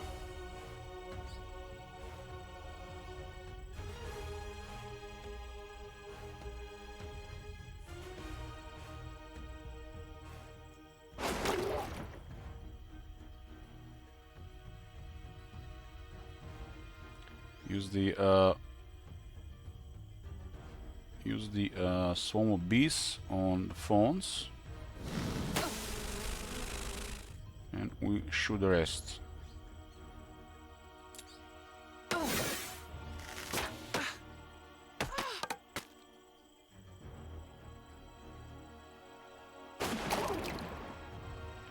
Use the fatal decay on them last round at lower HP. What level was that fatal decay? Level 2? Reduce maximum HP by 20%. It was level 2 because I got 2 mage guilds.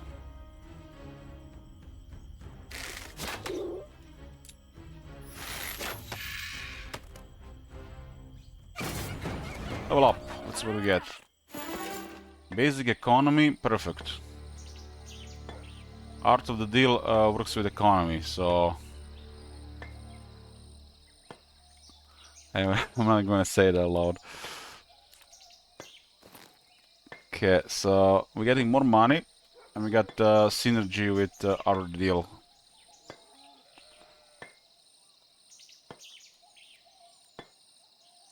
I'm glad it's going this way.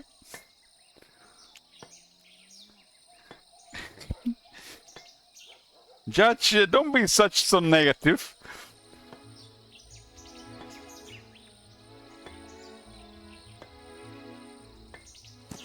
Let's get more hoplets. Okay, switch stuff around. And let's go deal with those peasants. For the other gold mine.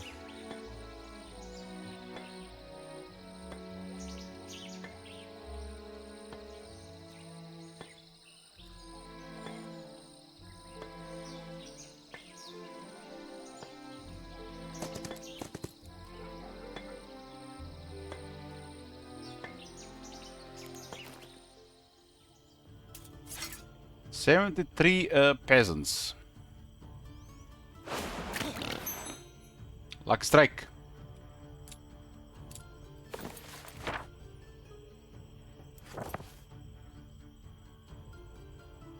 Takes 10 mana from enemy hero.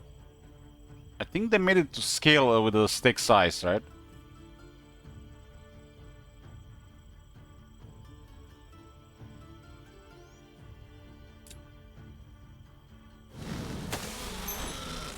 They don't retain the swarm when they transform.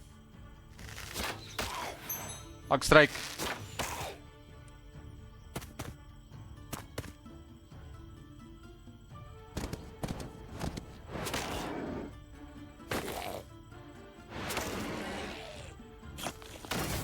Level up. Go advance offense.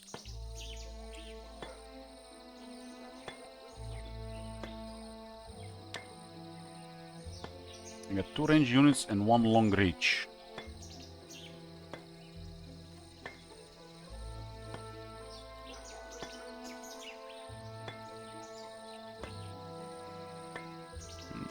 Archer is pretty good here.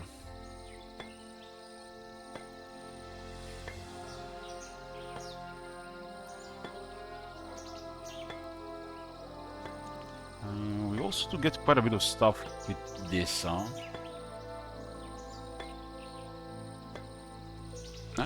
Screw go Battle March. Let's just get crazy amount of ability going.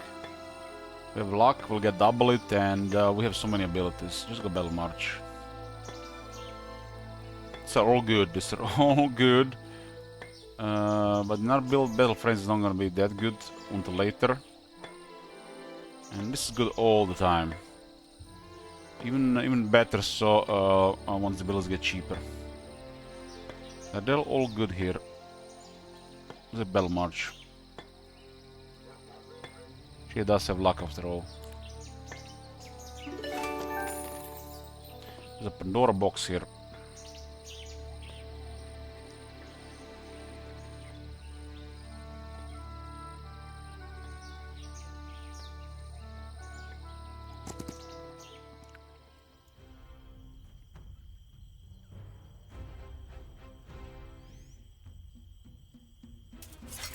Two big packs of Dogos. I have 8 spell power. Let's web one them. And we'll go after the other one.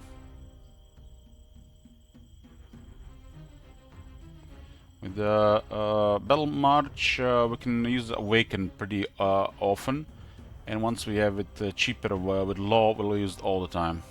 So whatever elementals are in the army will always be at their best, fastest, higher health, and the additional property. Amazing for killing, really amazing.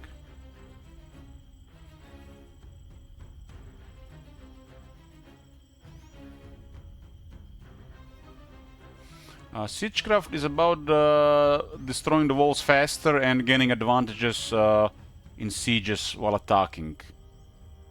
Kinda wish it would go both ways, so if you're defending as well. Would be pretty cool, but only, you know, for the attacker. So it's to trivialize anybody trying to hide behind the walls.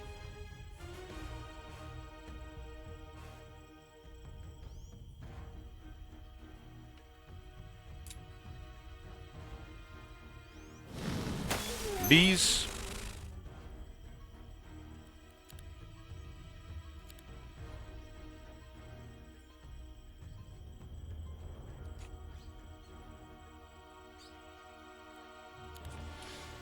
Well, I kind of remember half of them from the Siegecraft, and one also hints that the defender can have they have ranged damage reduction behind walls.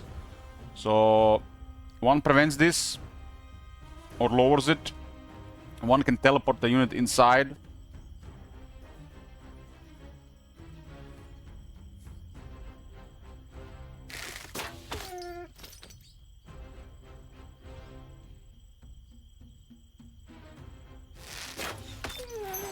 We're getting double now.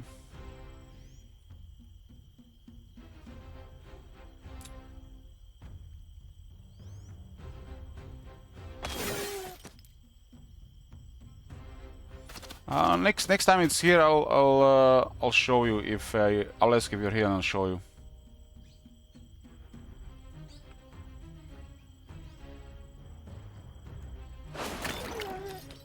This is the second round of web.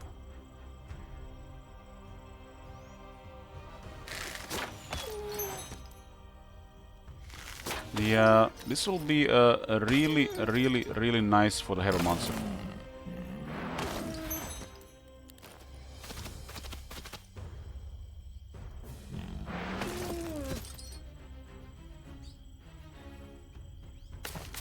Because its abilities are really good.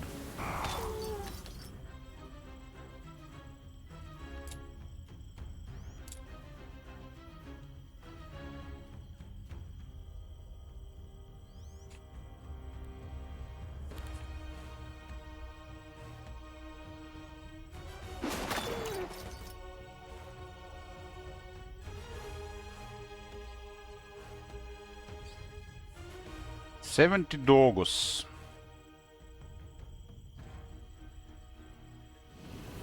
Not sure if they can finish them off, but considering if one of the lucky strike would have been okay, you don't need to store them out.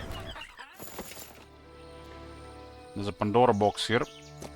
What will the box say? What does the box say? Gold experience roller. Didn't have many guards, just was a lot throng of doggos, of 100 pets.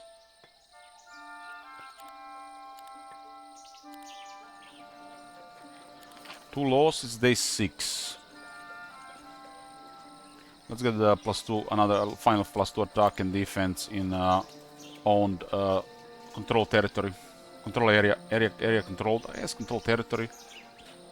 It's quite a bit to clear stuff and to defend.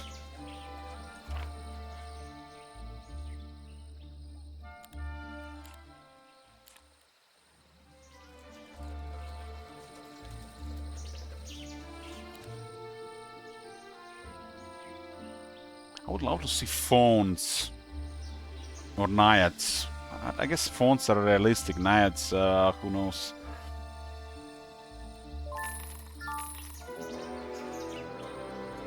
Good one, good one.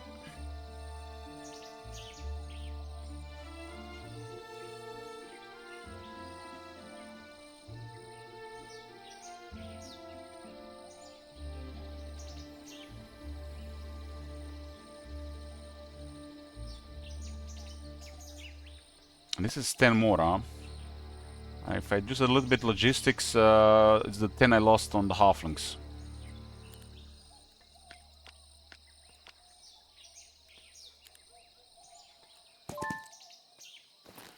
Song of Power for abilities. Does Song of Power have any uses with this faction? Resets the cooldowns of target's friendly creature. Dispels all effects that block creature attacks or abilities. This creature may use the limited abilities again. Affects all friendly creatures. Probably had some uses with some type of creatures. We're gonna upgrade Mother Nature at some point. Sometimes it's convenient when things are close. Let's get them Naiads going. I have I'm gonna get quite a bit of Naiads this game, and they're really nice. Quick, and it's a shooter. Can also get even faster with its ability.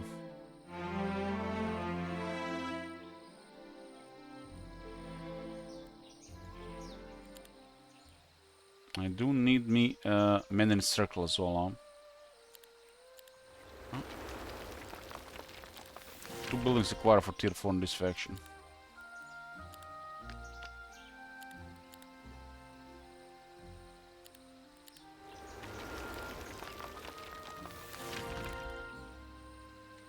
Day 7.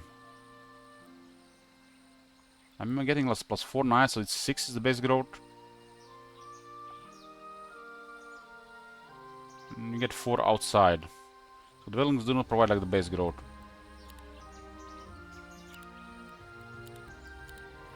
It does give me more of these too.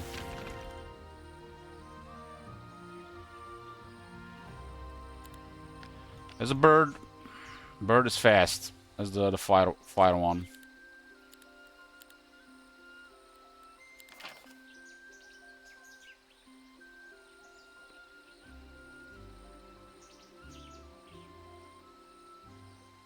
Some of these do upgrade its bonus, but some just give more growth.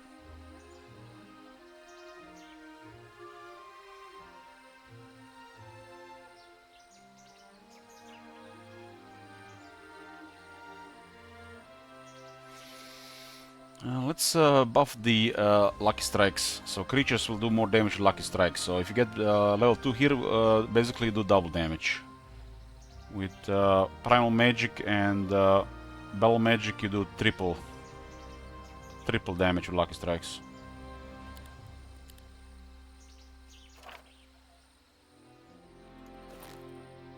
If you get chaos reigns and you get battle magic, you'll do triple damage with lucky strikes.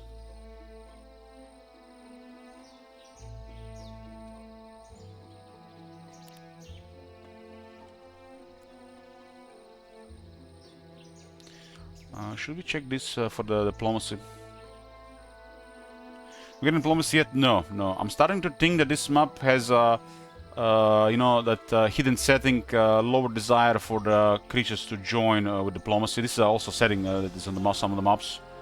Like there is actually a map where the creatures have higher desire to join you, even if you don't have diplomacy.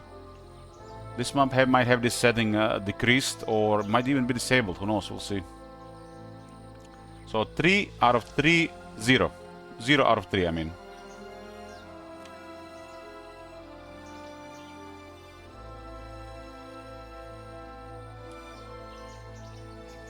I'm saved the gold for diplomacy, and it's not happening.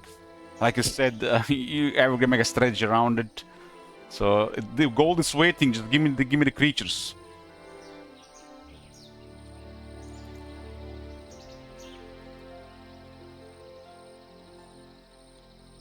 Gold is waiting. Just give me the creatures.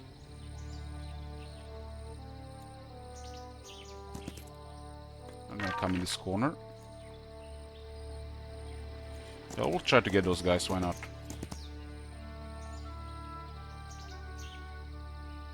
Can we get diplomacy count? How often it worked? Sure.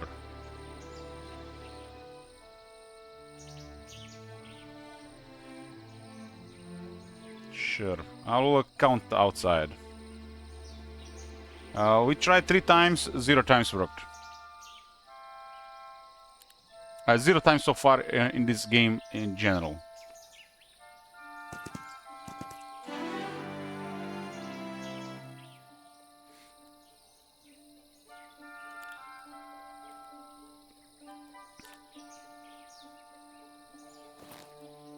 Got everything but what I wanted.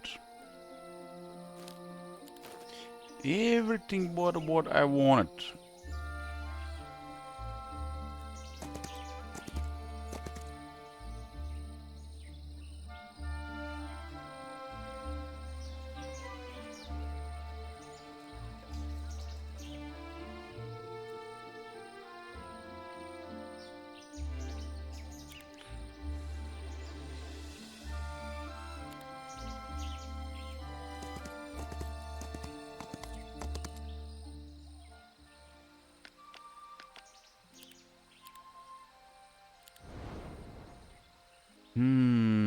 Healing water, guillotine. Tier 1 is looking very good now that I have all 3 tier guilds. I mean, it looks very nice with 3, right?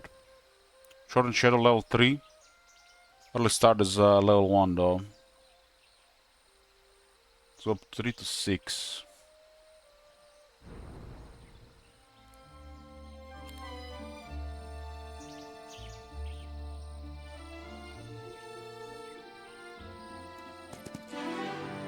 Advanced economy. Let's go crystals. Crystals.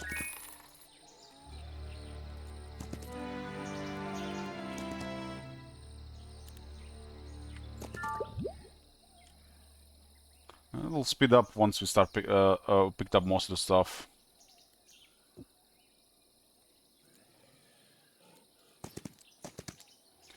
We'll scout here and wait.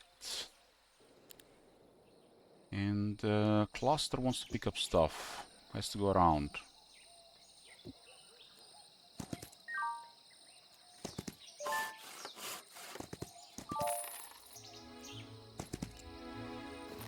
This is advanced luck, so gets more resources.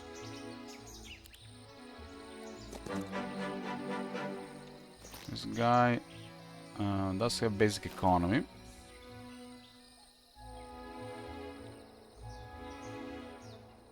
Crystal mine here, not very good guards. So there's also lots of angels and Mother Superior here. So there are 4 areas where they can go in.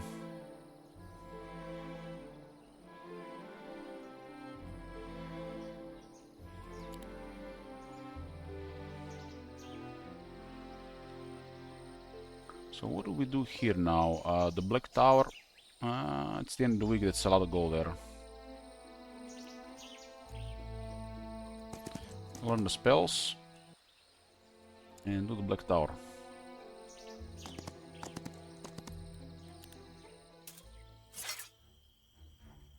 We give them some of bees for the act, so they take the extra damage. Lucky Strike.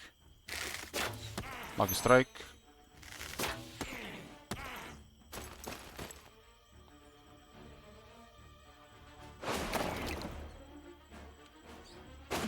Naiads, and I'm about to get more. I missed the Naiad building this week, like the guild. 3,000 gold, and get a dragon down. We separate so it doesn't hit us with a bread.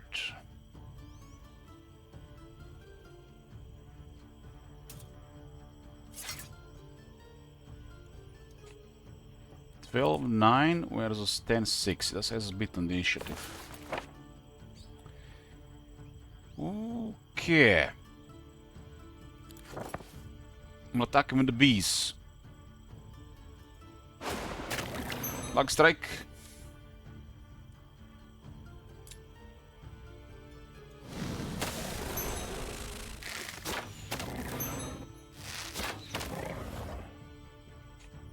Bees are almost enough to kill the dragon there, huh? Well, I do have a decent hero level. Not the bees! I'm a dragon! Bees are dangerous, man. Dangerous bees. Not even dragon skills can resist them. Bees are like, they're yelling to each other, go for the eyes. Into the mouth, into the nostrils, into the ears.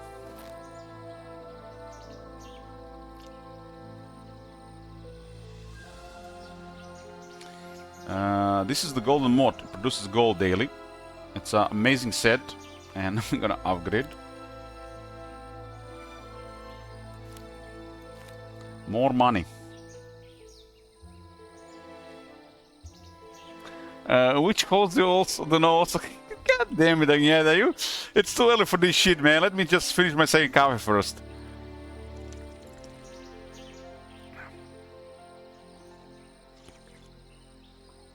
Did you talk about the grow units in the start of the stream? Starting weaknesses? No, not really. I will do at some point grow for new players, but we did high for new players yesterday.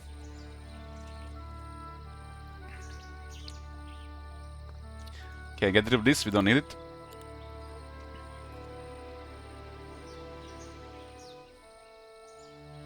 That's a nice one to get for this mob.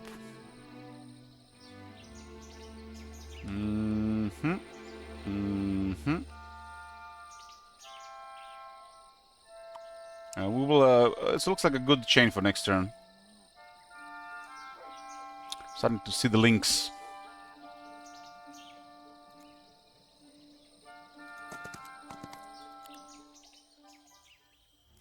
I have been high on copium since the yesterday patch notes. I've imagined King of Kings getting so many troops, using that undead transformer to work full time. But then I remember I played Necropolis in the last 3 games and I had to pick somebody else.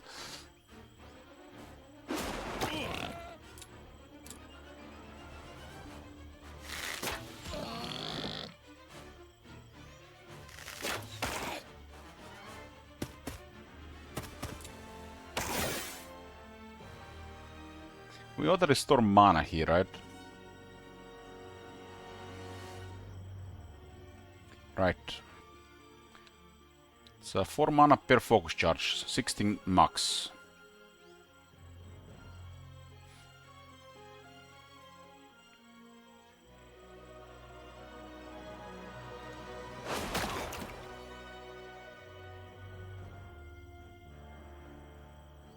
Get me 12 mana. I love this. It feels so nice. Luck strike.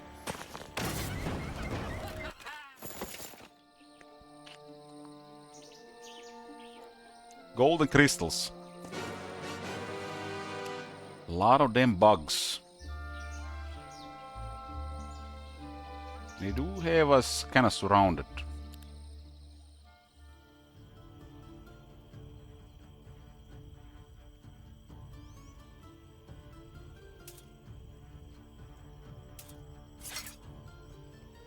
So hoplites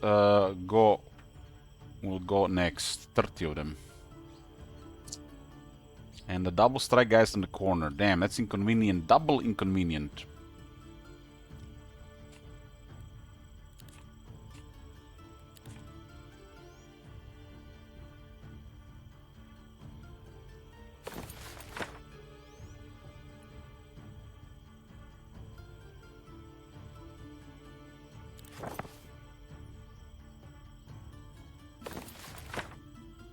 Once I get a little bit upgraded troops, it'll be a little bit different story.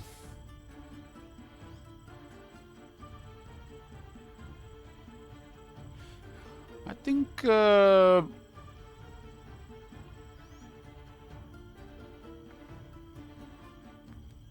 Temple. I hope Shiva is not here. Forget I said anything.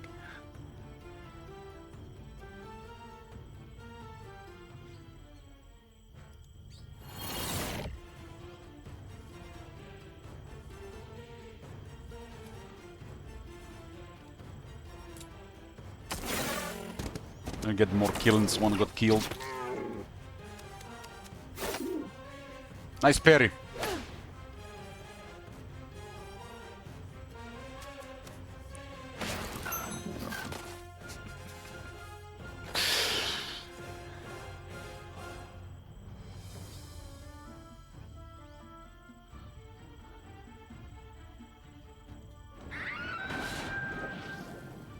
So this puts it to a 9 initiative and 8. This will be a double strike on these things. We have to shoot that. Ouch.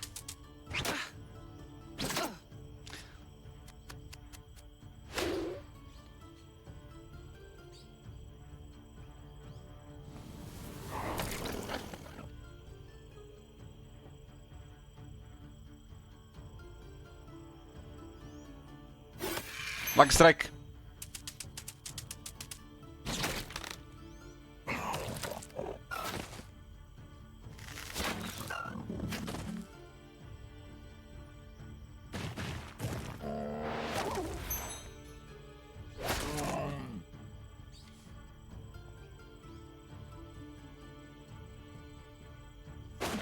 Sold reward here in golden crystals. 16 phones and 5 hoplets.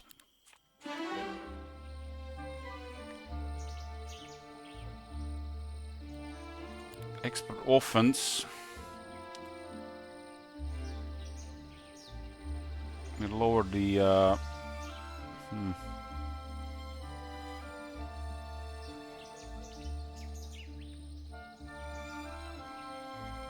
Shadow Blades are great for the phones, hoplets, and even naiads.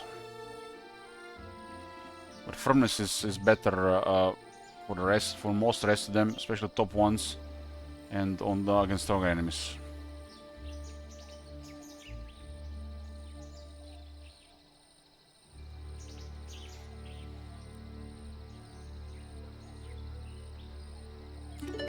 $5,000 gold and 8 crystals.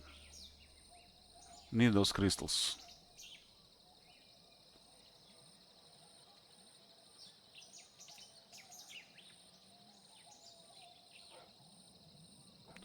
$31 mercury.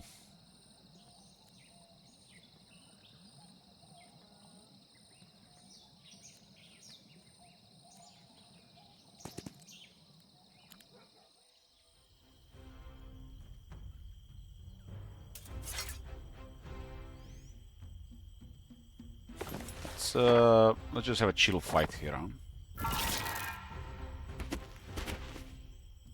Restore some mana as well.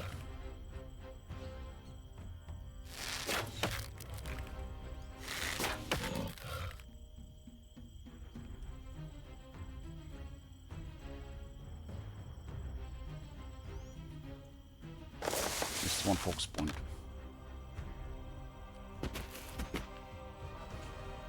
This is the last round of slow. Lucky strike.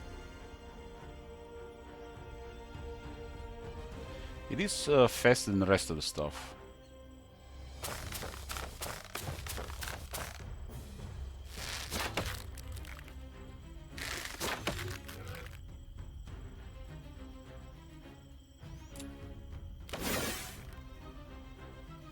Get more killings.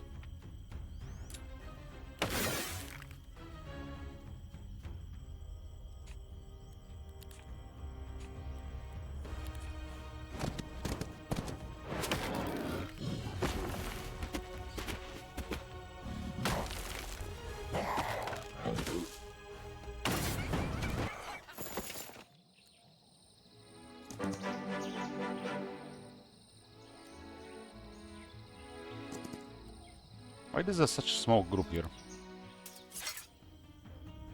It's apocalyptic, right?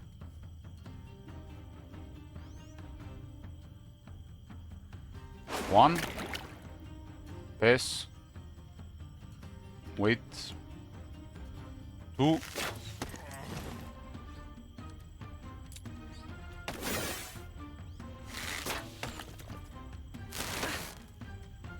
Was the wrong order.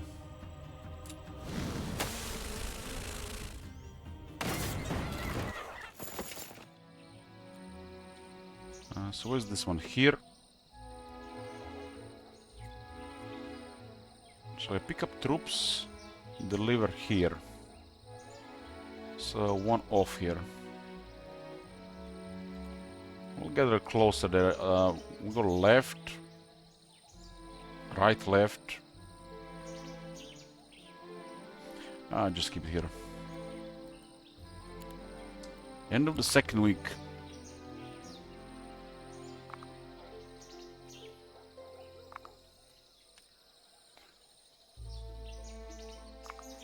It's a really big starting area. Lots of black towers. Black tower, black tower, black tower. Black 4, 3, 4, 5, 6. What is this week of? Weekends all neutral squads on the global map.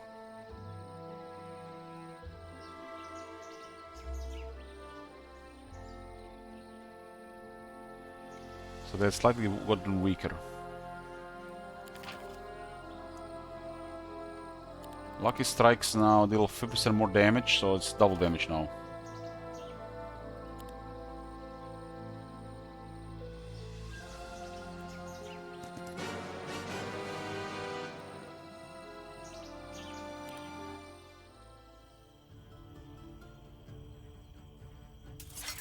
I'd kinda like to get some initiative. Look at all this. Taking damage just because we don't have a couple of upgraded units.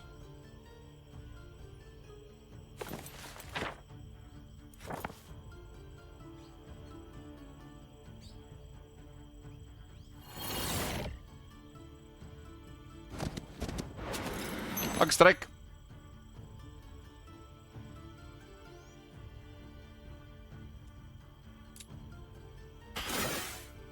Whites and their upgrades must be the worst. Must be the worst neutral unit. I got an unlucky strike and -1.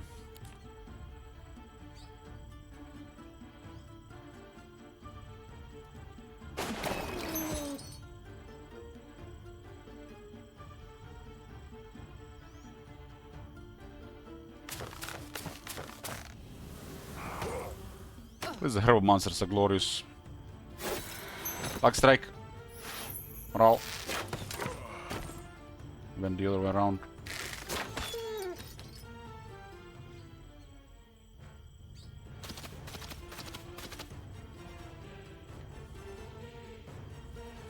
Oh, Shroom Song. Let's get that mana up. Look at that mana up. Nice.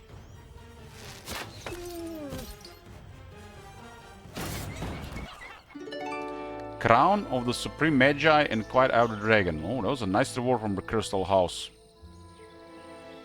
Grants valuable artifacts that fit in its guard. It was a building with a picked roof, black with an age and devoid of any charm. The house stood silent, keeping the secrets of past years.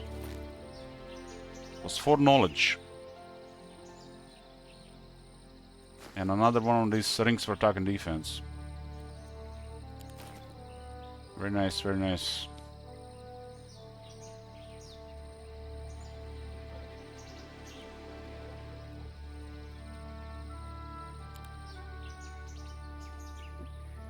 So we cleared all this. It's a Shroom check. So gotta start clearing all these dwellings so I can get all the troops as well.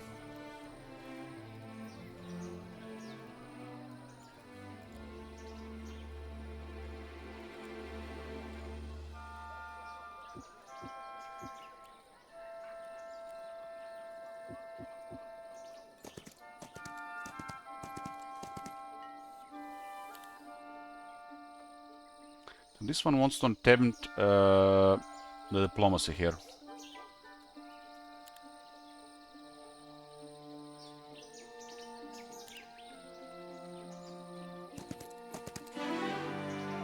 Advanced economy, let's go. More crystals. We need a lot of crystals now if we're gonna get all the phoenixes sorted.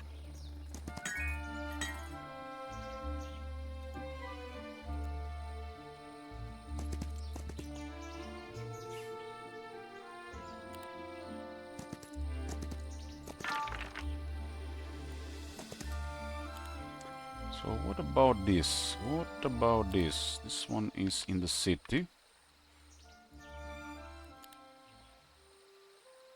Naiads.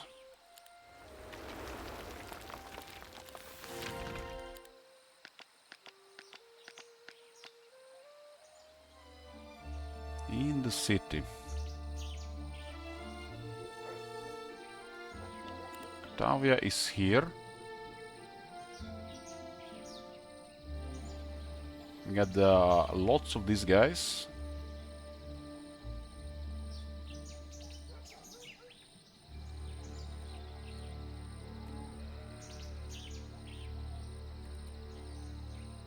It's an easy battle, 105,000 shekels.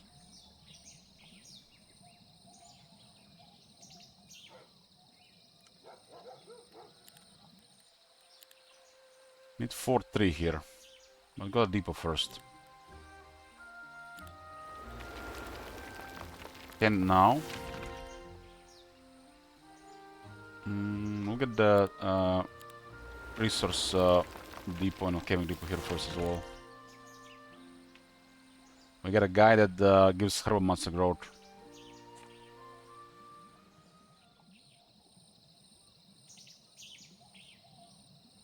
So plus 3 herbal monsters every week. This one has economy.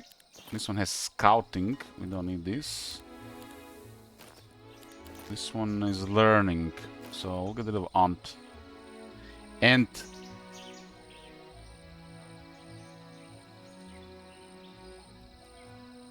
I'm saying I'm gonna keep them together, but they always get separated.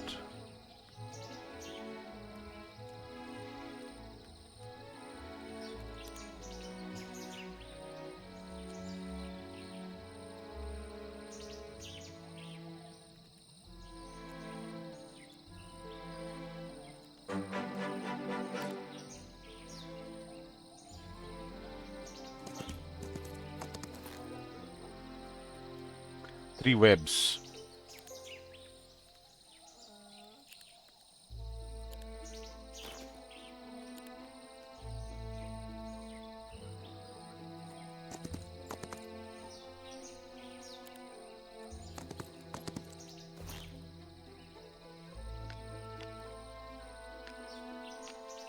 It's a lot of hoplets. 12 hero months now. She can clear the corner and then we'll get the shroom guy.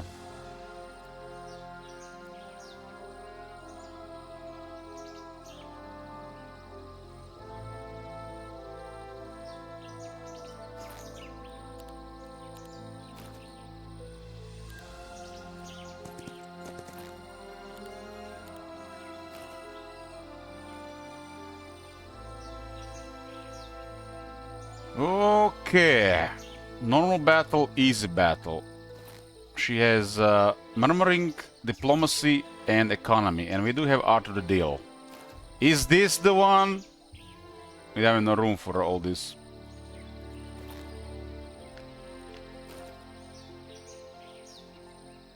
Surely the one. Will they offer to join? This is the 4th attempt on my own faction. The 4th.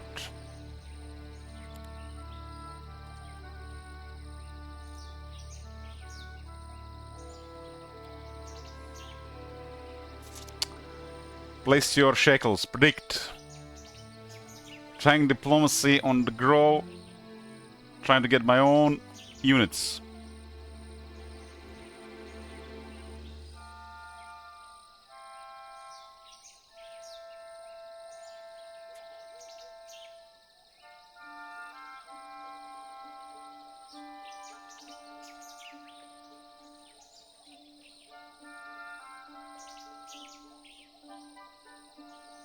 Necropolis soon. Gnanovich, who told you?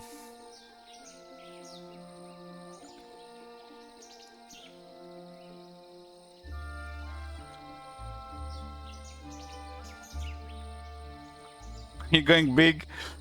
Okay, let's go.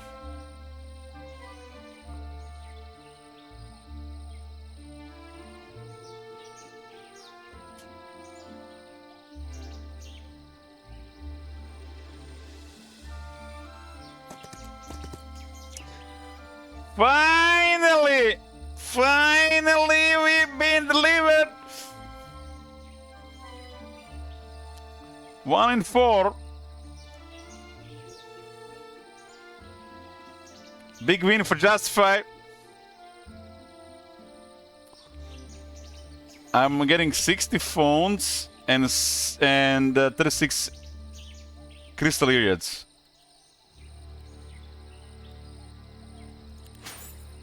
And button worked.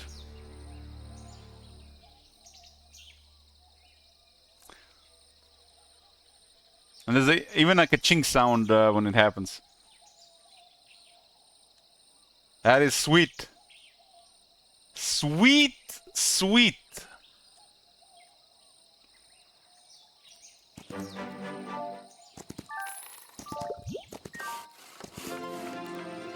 And get more gold.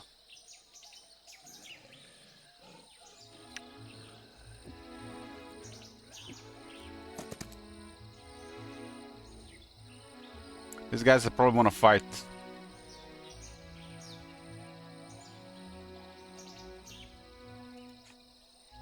There's a Brumal Naiad. I think that's the higher damage one.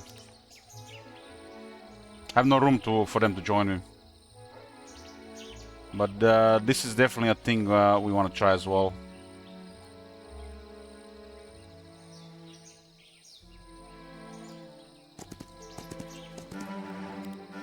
That's quite a upgrade in the army.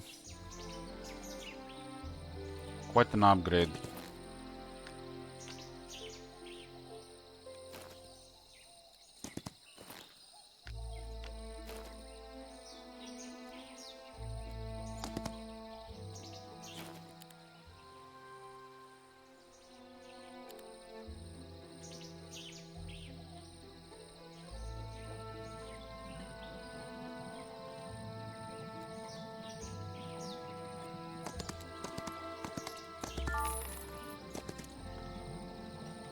Quite an upgrade.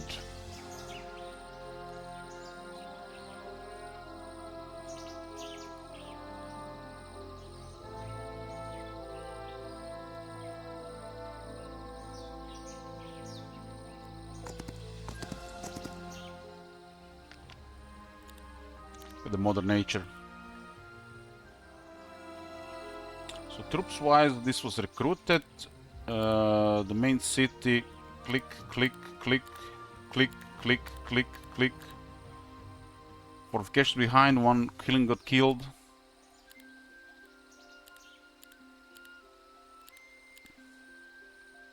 It's our third week.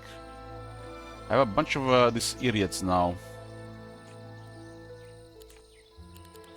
It's now okay to upgrade, otherwise we're gonna have to get rid of.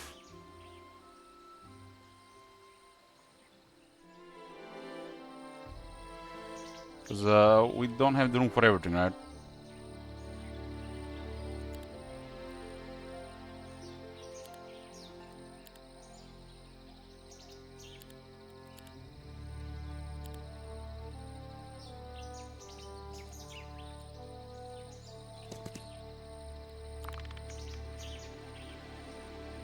Need to get spell power from that Force Core Spiritory.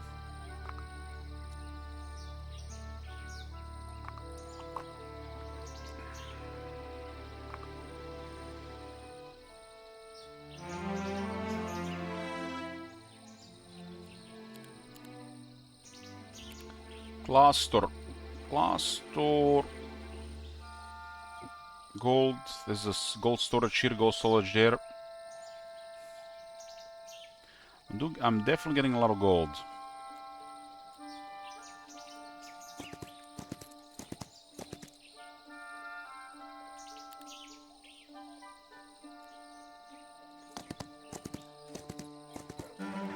gonna have to have probably 2 heroes active on the dwellings the entire time. Just dwellings. This is the closest to the edge here, so I do some scouting. There's a necropolis next to me. Purple.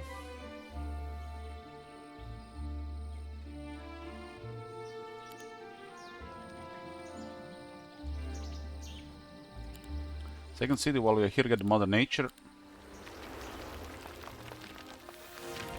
For spell power. Treasury. Yeah, I'm going for depots.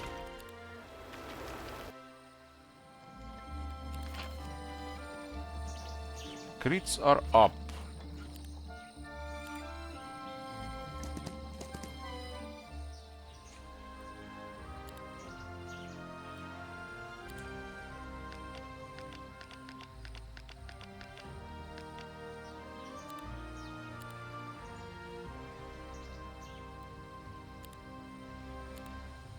Has advanced economy.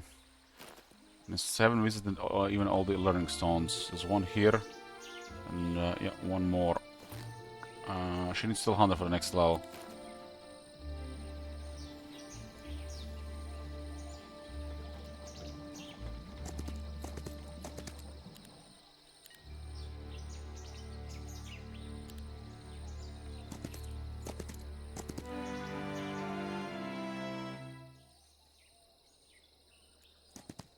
This one here has... I got 3 webs. Advanced economy. Go to the other right city. We go directly there. Get the experience first. Get the troops from the other city as well.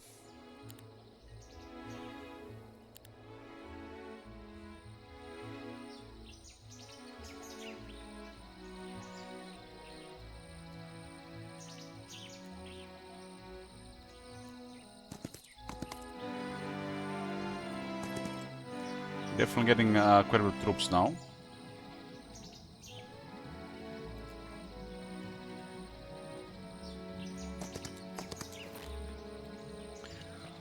Okay.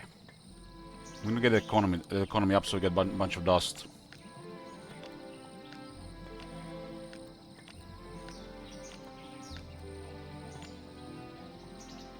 Upgrade this.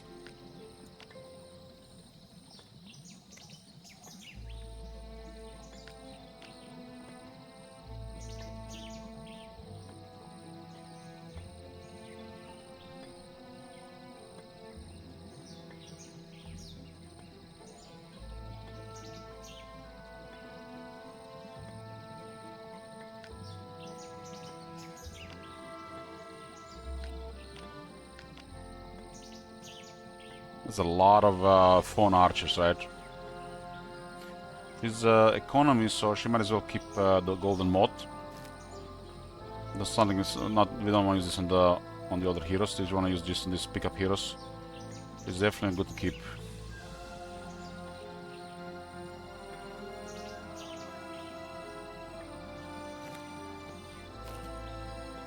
Observatory. The more spells you unlock, the more spells get upgraded, right? As we get the guilds.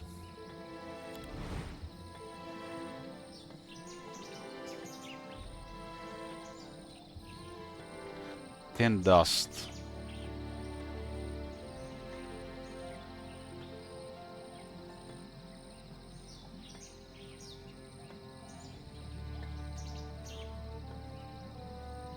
Thick hide is pretty much like having defense, right? If you have primal magic mastery.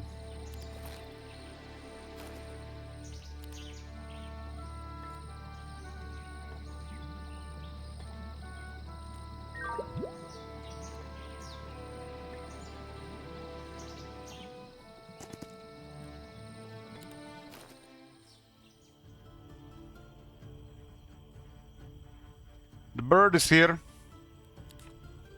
That's how the Phoenix looks like nowadays.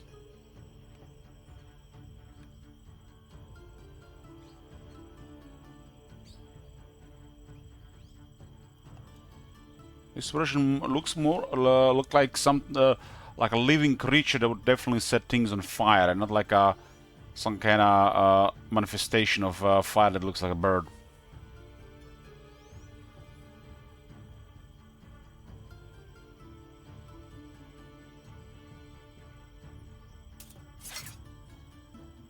These are unspeakable. They got double strike. The Phoenix ability is as the same element. It's +2 initiative speed, and depending on tier, it's the health buff. And the Phoenix also gets maximum damage. Phoenix is amazing. It's amazing. It's one of the quickest, if not the quickest creature in the game. It does have pretty good damage.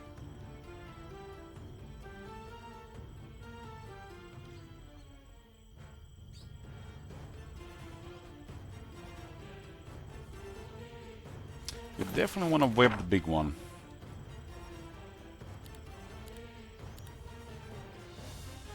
It's going to be this round only. 1, 2, 3, 4, 5, 6. You're gonna be moving things around.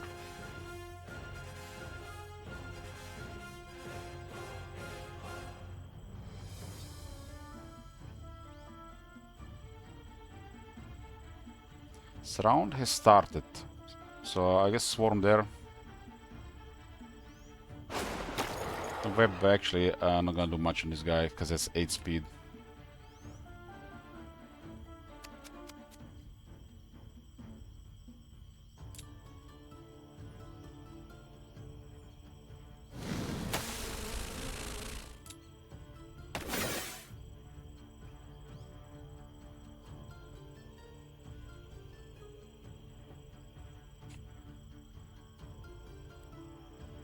This is like all over the place.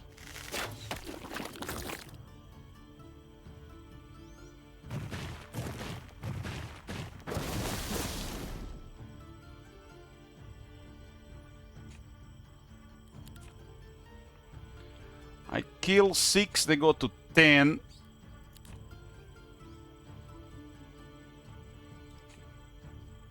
Just debuff with something else.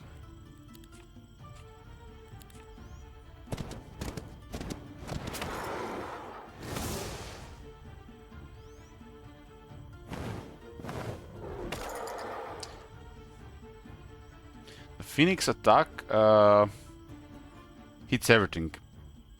Hits everything. It's something.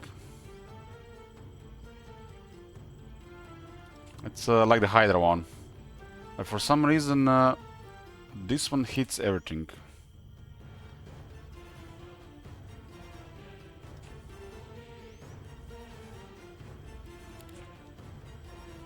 But Hydra one doesn't hit everything, right? It doesn't hit allies when the Hydra is attacking.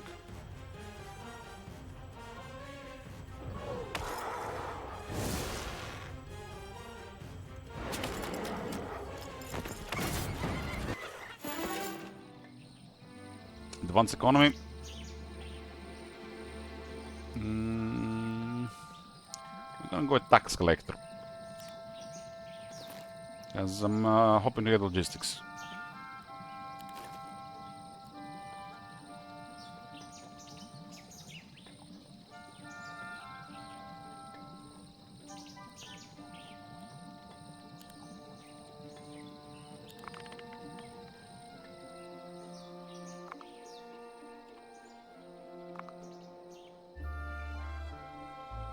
Yeah, the Grow has real nice ambient sounds and music.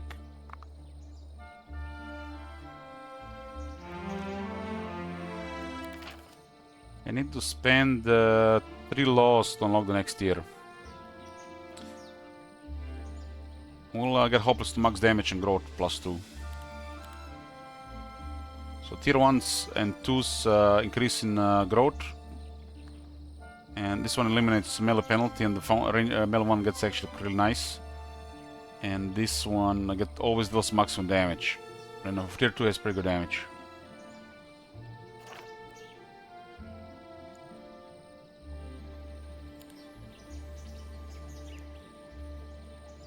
There's diplomacy available here. That is a really fat one. Fat, fat, fat.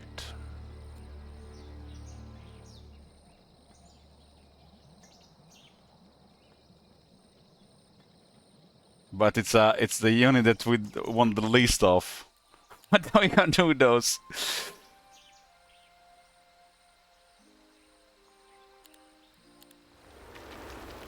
Because diplomacy, they made us use this unit more.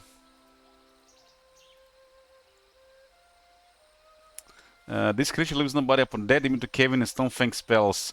Just friendly creatures always take minimal damage.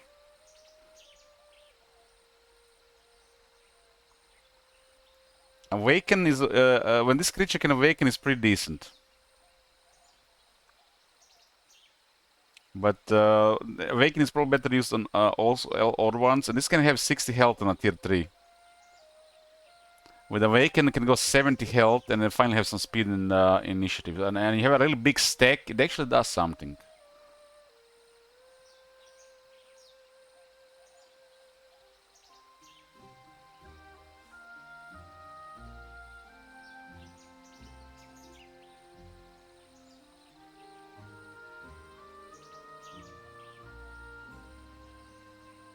Initiative 4 speed. I'm gonna go with Crystal Iriad.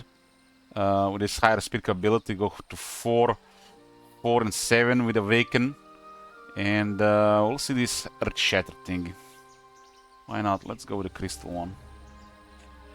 Now that it has proper defense again, they fixed it.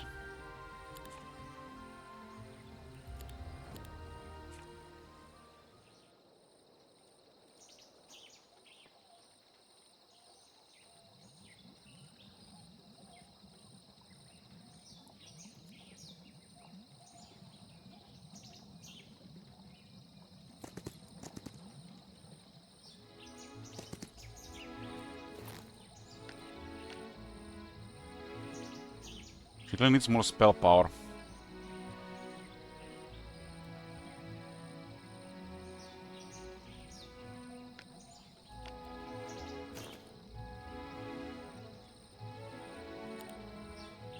This is an easy battle. Attempt number 5. One out of 1 yes, 3 no so far. Will they offer to join?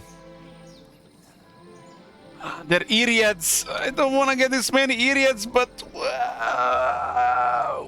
it's gonna be a pain to deal with, right? Why couldn't there be Naiads? Why could there be phones? Why didn't those 2 phones join me? I want a fat stack of phones. Phones everywhere. I feel like this one will join because it's all Iriads.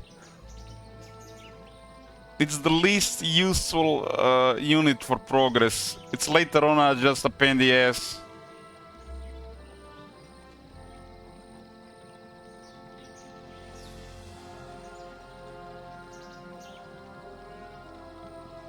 If we get, I'm probably gonna have to get the laws if the remaining laws for them. Gonna get another 10 health. It's gonna be 60 health on a tier 3, and with Awaken 70 with those numbers. What?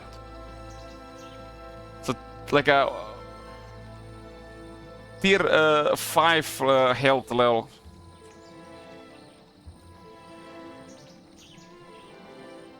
Allows each recent hero to learn up to 1 random expert skills or level them up. Ooh. Ooh. They fight. They fight!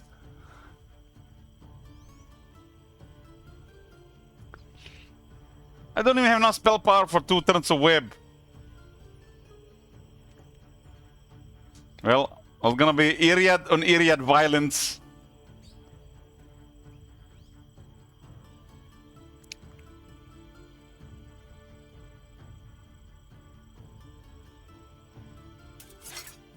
My god. My web is only 1 round.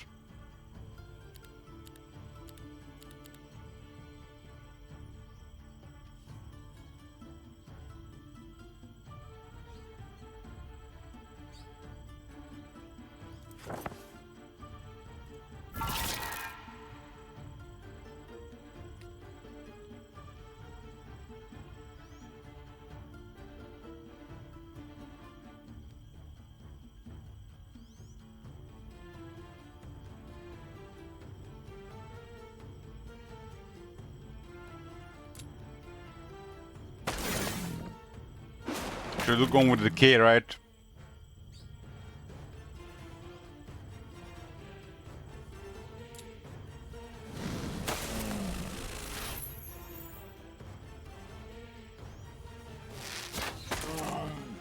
This one doesn't even have offense or luck.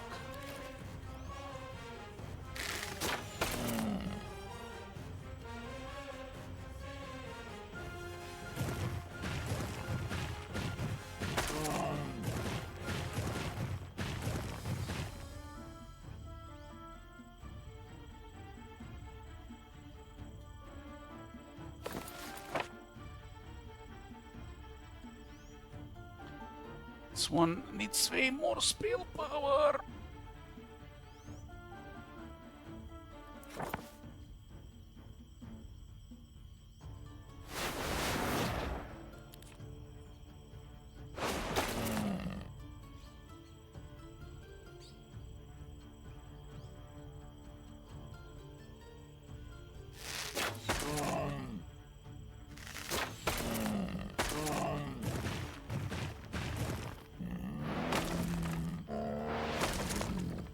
They're hurting each other.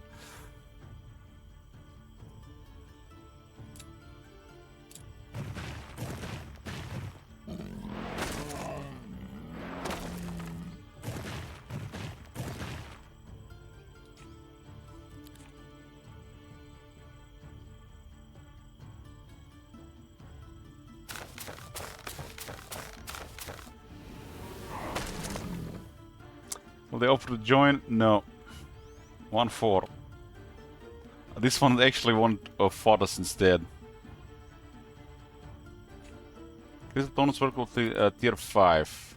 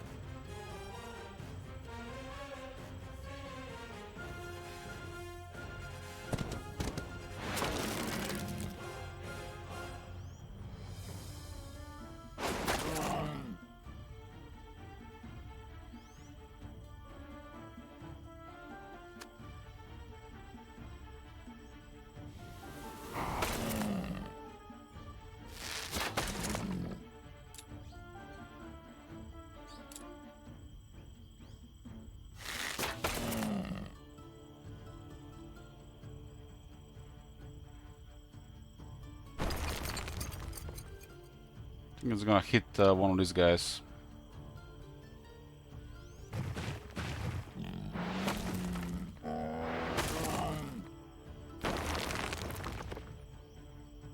Hoplet. Okay, I'll take the Hoplet. Should be a lot of experience here as well, right?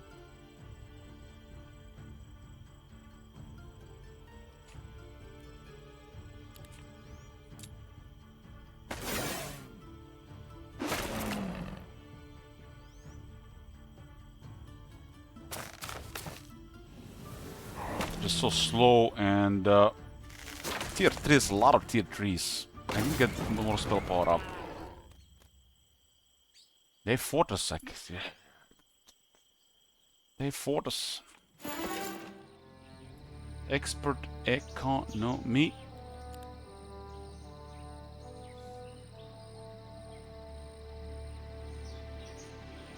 This hero sells artifacts for 25% more and buys them for 25% less. Dust is just so important long term. And then we get offered between resistance, insight, and combat. I mean, insight goes with experimenter, right?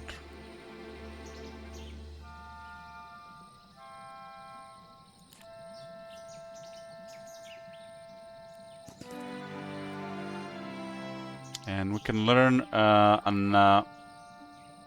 it says here, Allows each visiting hero to learn up to one random expert skill or level them up. So for 5,000, it's kind of like a super university. I have battle magic here for Octavia, so we have triple crit damage.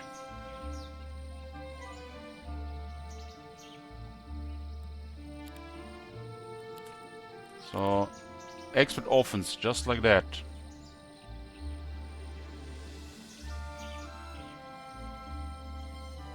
Go with archery here. And we'll go with the shield blades here. So we can compare between Octavia and her. Archery and shield blades goes really good for the shooters of this faction. Did I ever try to go for this? Yes, sometimes. I tried yesterday, I didn't get the last kill.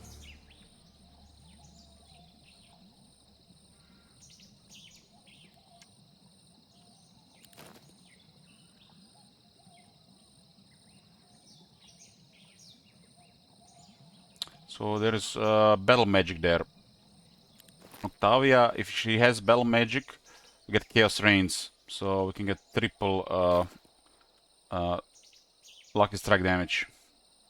Triple.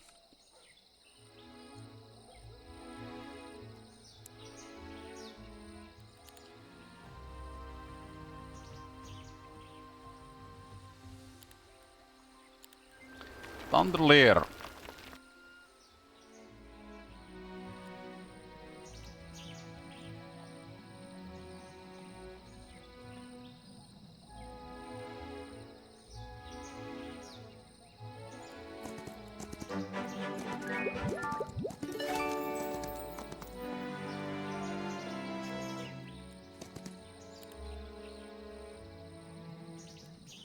Quite like this this building. Does cost you 5,000 gold. It's Infernal Circ. Those who witness this performance are forever changed. But you can learn one, only one skill. Up to one. Each allows each visiting hero to learn up to one random expert skill or level them up. But it's still offered here.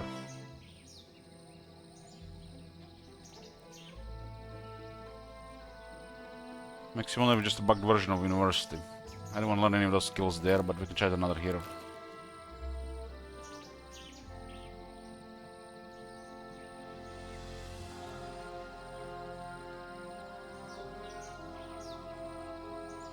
This hero really needs spell power.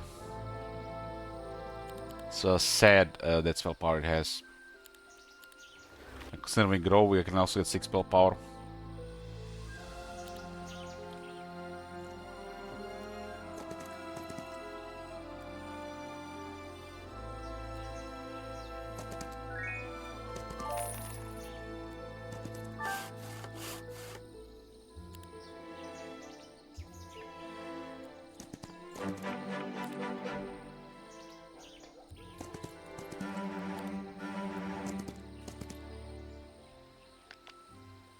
We will get rid of Aunt Dahlia.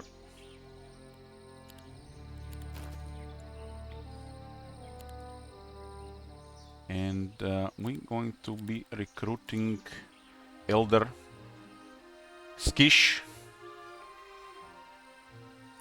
Gives Herb Monster growth. He starts with 2 Herb Monsters.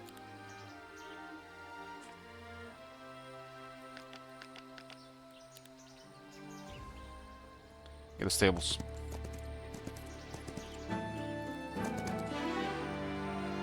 Advanced Murmuring.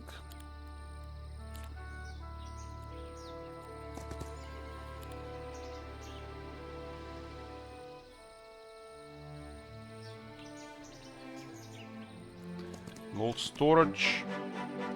Another gold storage.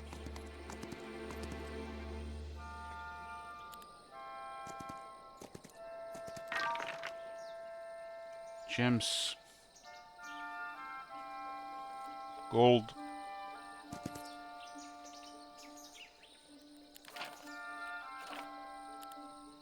I think we recruited everything this week already, just to transfer some troops around.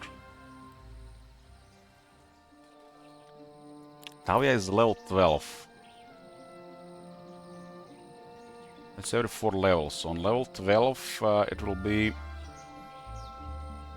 additional 5% chance per luck point to get a lucky strike.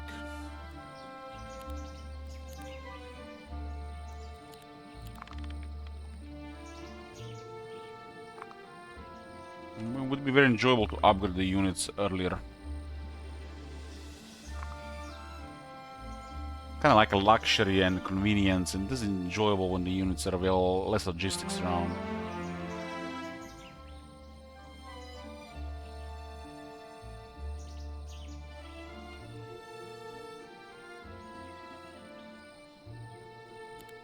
I think I didn't move that completely last time.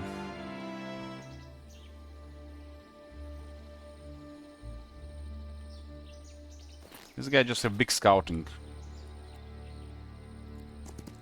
Which is nice to just send him ahead and get vision.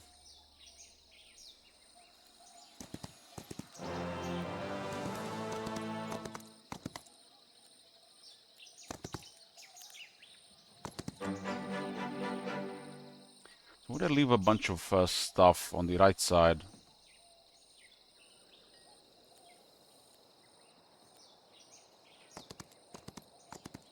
When do you think we will see enemy break through the guarding stakes? I hope never, and I'm doing it do myself. I'm calling it. I'll be the one that breaks first.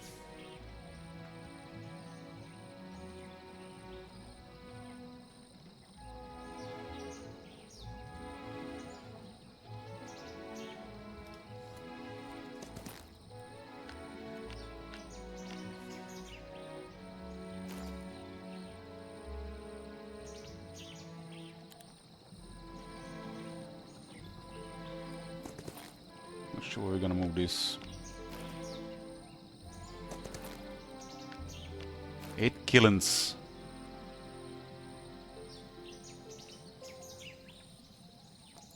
What would be another diplomacy going on here? We're running out of grow creatures.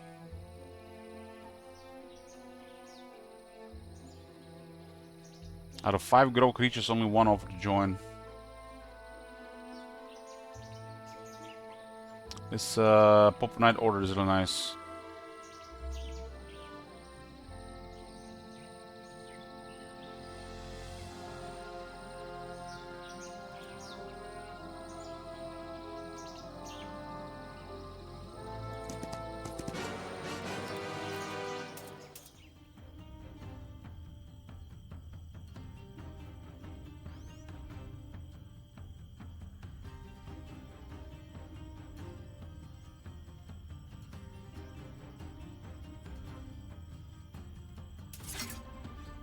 So Phoenix is a 15-7, this is 12-9.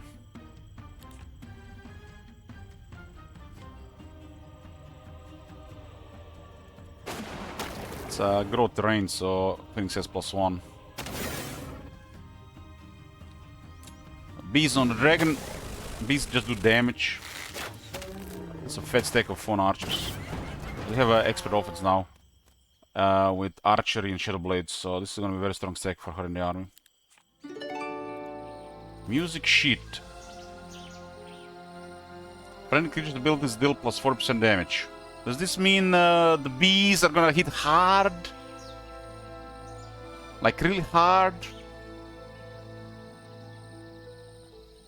It's actually a set bonus with one thing I already have. So we have 2 out of 3 now. Might actually be okay here.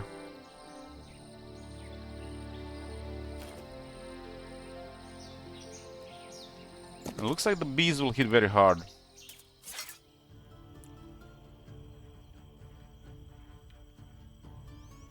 $112.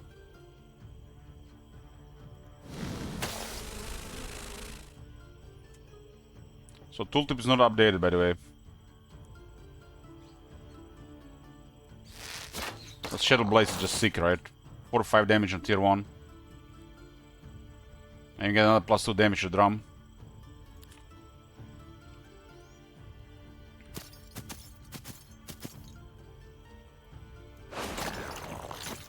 I mean, Shadow Blades are even sick for on a tier 4.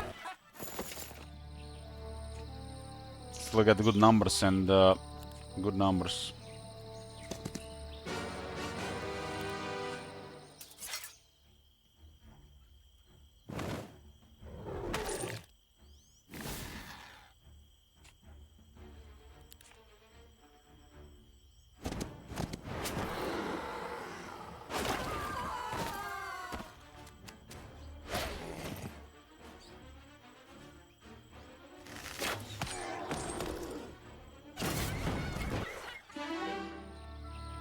The one's inside. I think this is one exception where... one exception because we got insight, huh? We could just go for a lot of low points. Or we could see the Sagacity thing. But we can just cast magic instead of Sagacity, right? So just go for plus 100% low points, so just double the low points for combat, which is really nice. So it will tell you they'll flee, they'll fight, or they'll join you. I'll tell you their intentions, you know, before you click on them. I think this is really nice, at least we can get some advantage of this hero for get low. And the little lows are nice, we can get ahead of time.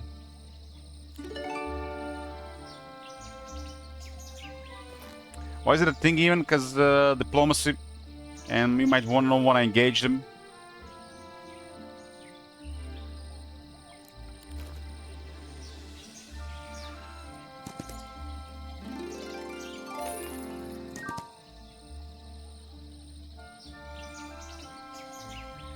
So now we're getting plus 100% low points. So battle gives it 1000, as in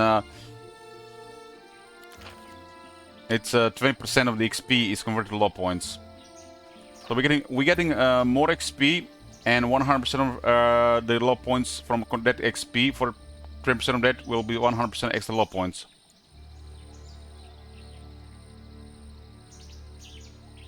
Does the double income set bonus? No.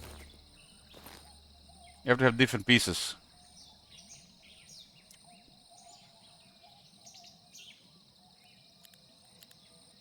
This is very nice for Thunderstrike and for the Beast Swarm. So is it called Thunderstrike? Or is it Ball Lightning? Yeah, Thunderstrike is to get attack, Ball Lightning is the damage.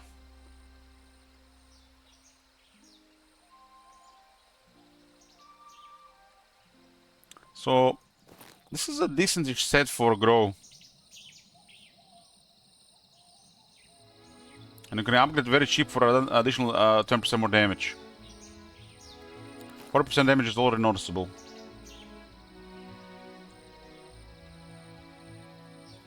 There are hoplets here. That's a third hoplet one. There's another expert skill can be learned here.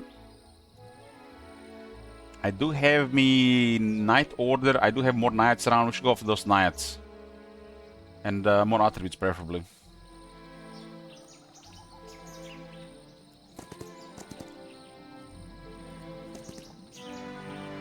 I want Battle Magic here. This is looks like an interface glitch from University.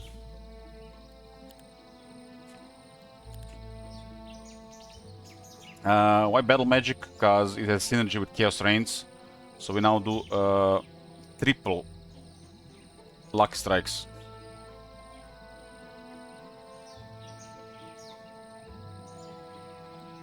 I'm gonna go with Aura of Destruction.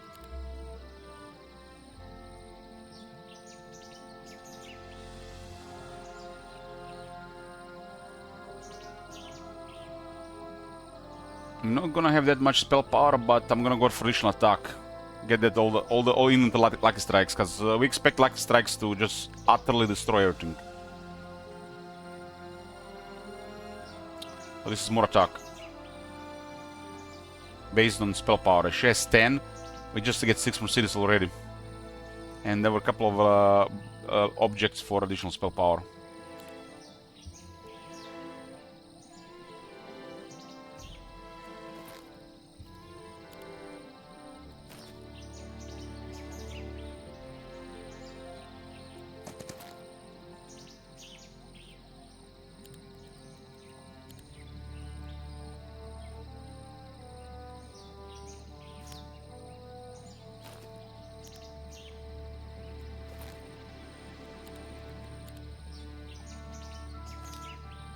So this is grants 2 focus points. You get 4 focus points.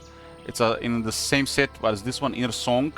This is a really good one for a couple of units, especially for the Herbomancer. If you have a big Beast Swarm, turns into a really strong ability. And when you have the set bonus, it will not end the turn, so you can use another ability or attack or move. Some abilities do not end the turn though. But these attacks do end the turn usually. So we'll try the set bonus, we'll keep it a try, but this is a really good item to keep on its own. I don't think the other two are that good. But for a couple of abilities Grow has, it's pretty good.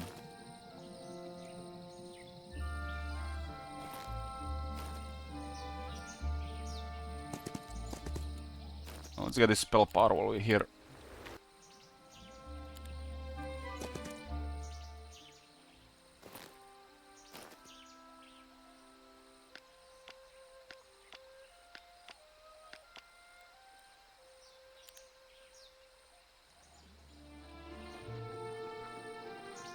Night Order.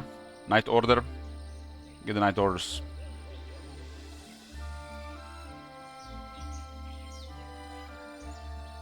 University, huh?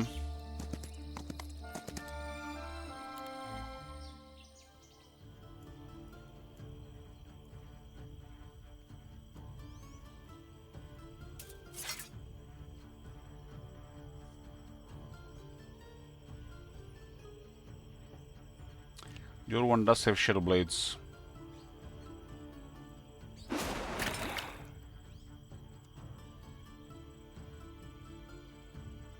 says 112 damage and then 80 damage at the beginning of each turn.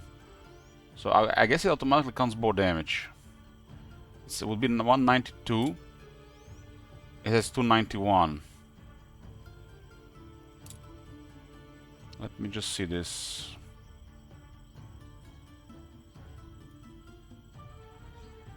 I'm not sure how they get that much damage. 291.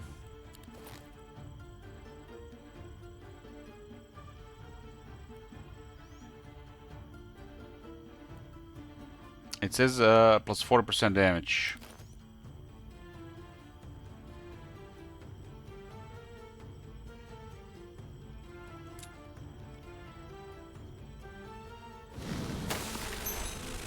And it dealt 582 damage. Lucky Strike. It was triple damage. Man, the triple damage Lucky Strikes Octavia, it's sick.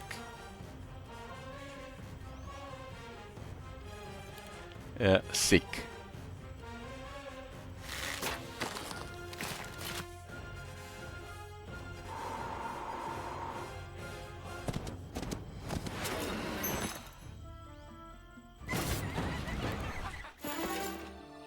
Advanced Primal Magic.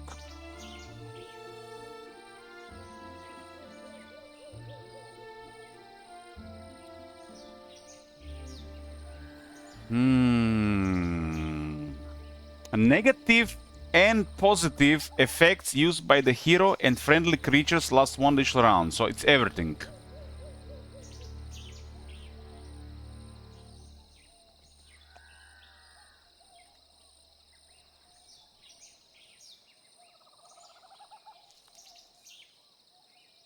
The primal time is gonna be good without Thaumaturgy.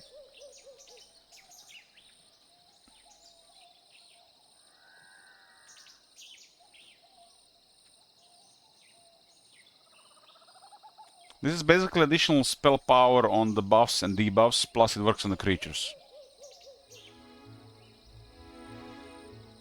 I like it, I like it. Final Force. We'll guarantee that we have a good duration and good effects. I'm gonna go attack here. I got triple lucky strike damage right now.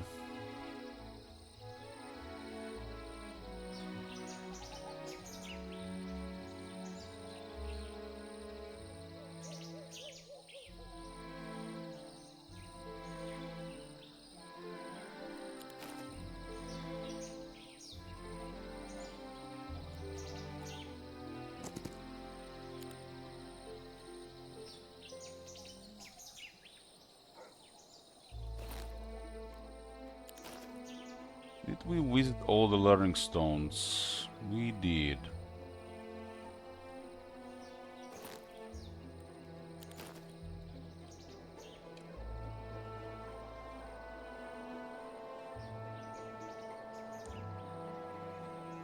This guy will just be for logistics now.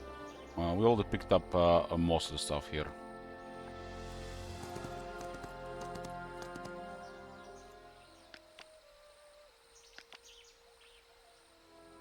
We don't have to move everybody every turn.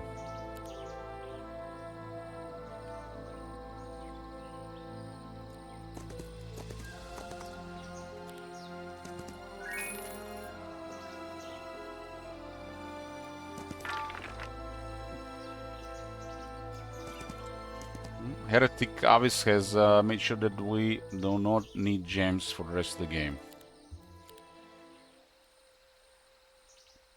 So Pyre does require 20 crystals. And I still need fortifications.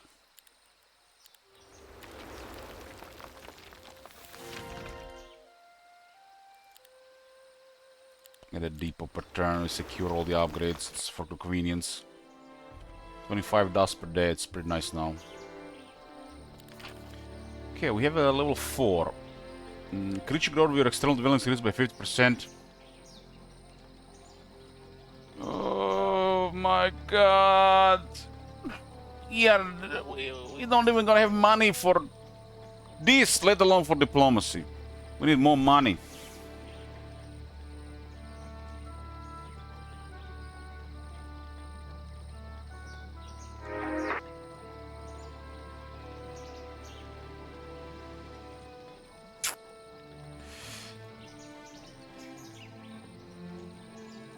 I saved that for watch later. You're an angel, Dagniera.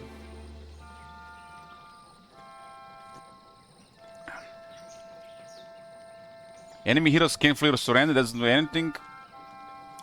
The cooldowns of all battle spells of your heroes are reduced by 1 round. All temporary spells of your heroes get 1 temporary stuff. And look at this, you can double your growth external dwellings. The last one we played with Growth didn't have any external dwellings. And this is friendly creatures have now plus 1% lucky strike chance for each point of luck. It's day 4, huh? We'll go with elite monsters, so their abilities cost -1 focus charge. And the further levels are more growth. The first one is very important. Very, very important. This is now a little bit overkill, but it'll be really, really fun to have later. I do see some grow creatures. Thank God, I see some grow creatures. I see grow creatures. Guys, this is gonna be the one. A fat stack of shooters. We promote the range meta on this stream, but look at this. One of these two join, and I'll be a happy panda for a while. One of these two join. One of these join. Please not this one. Please not this one. One of those other two.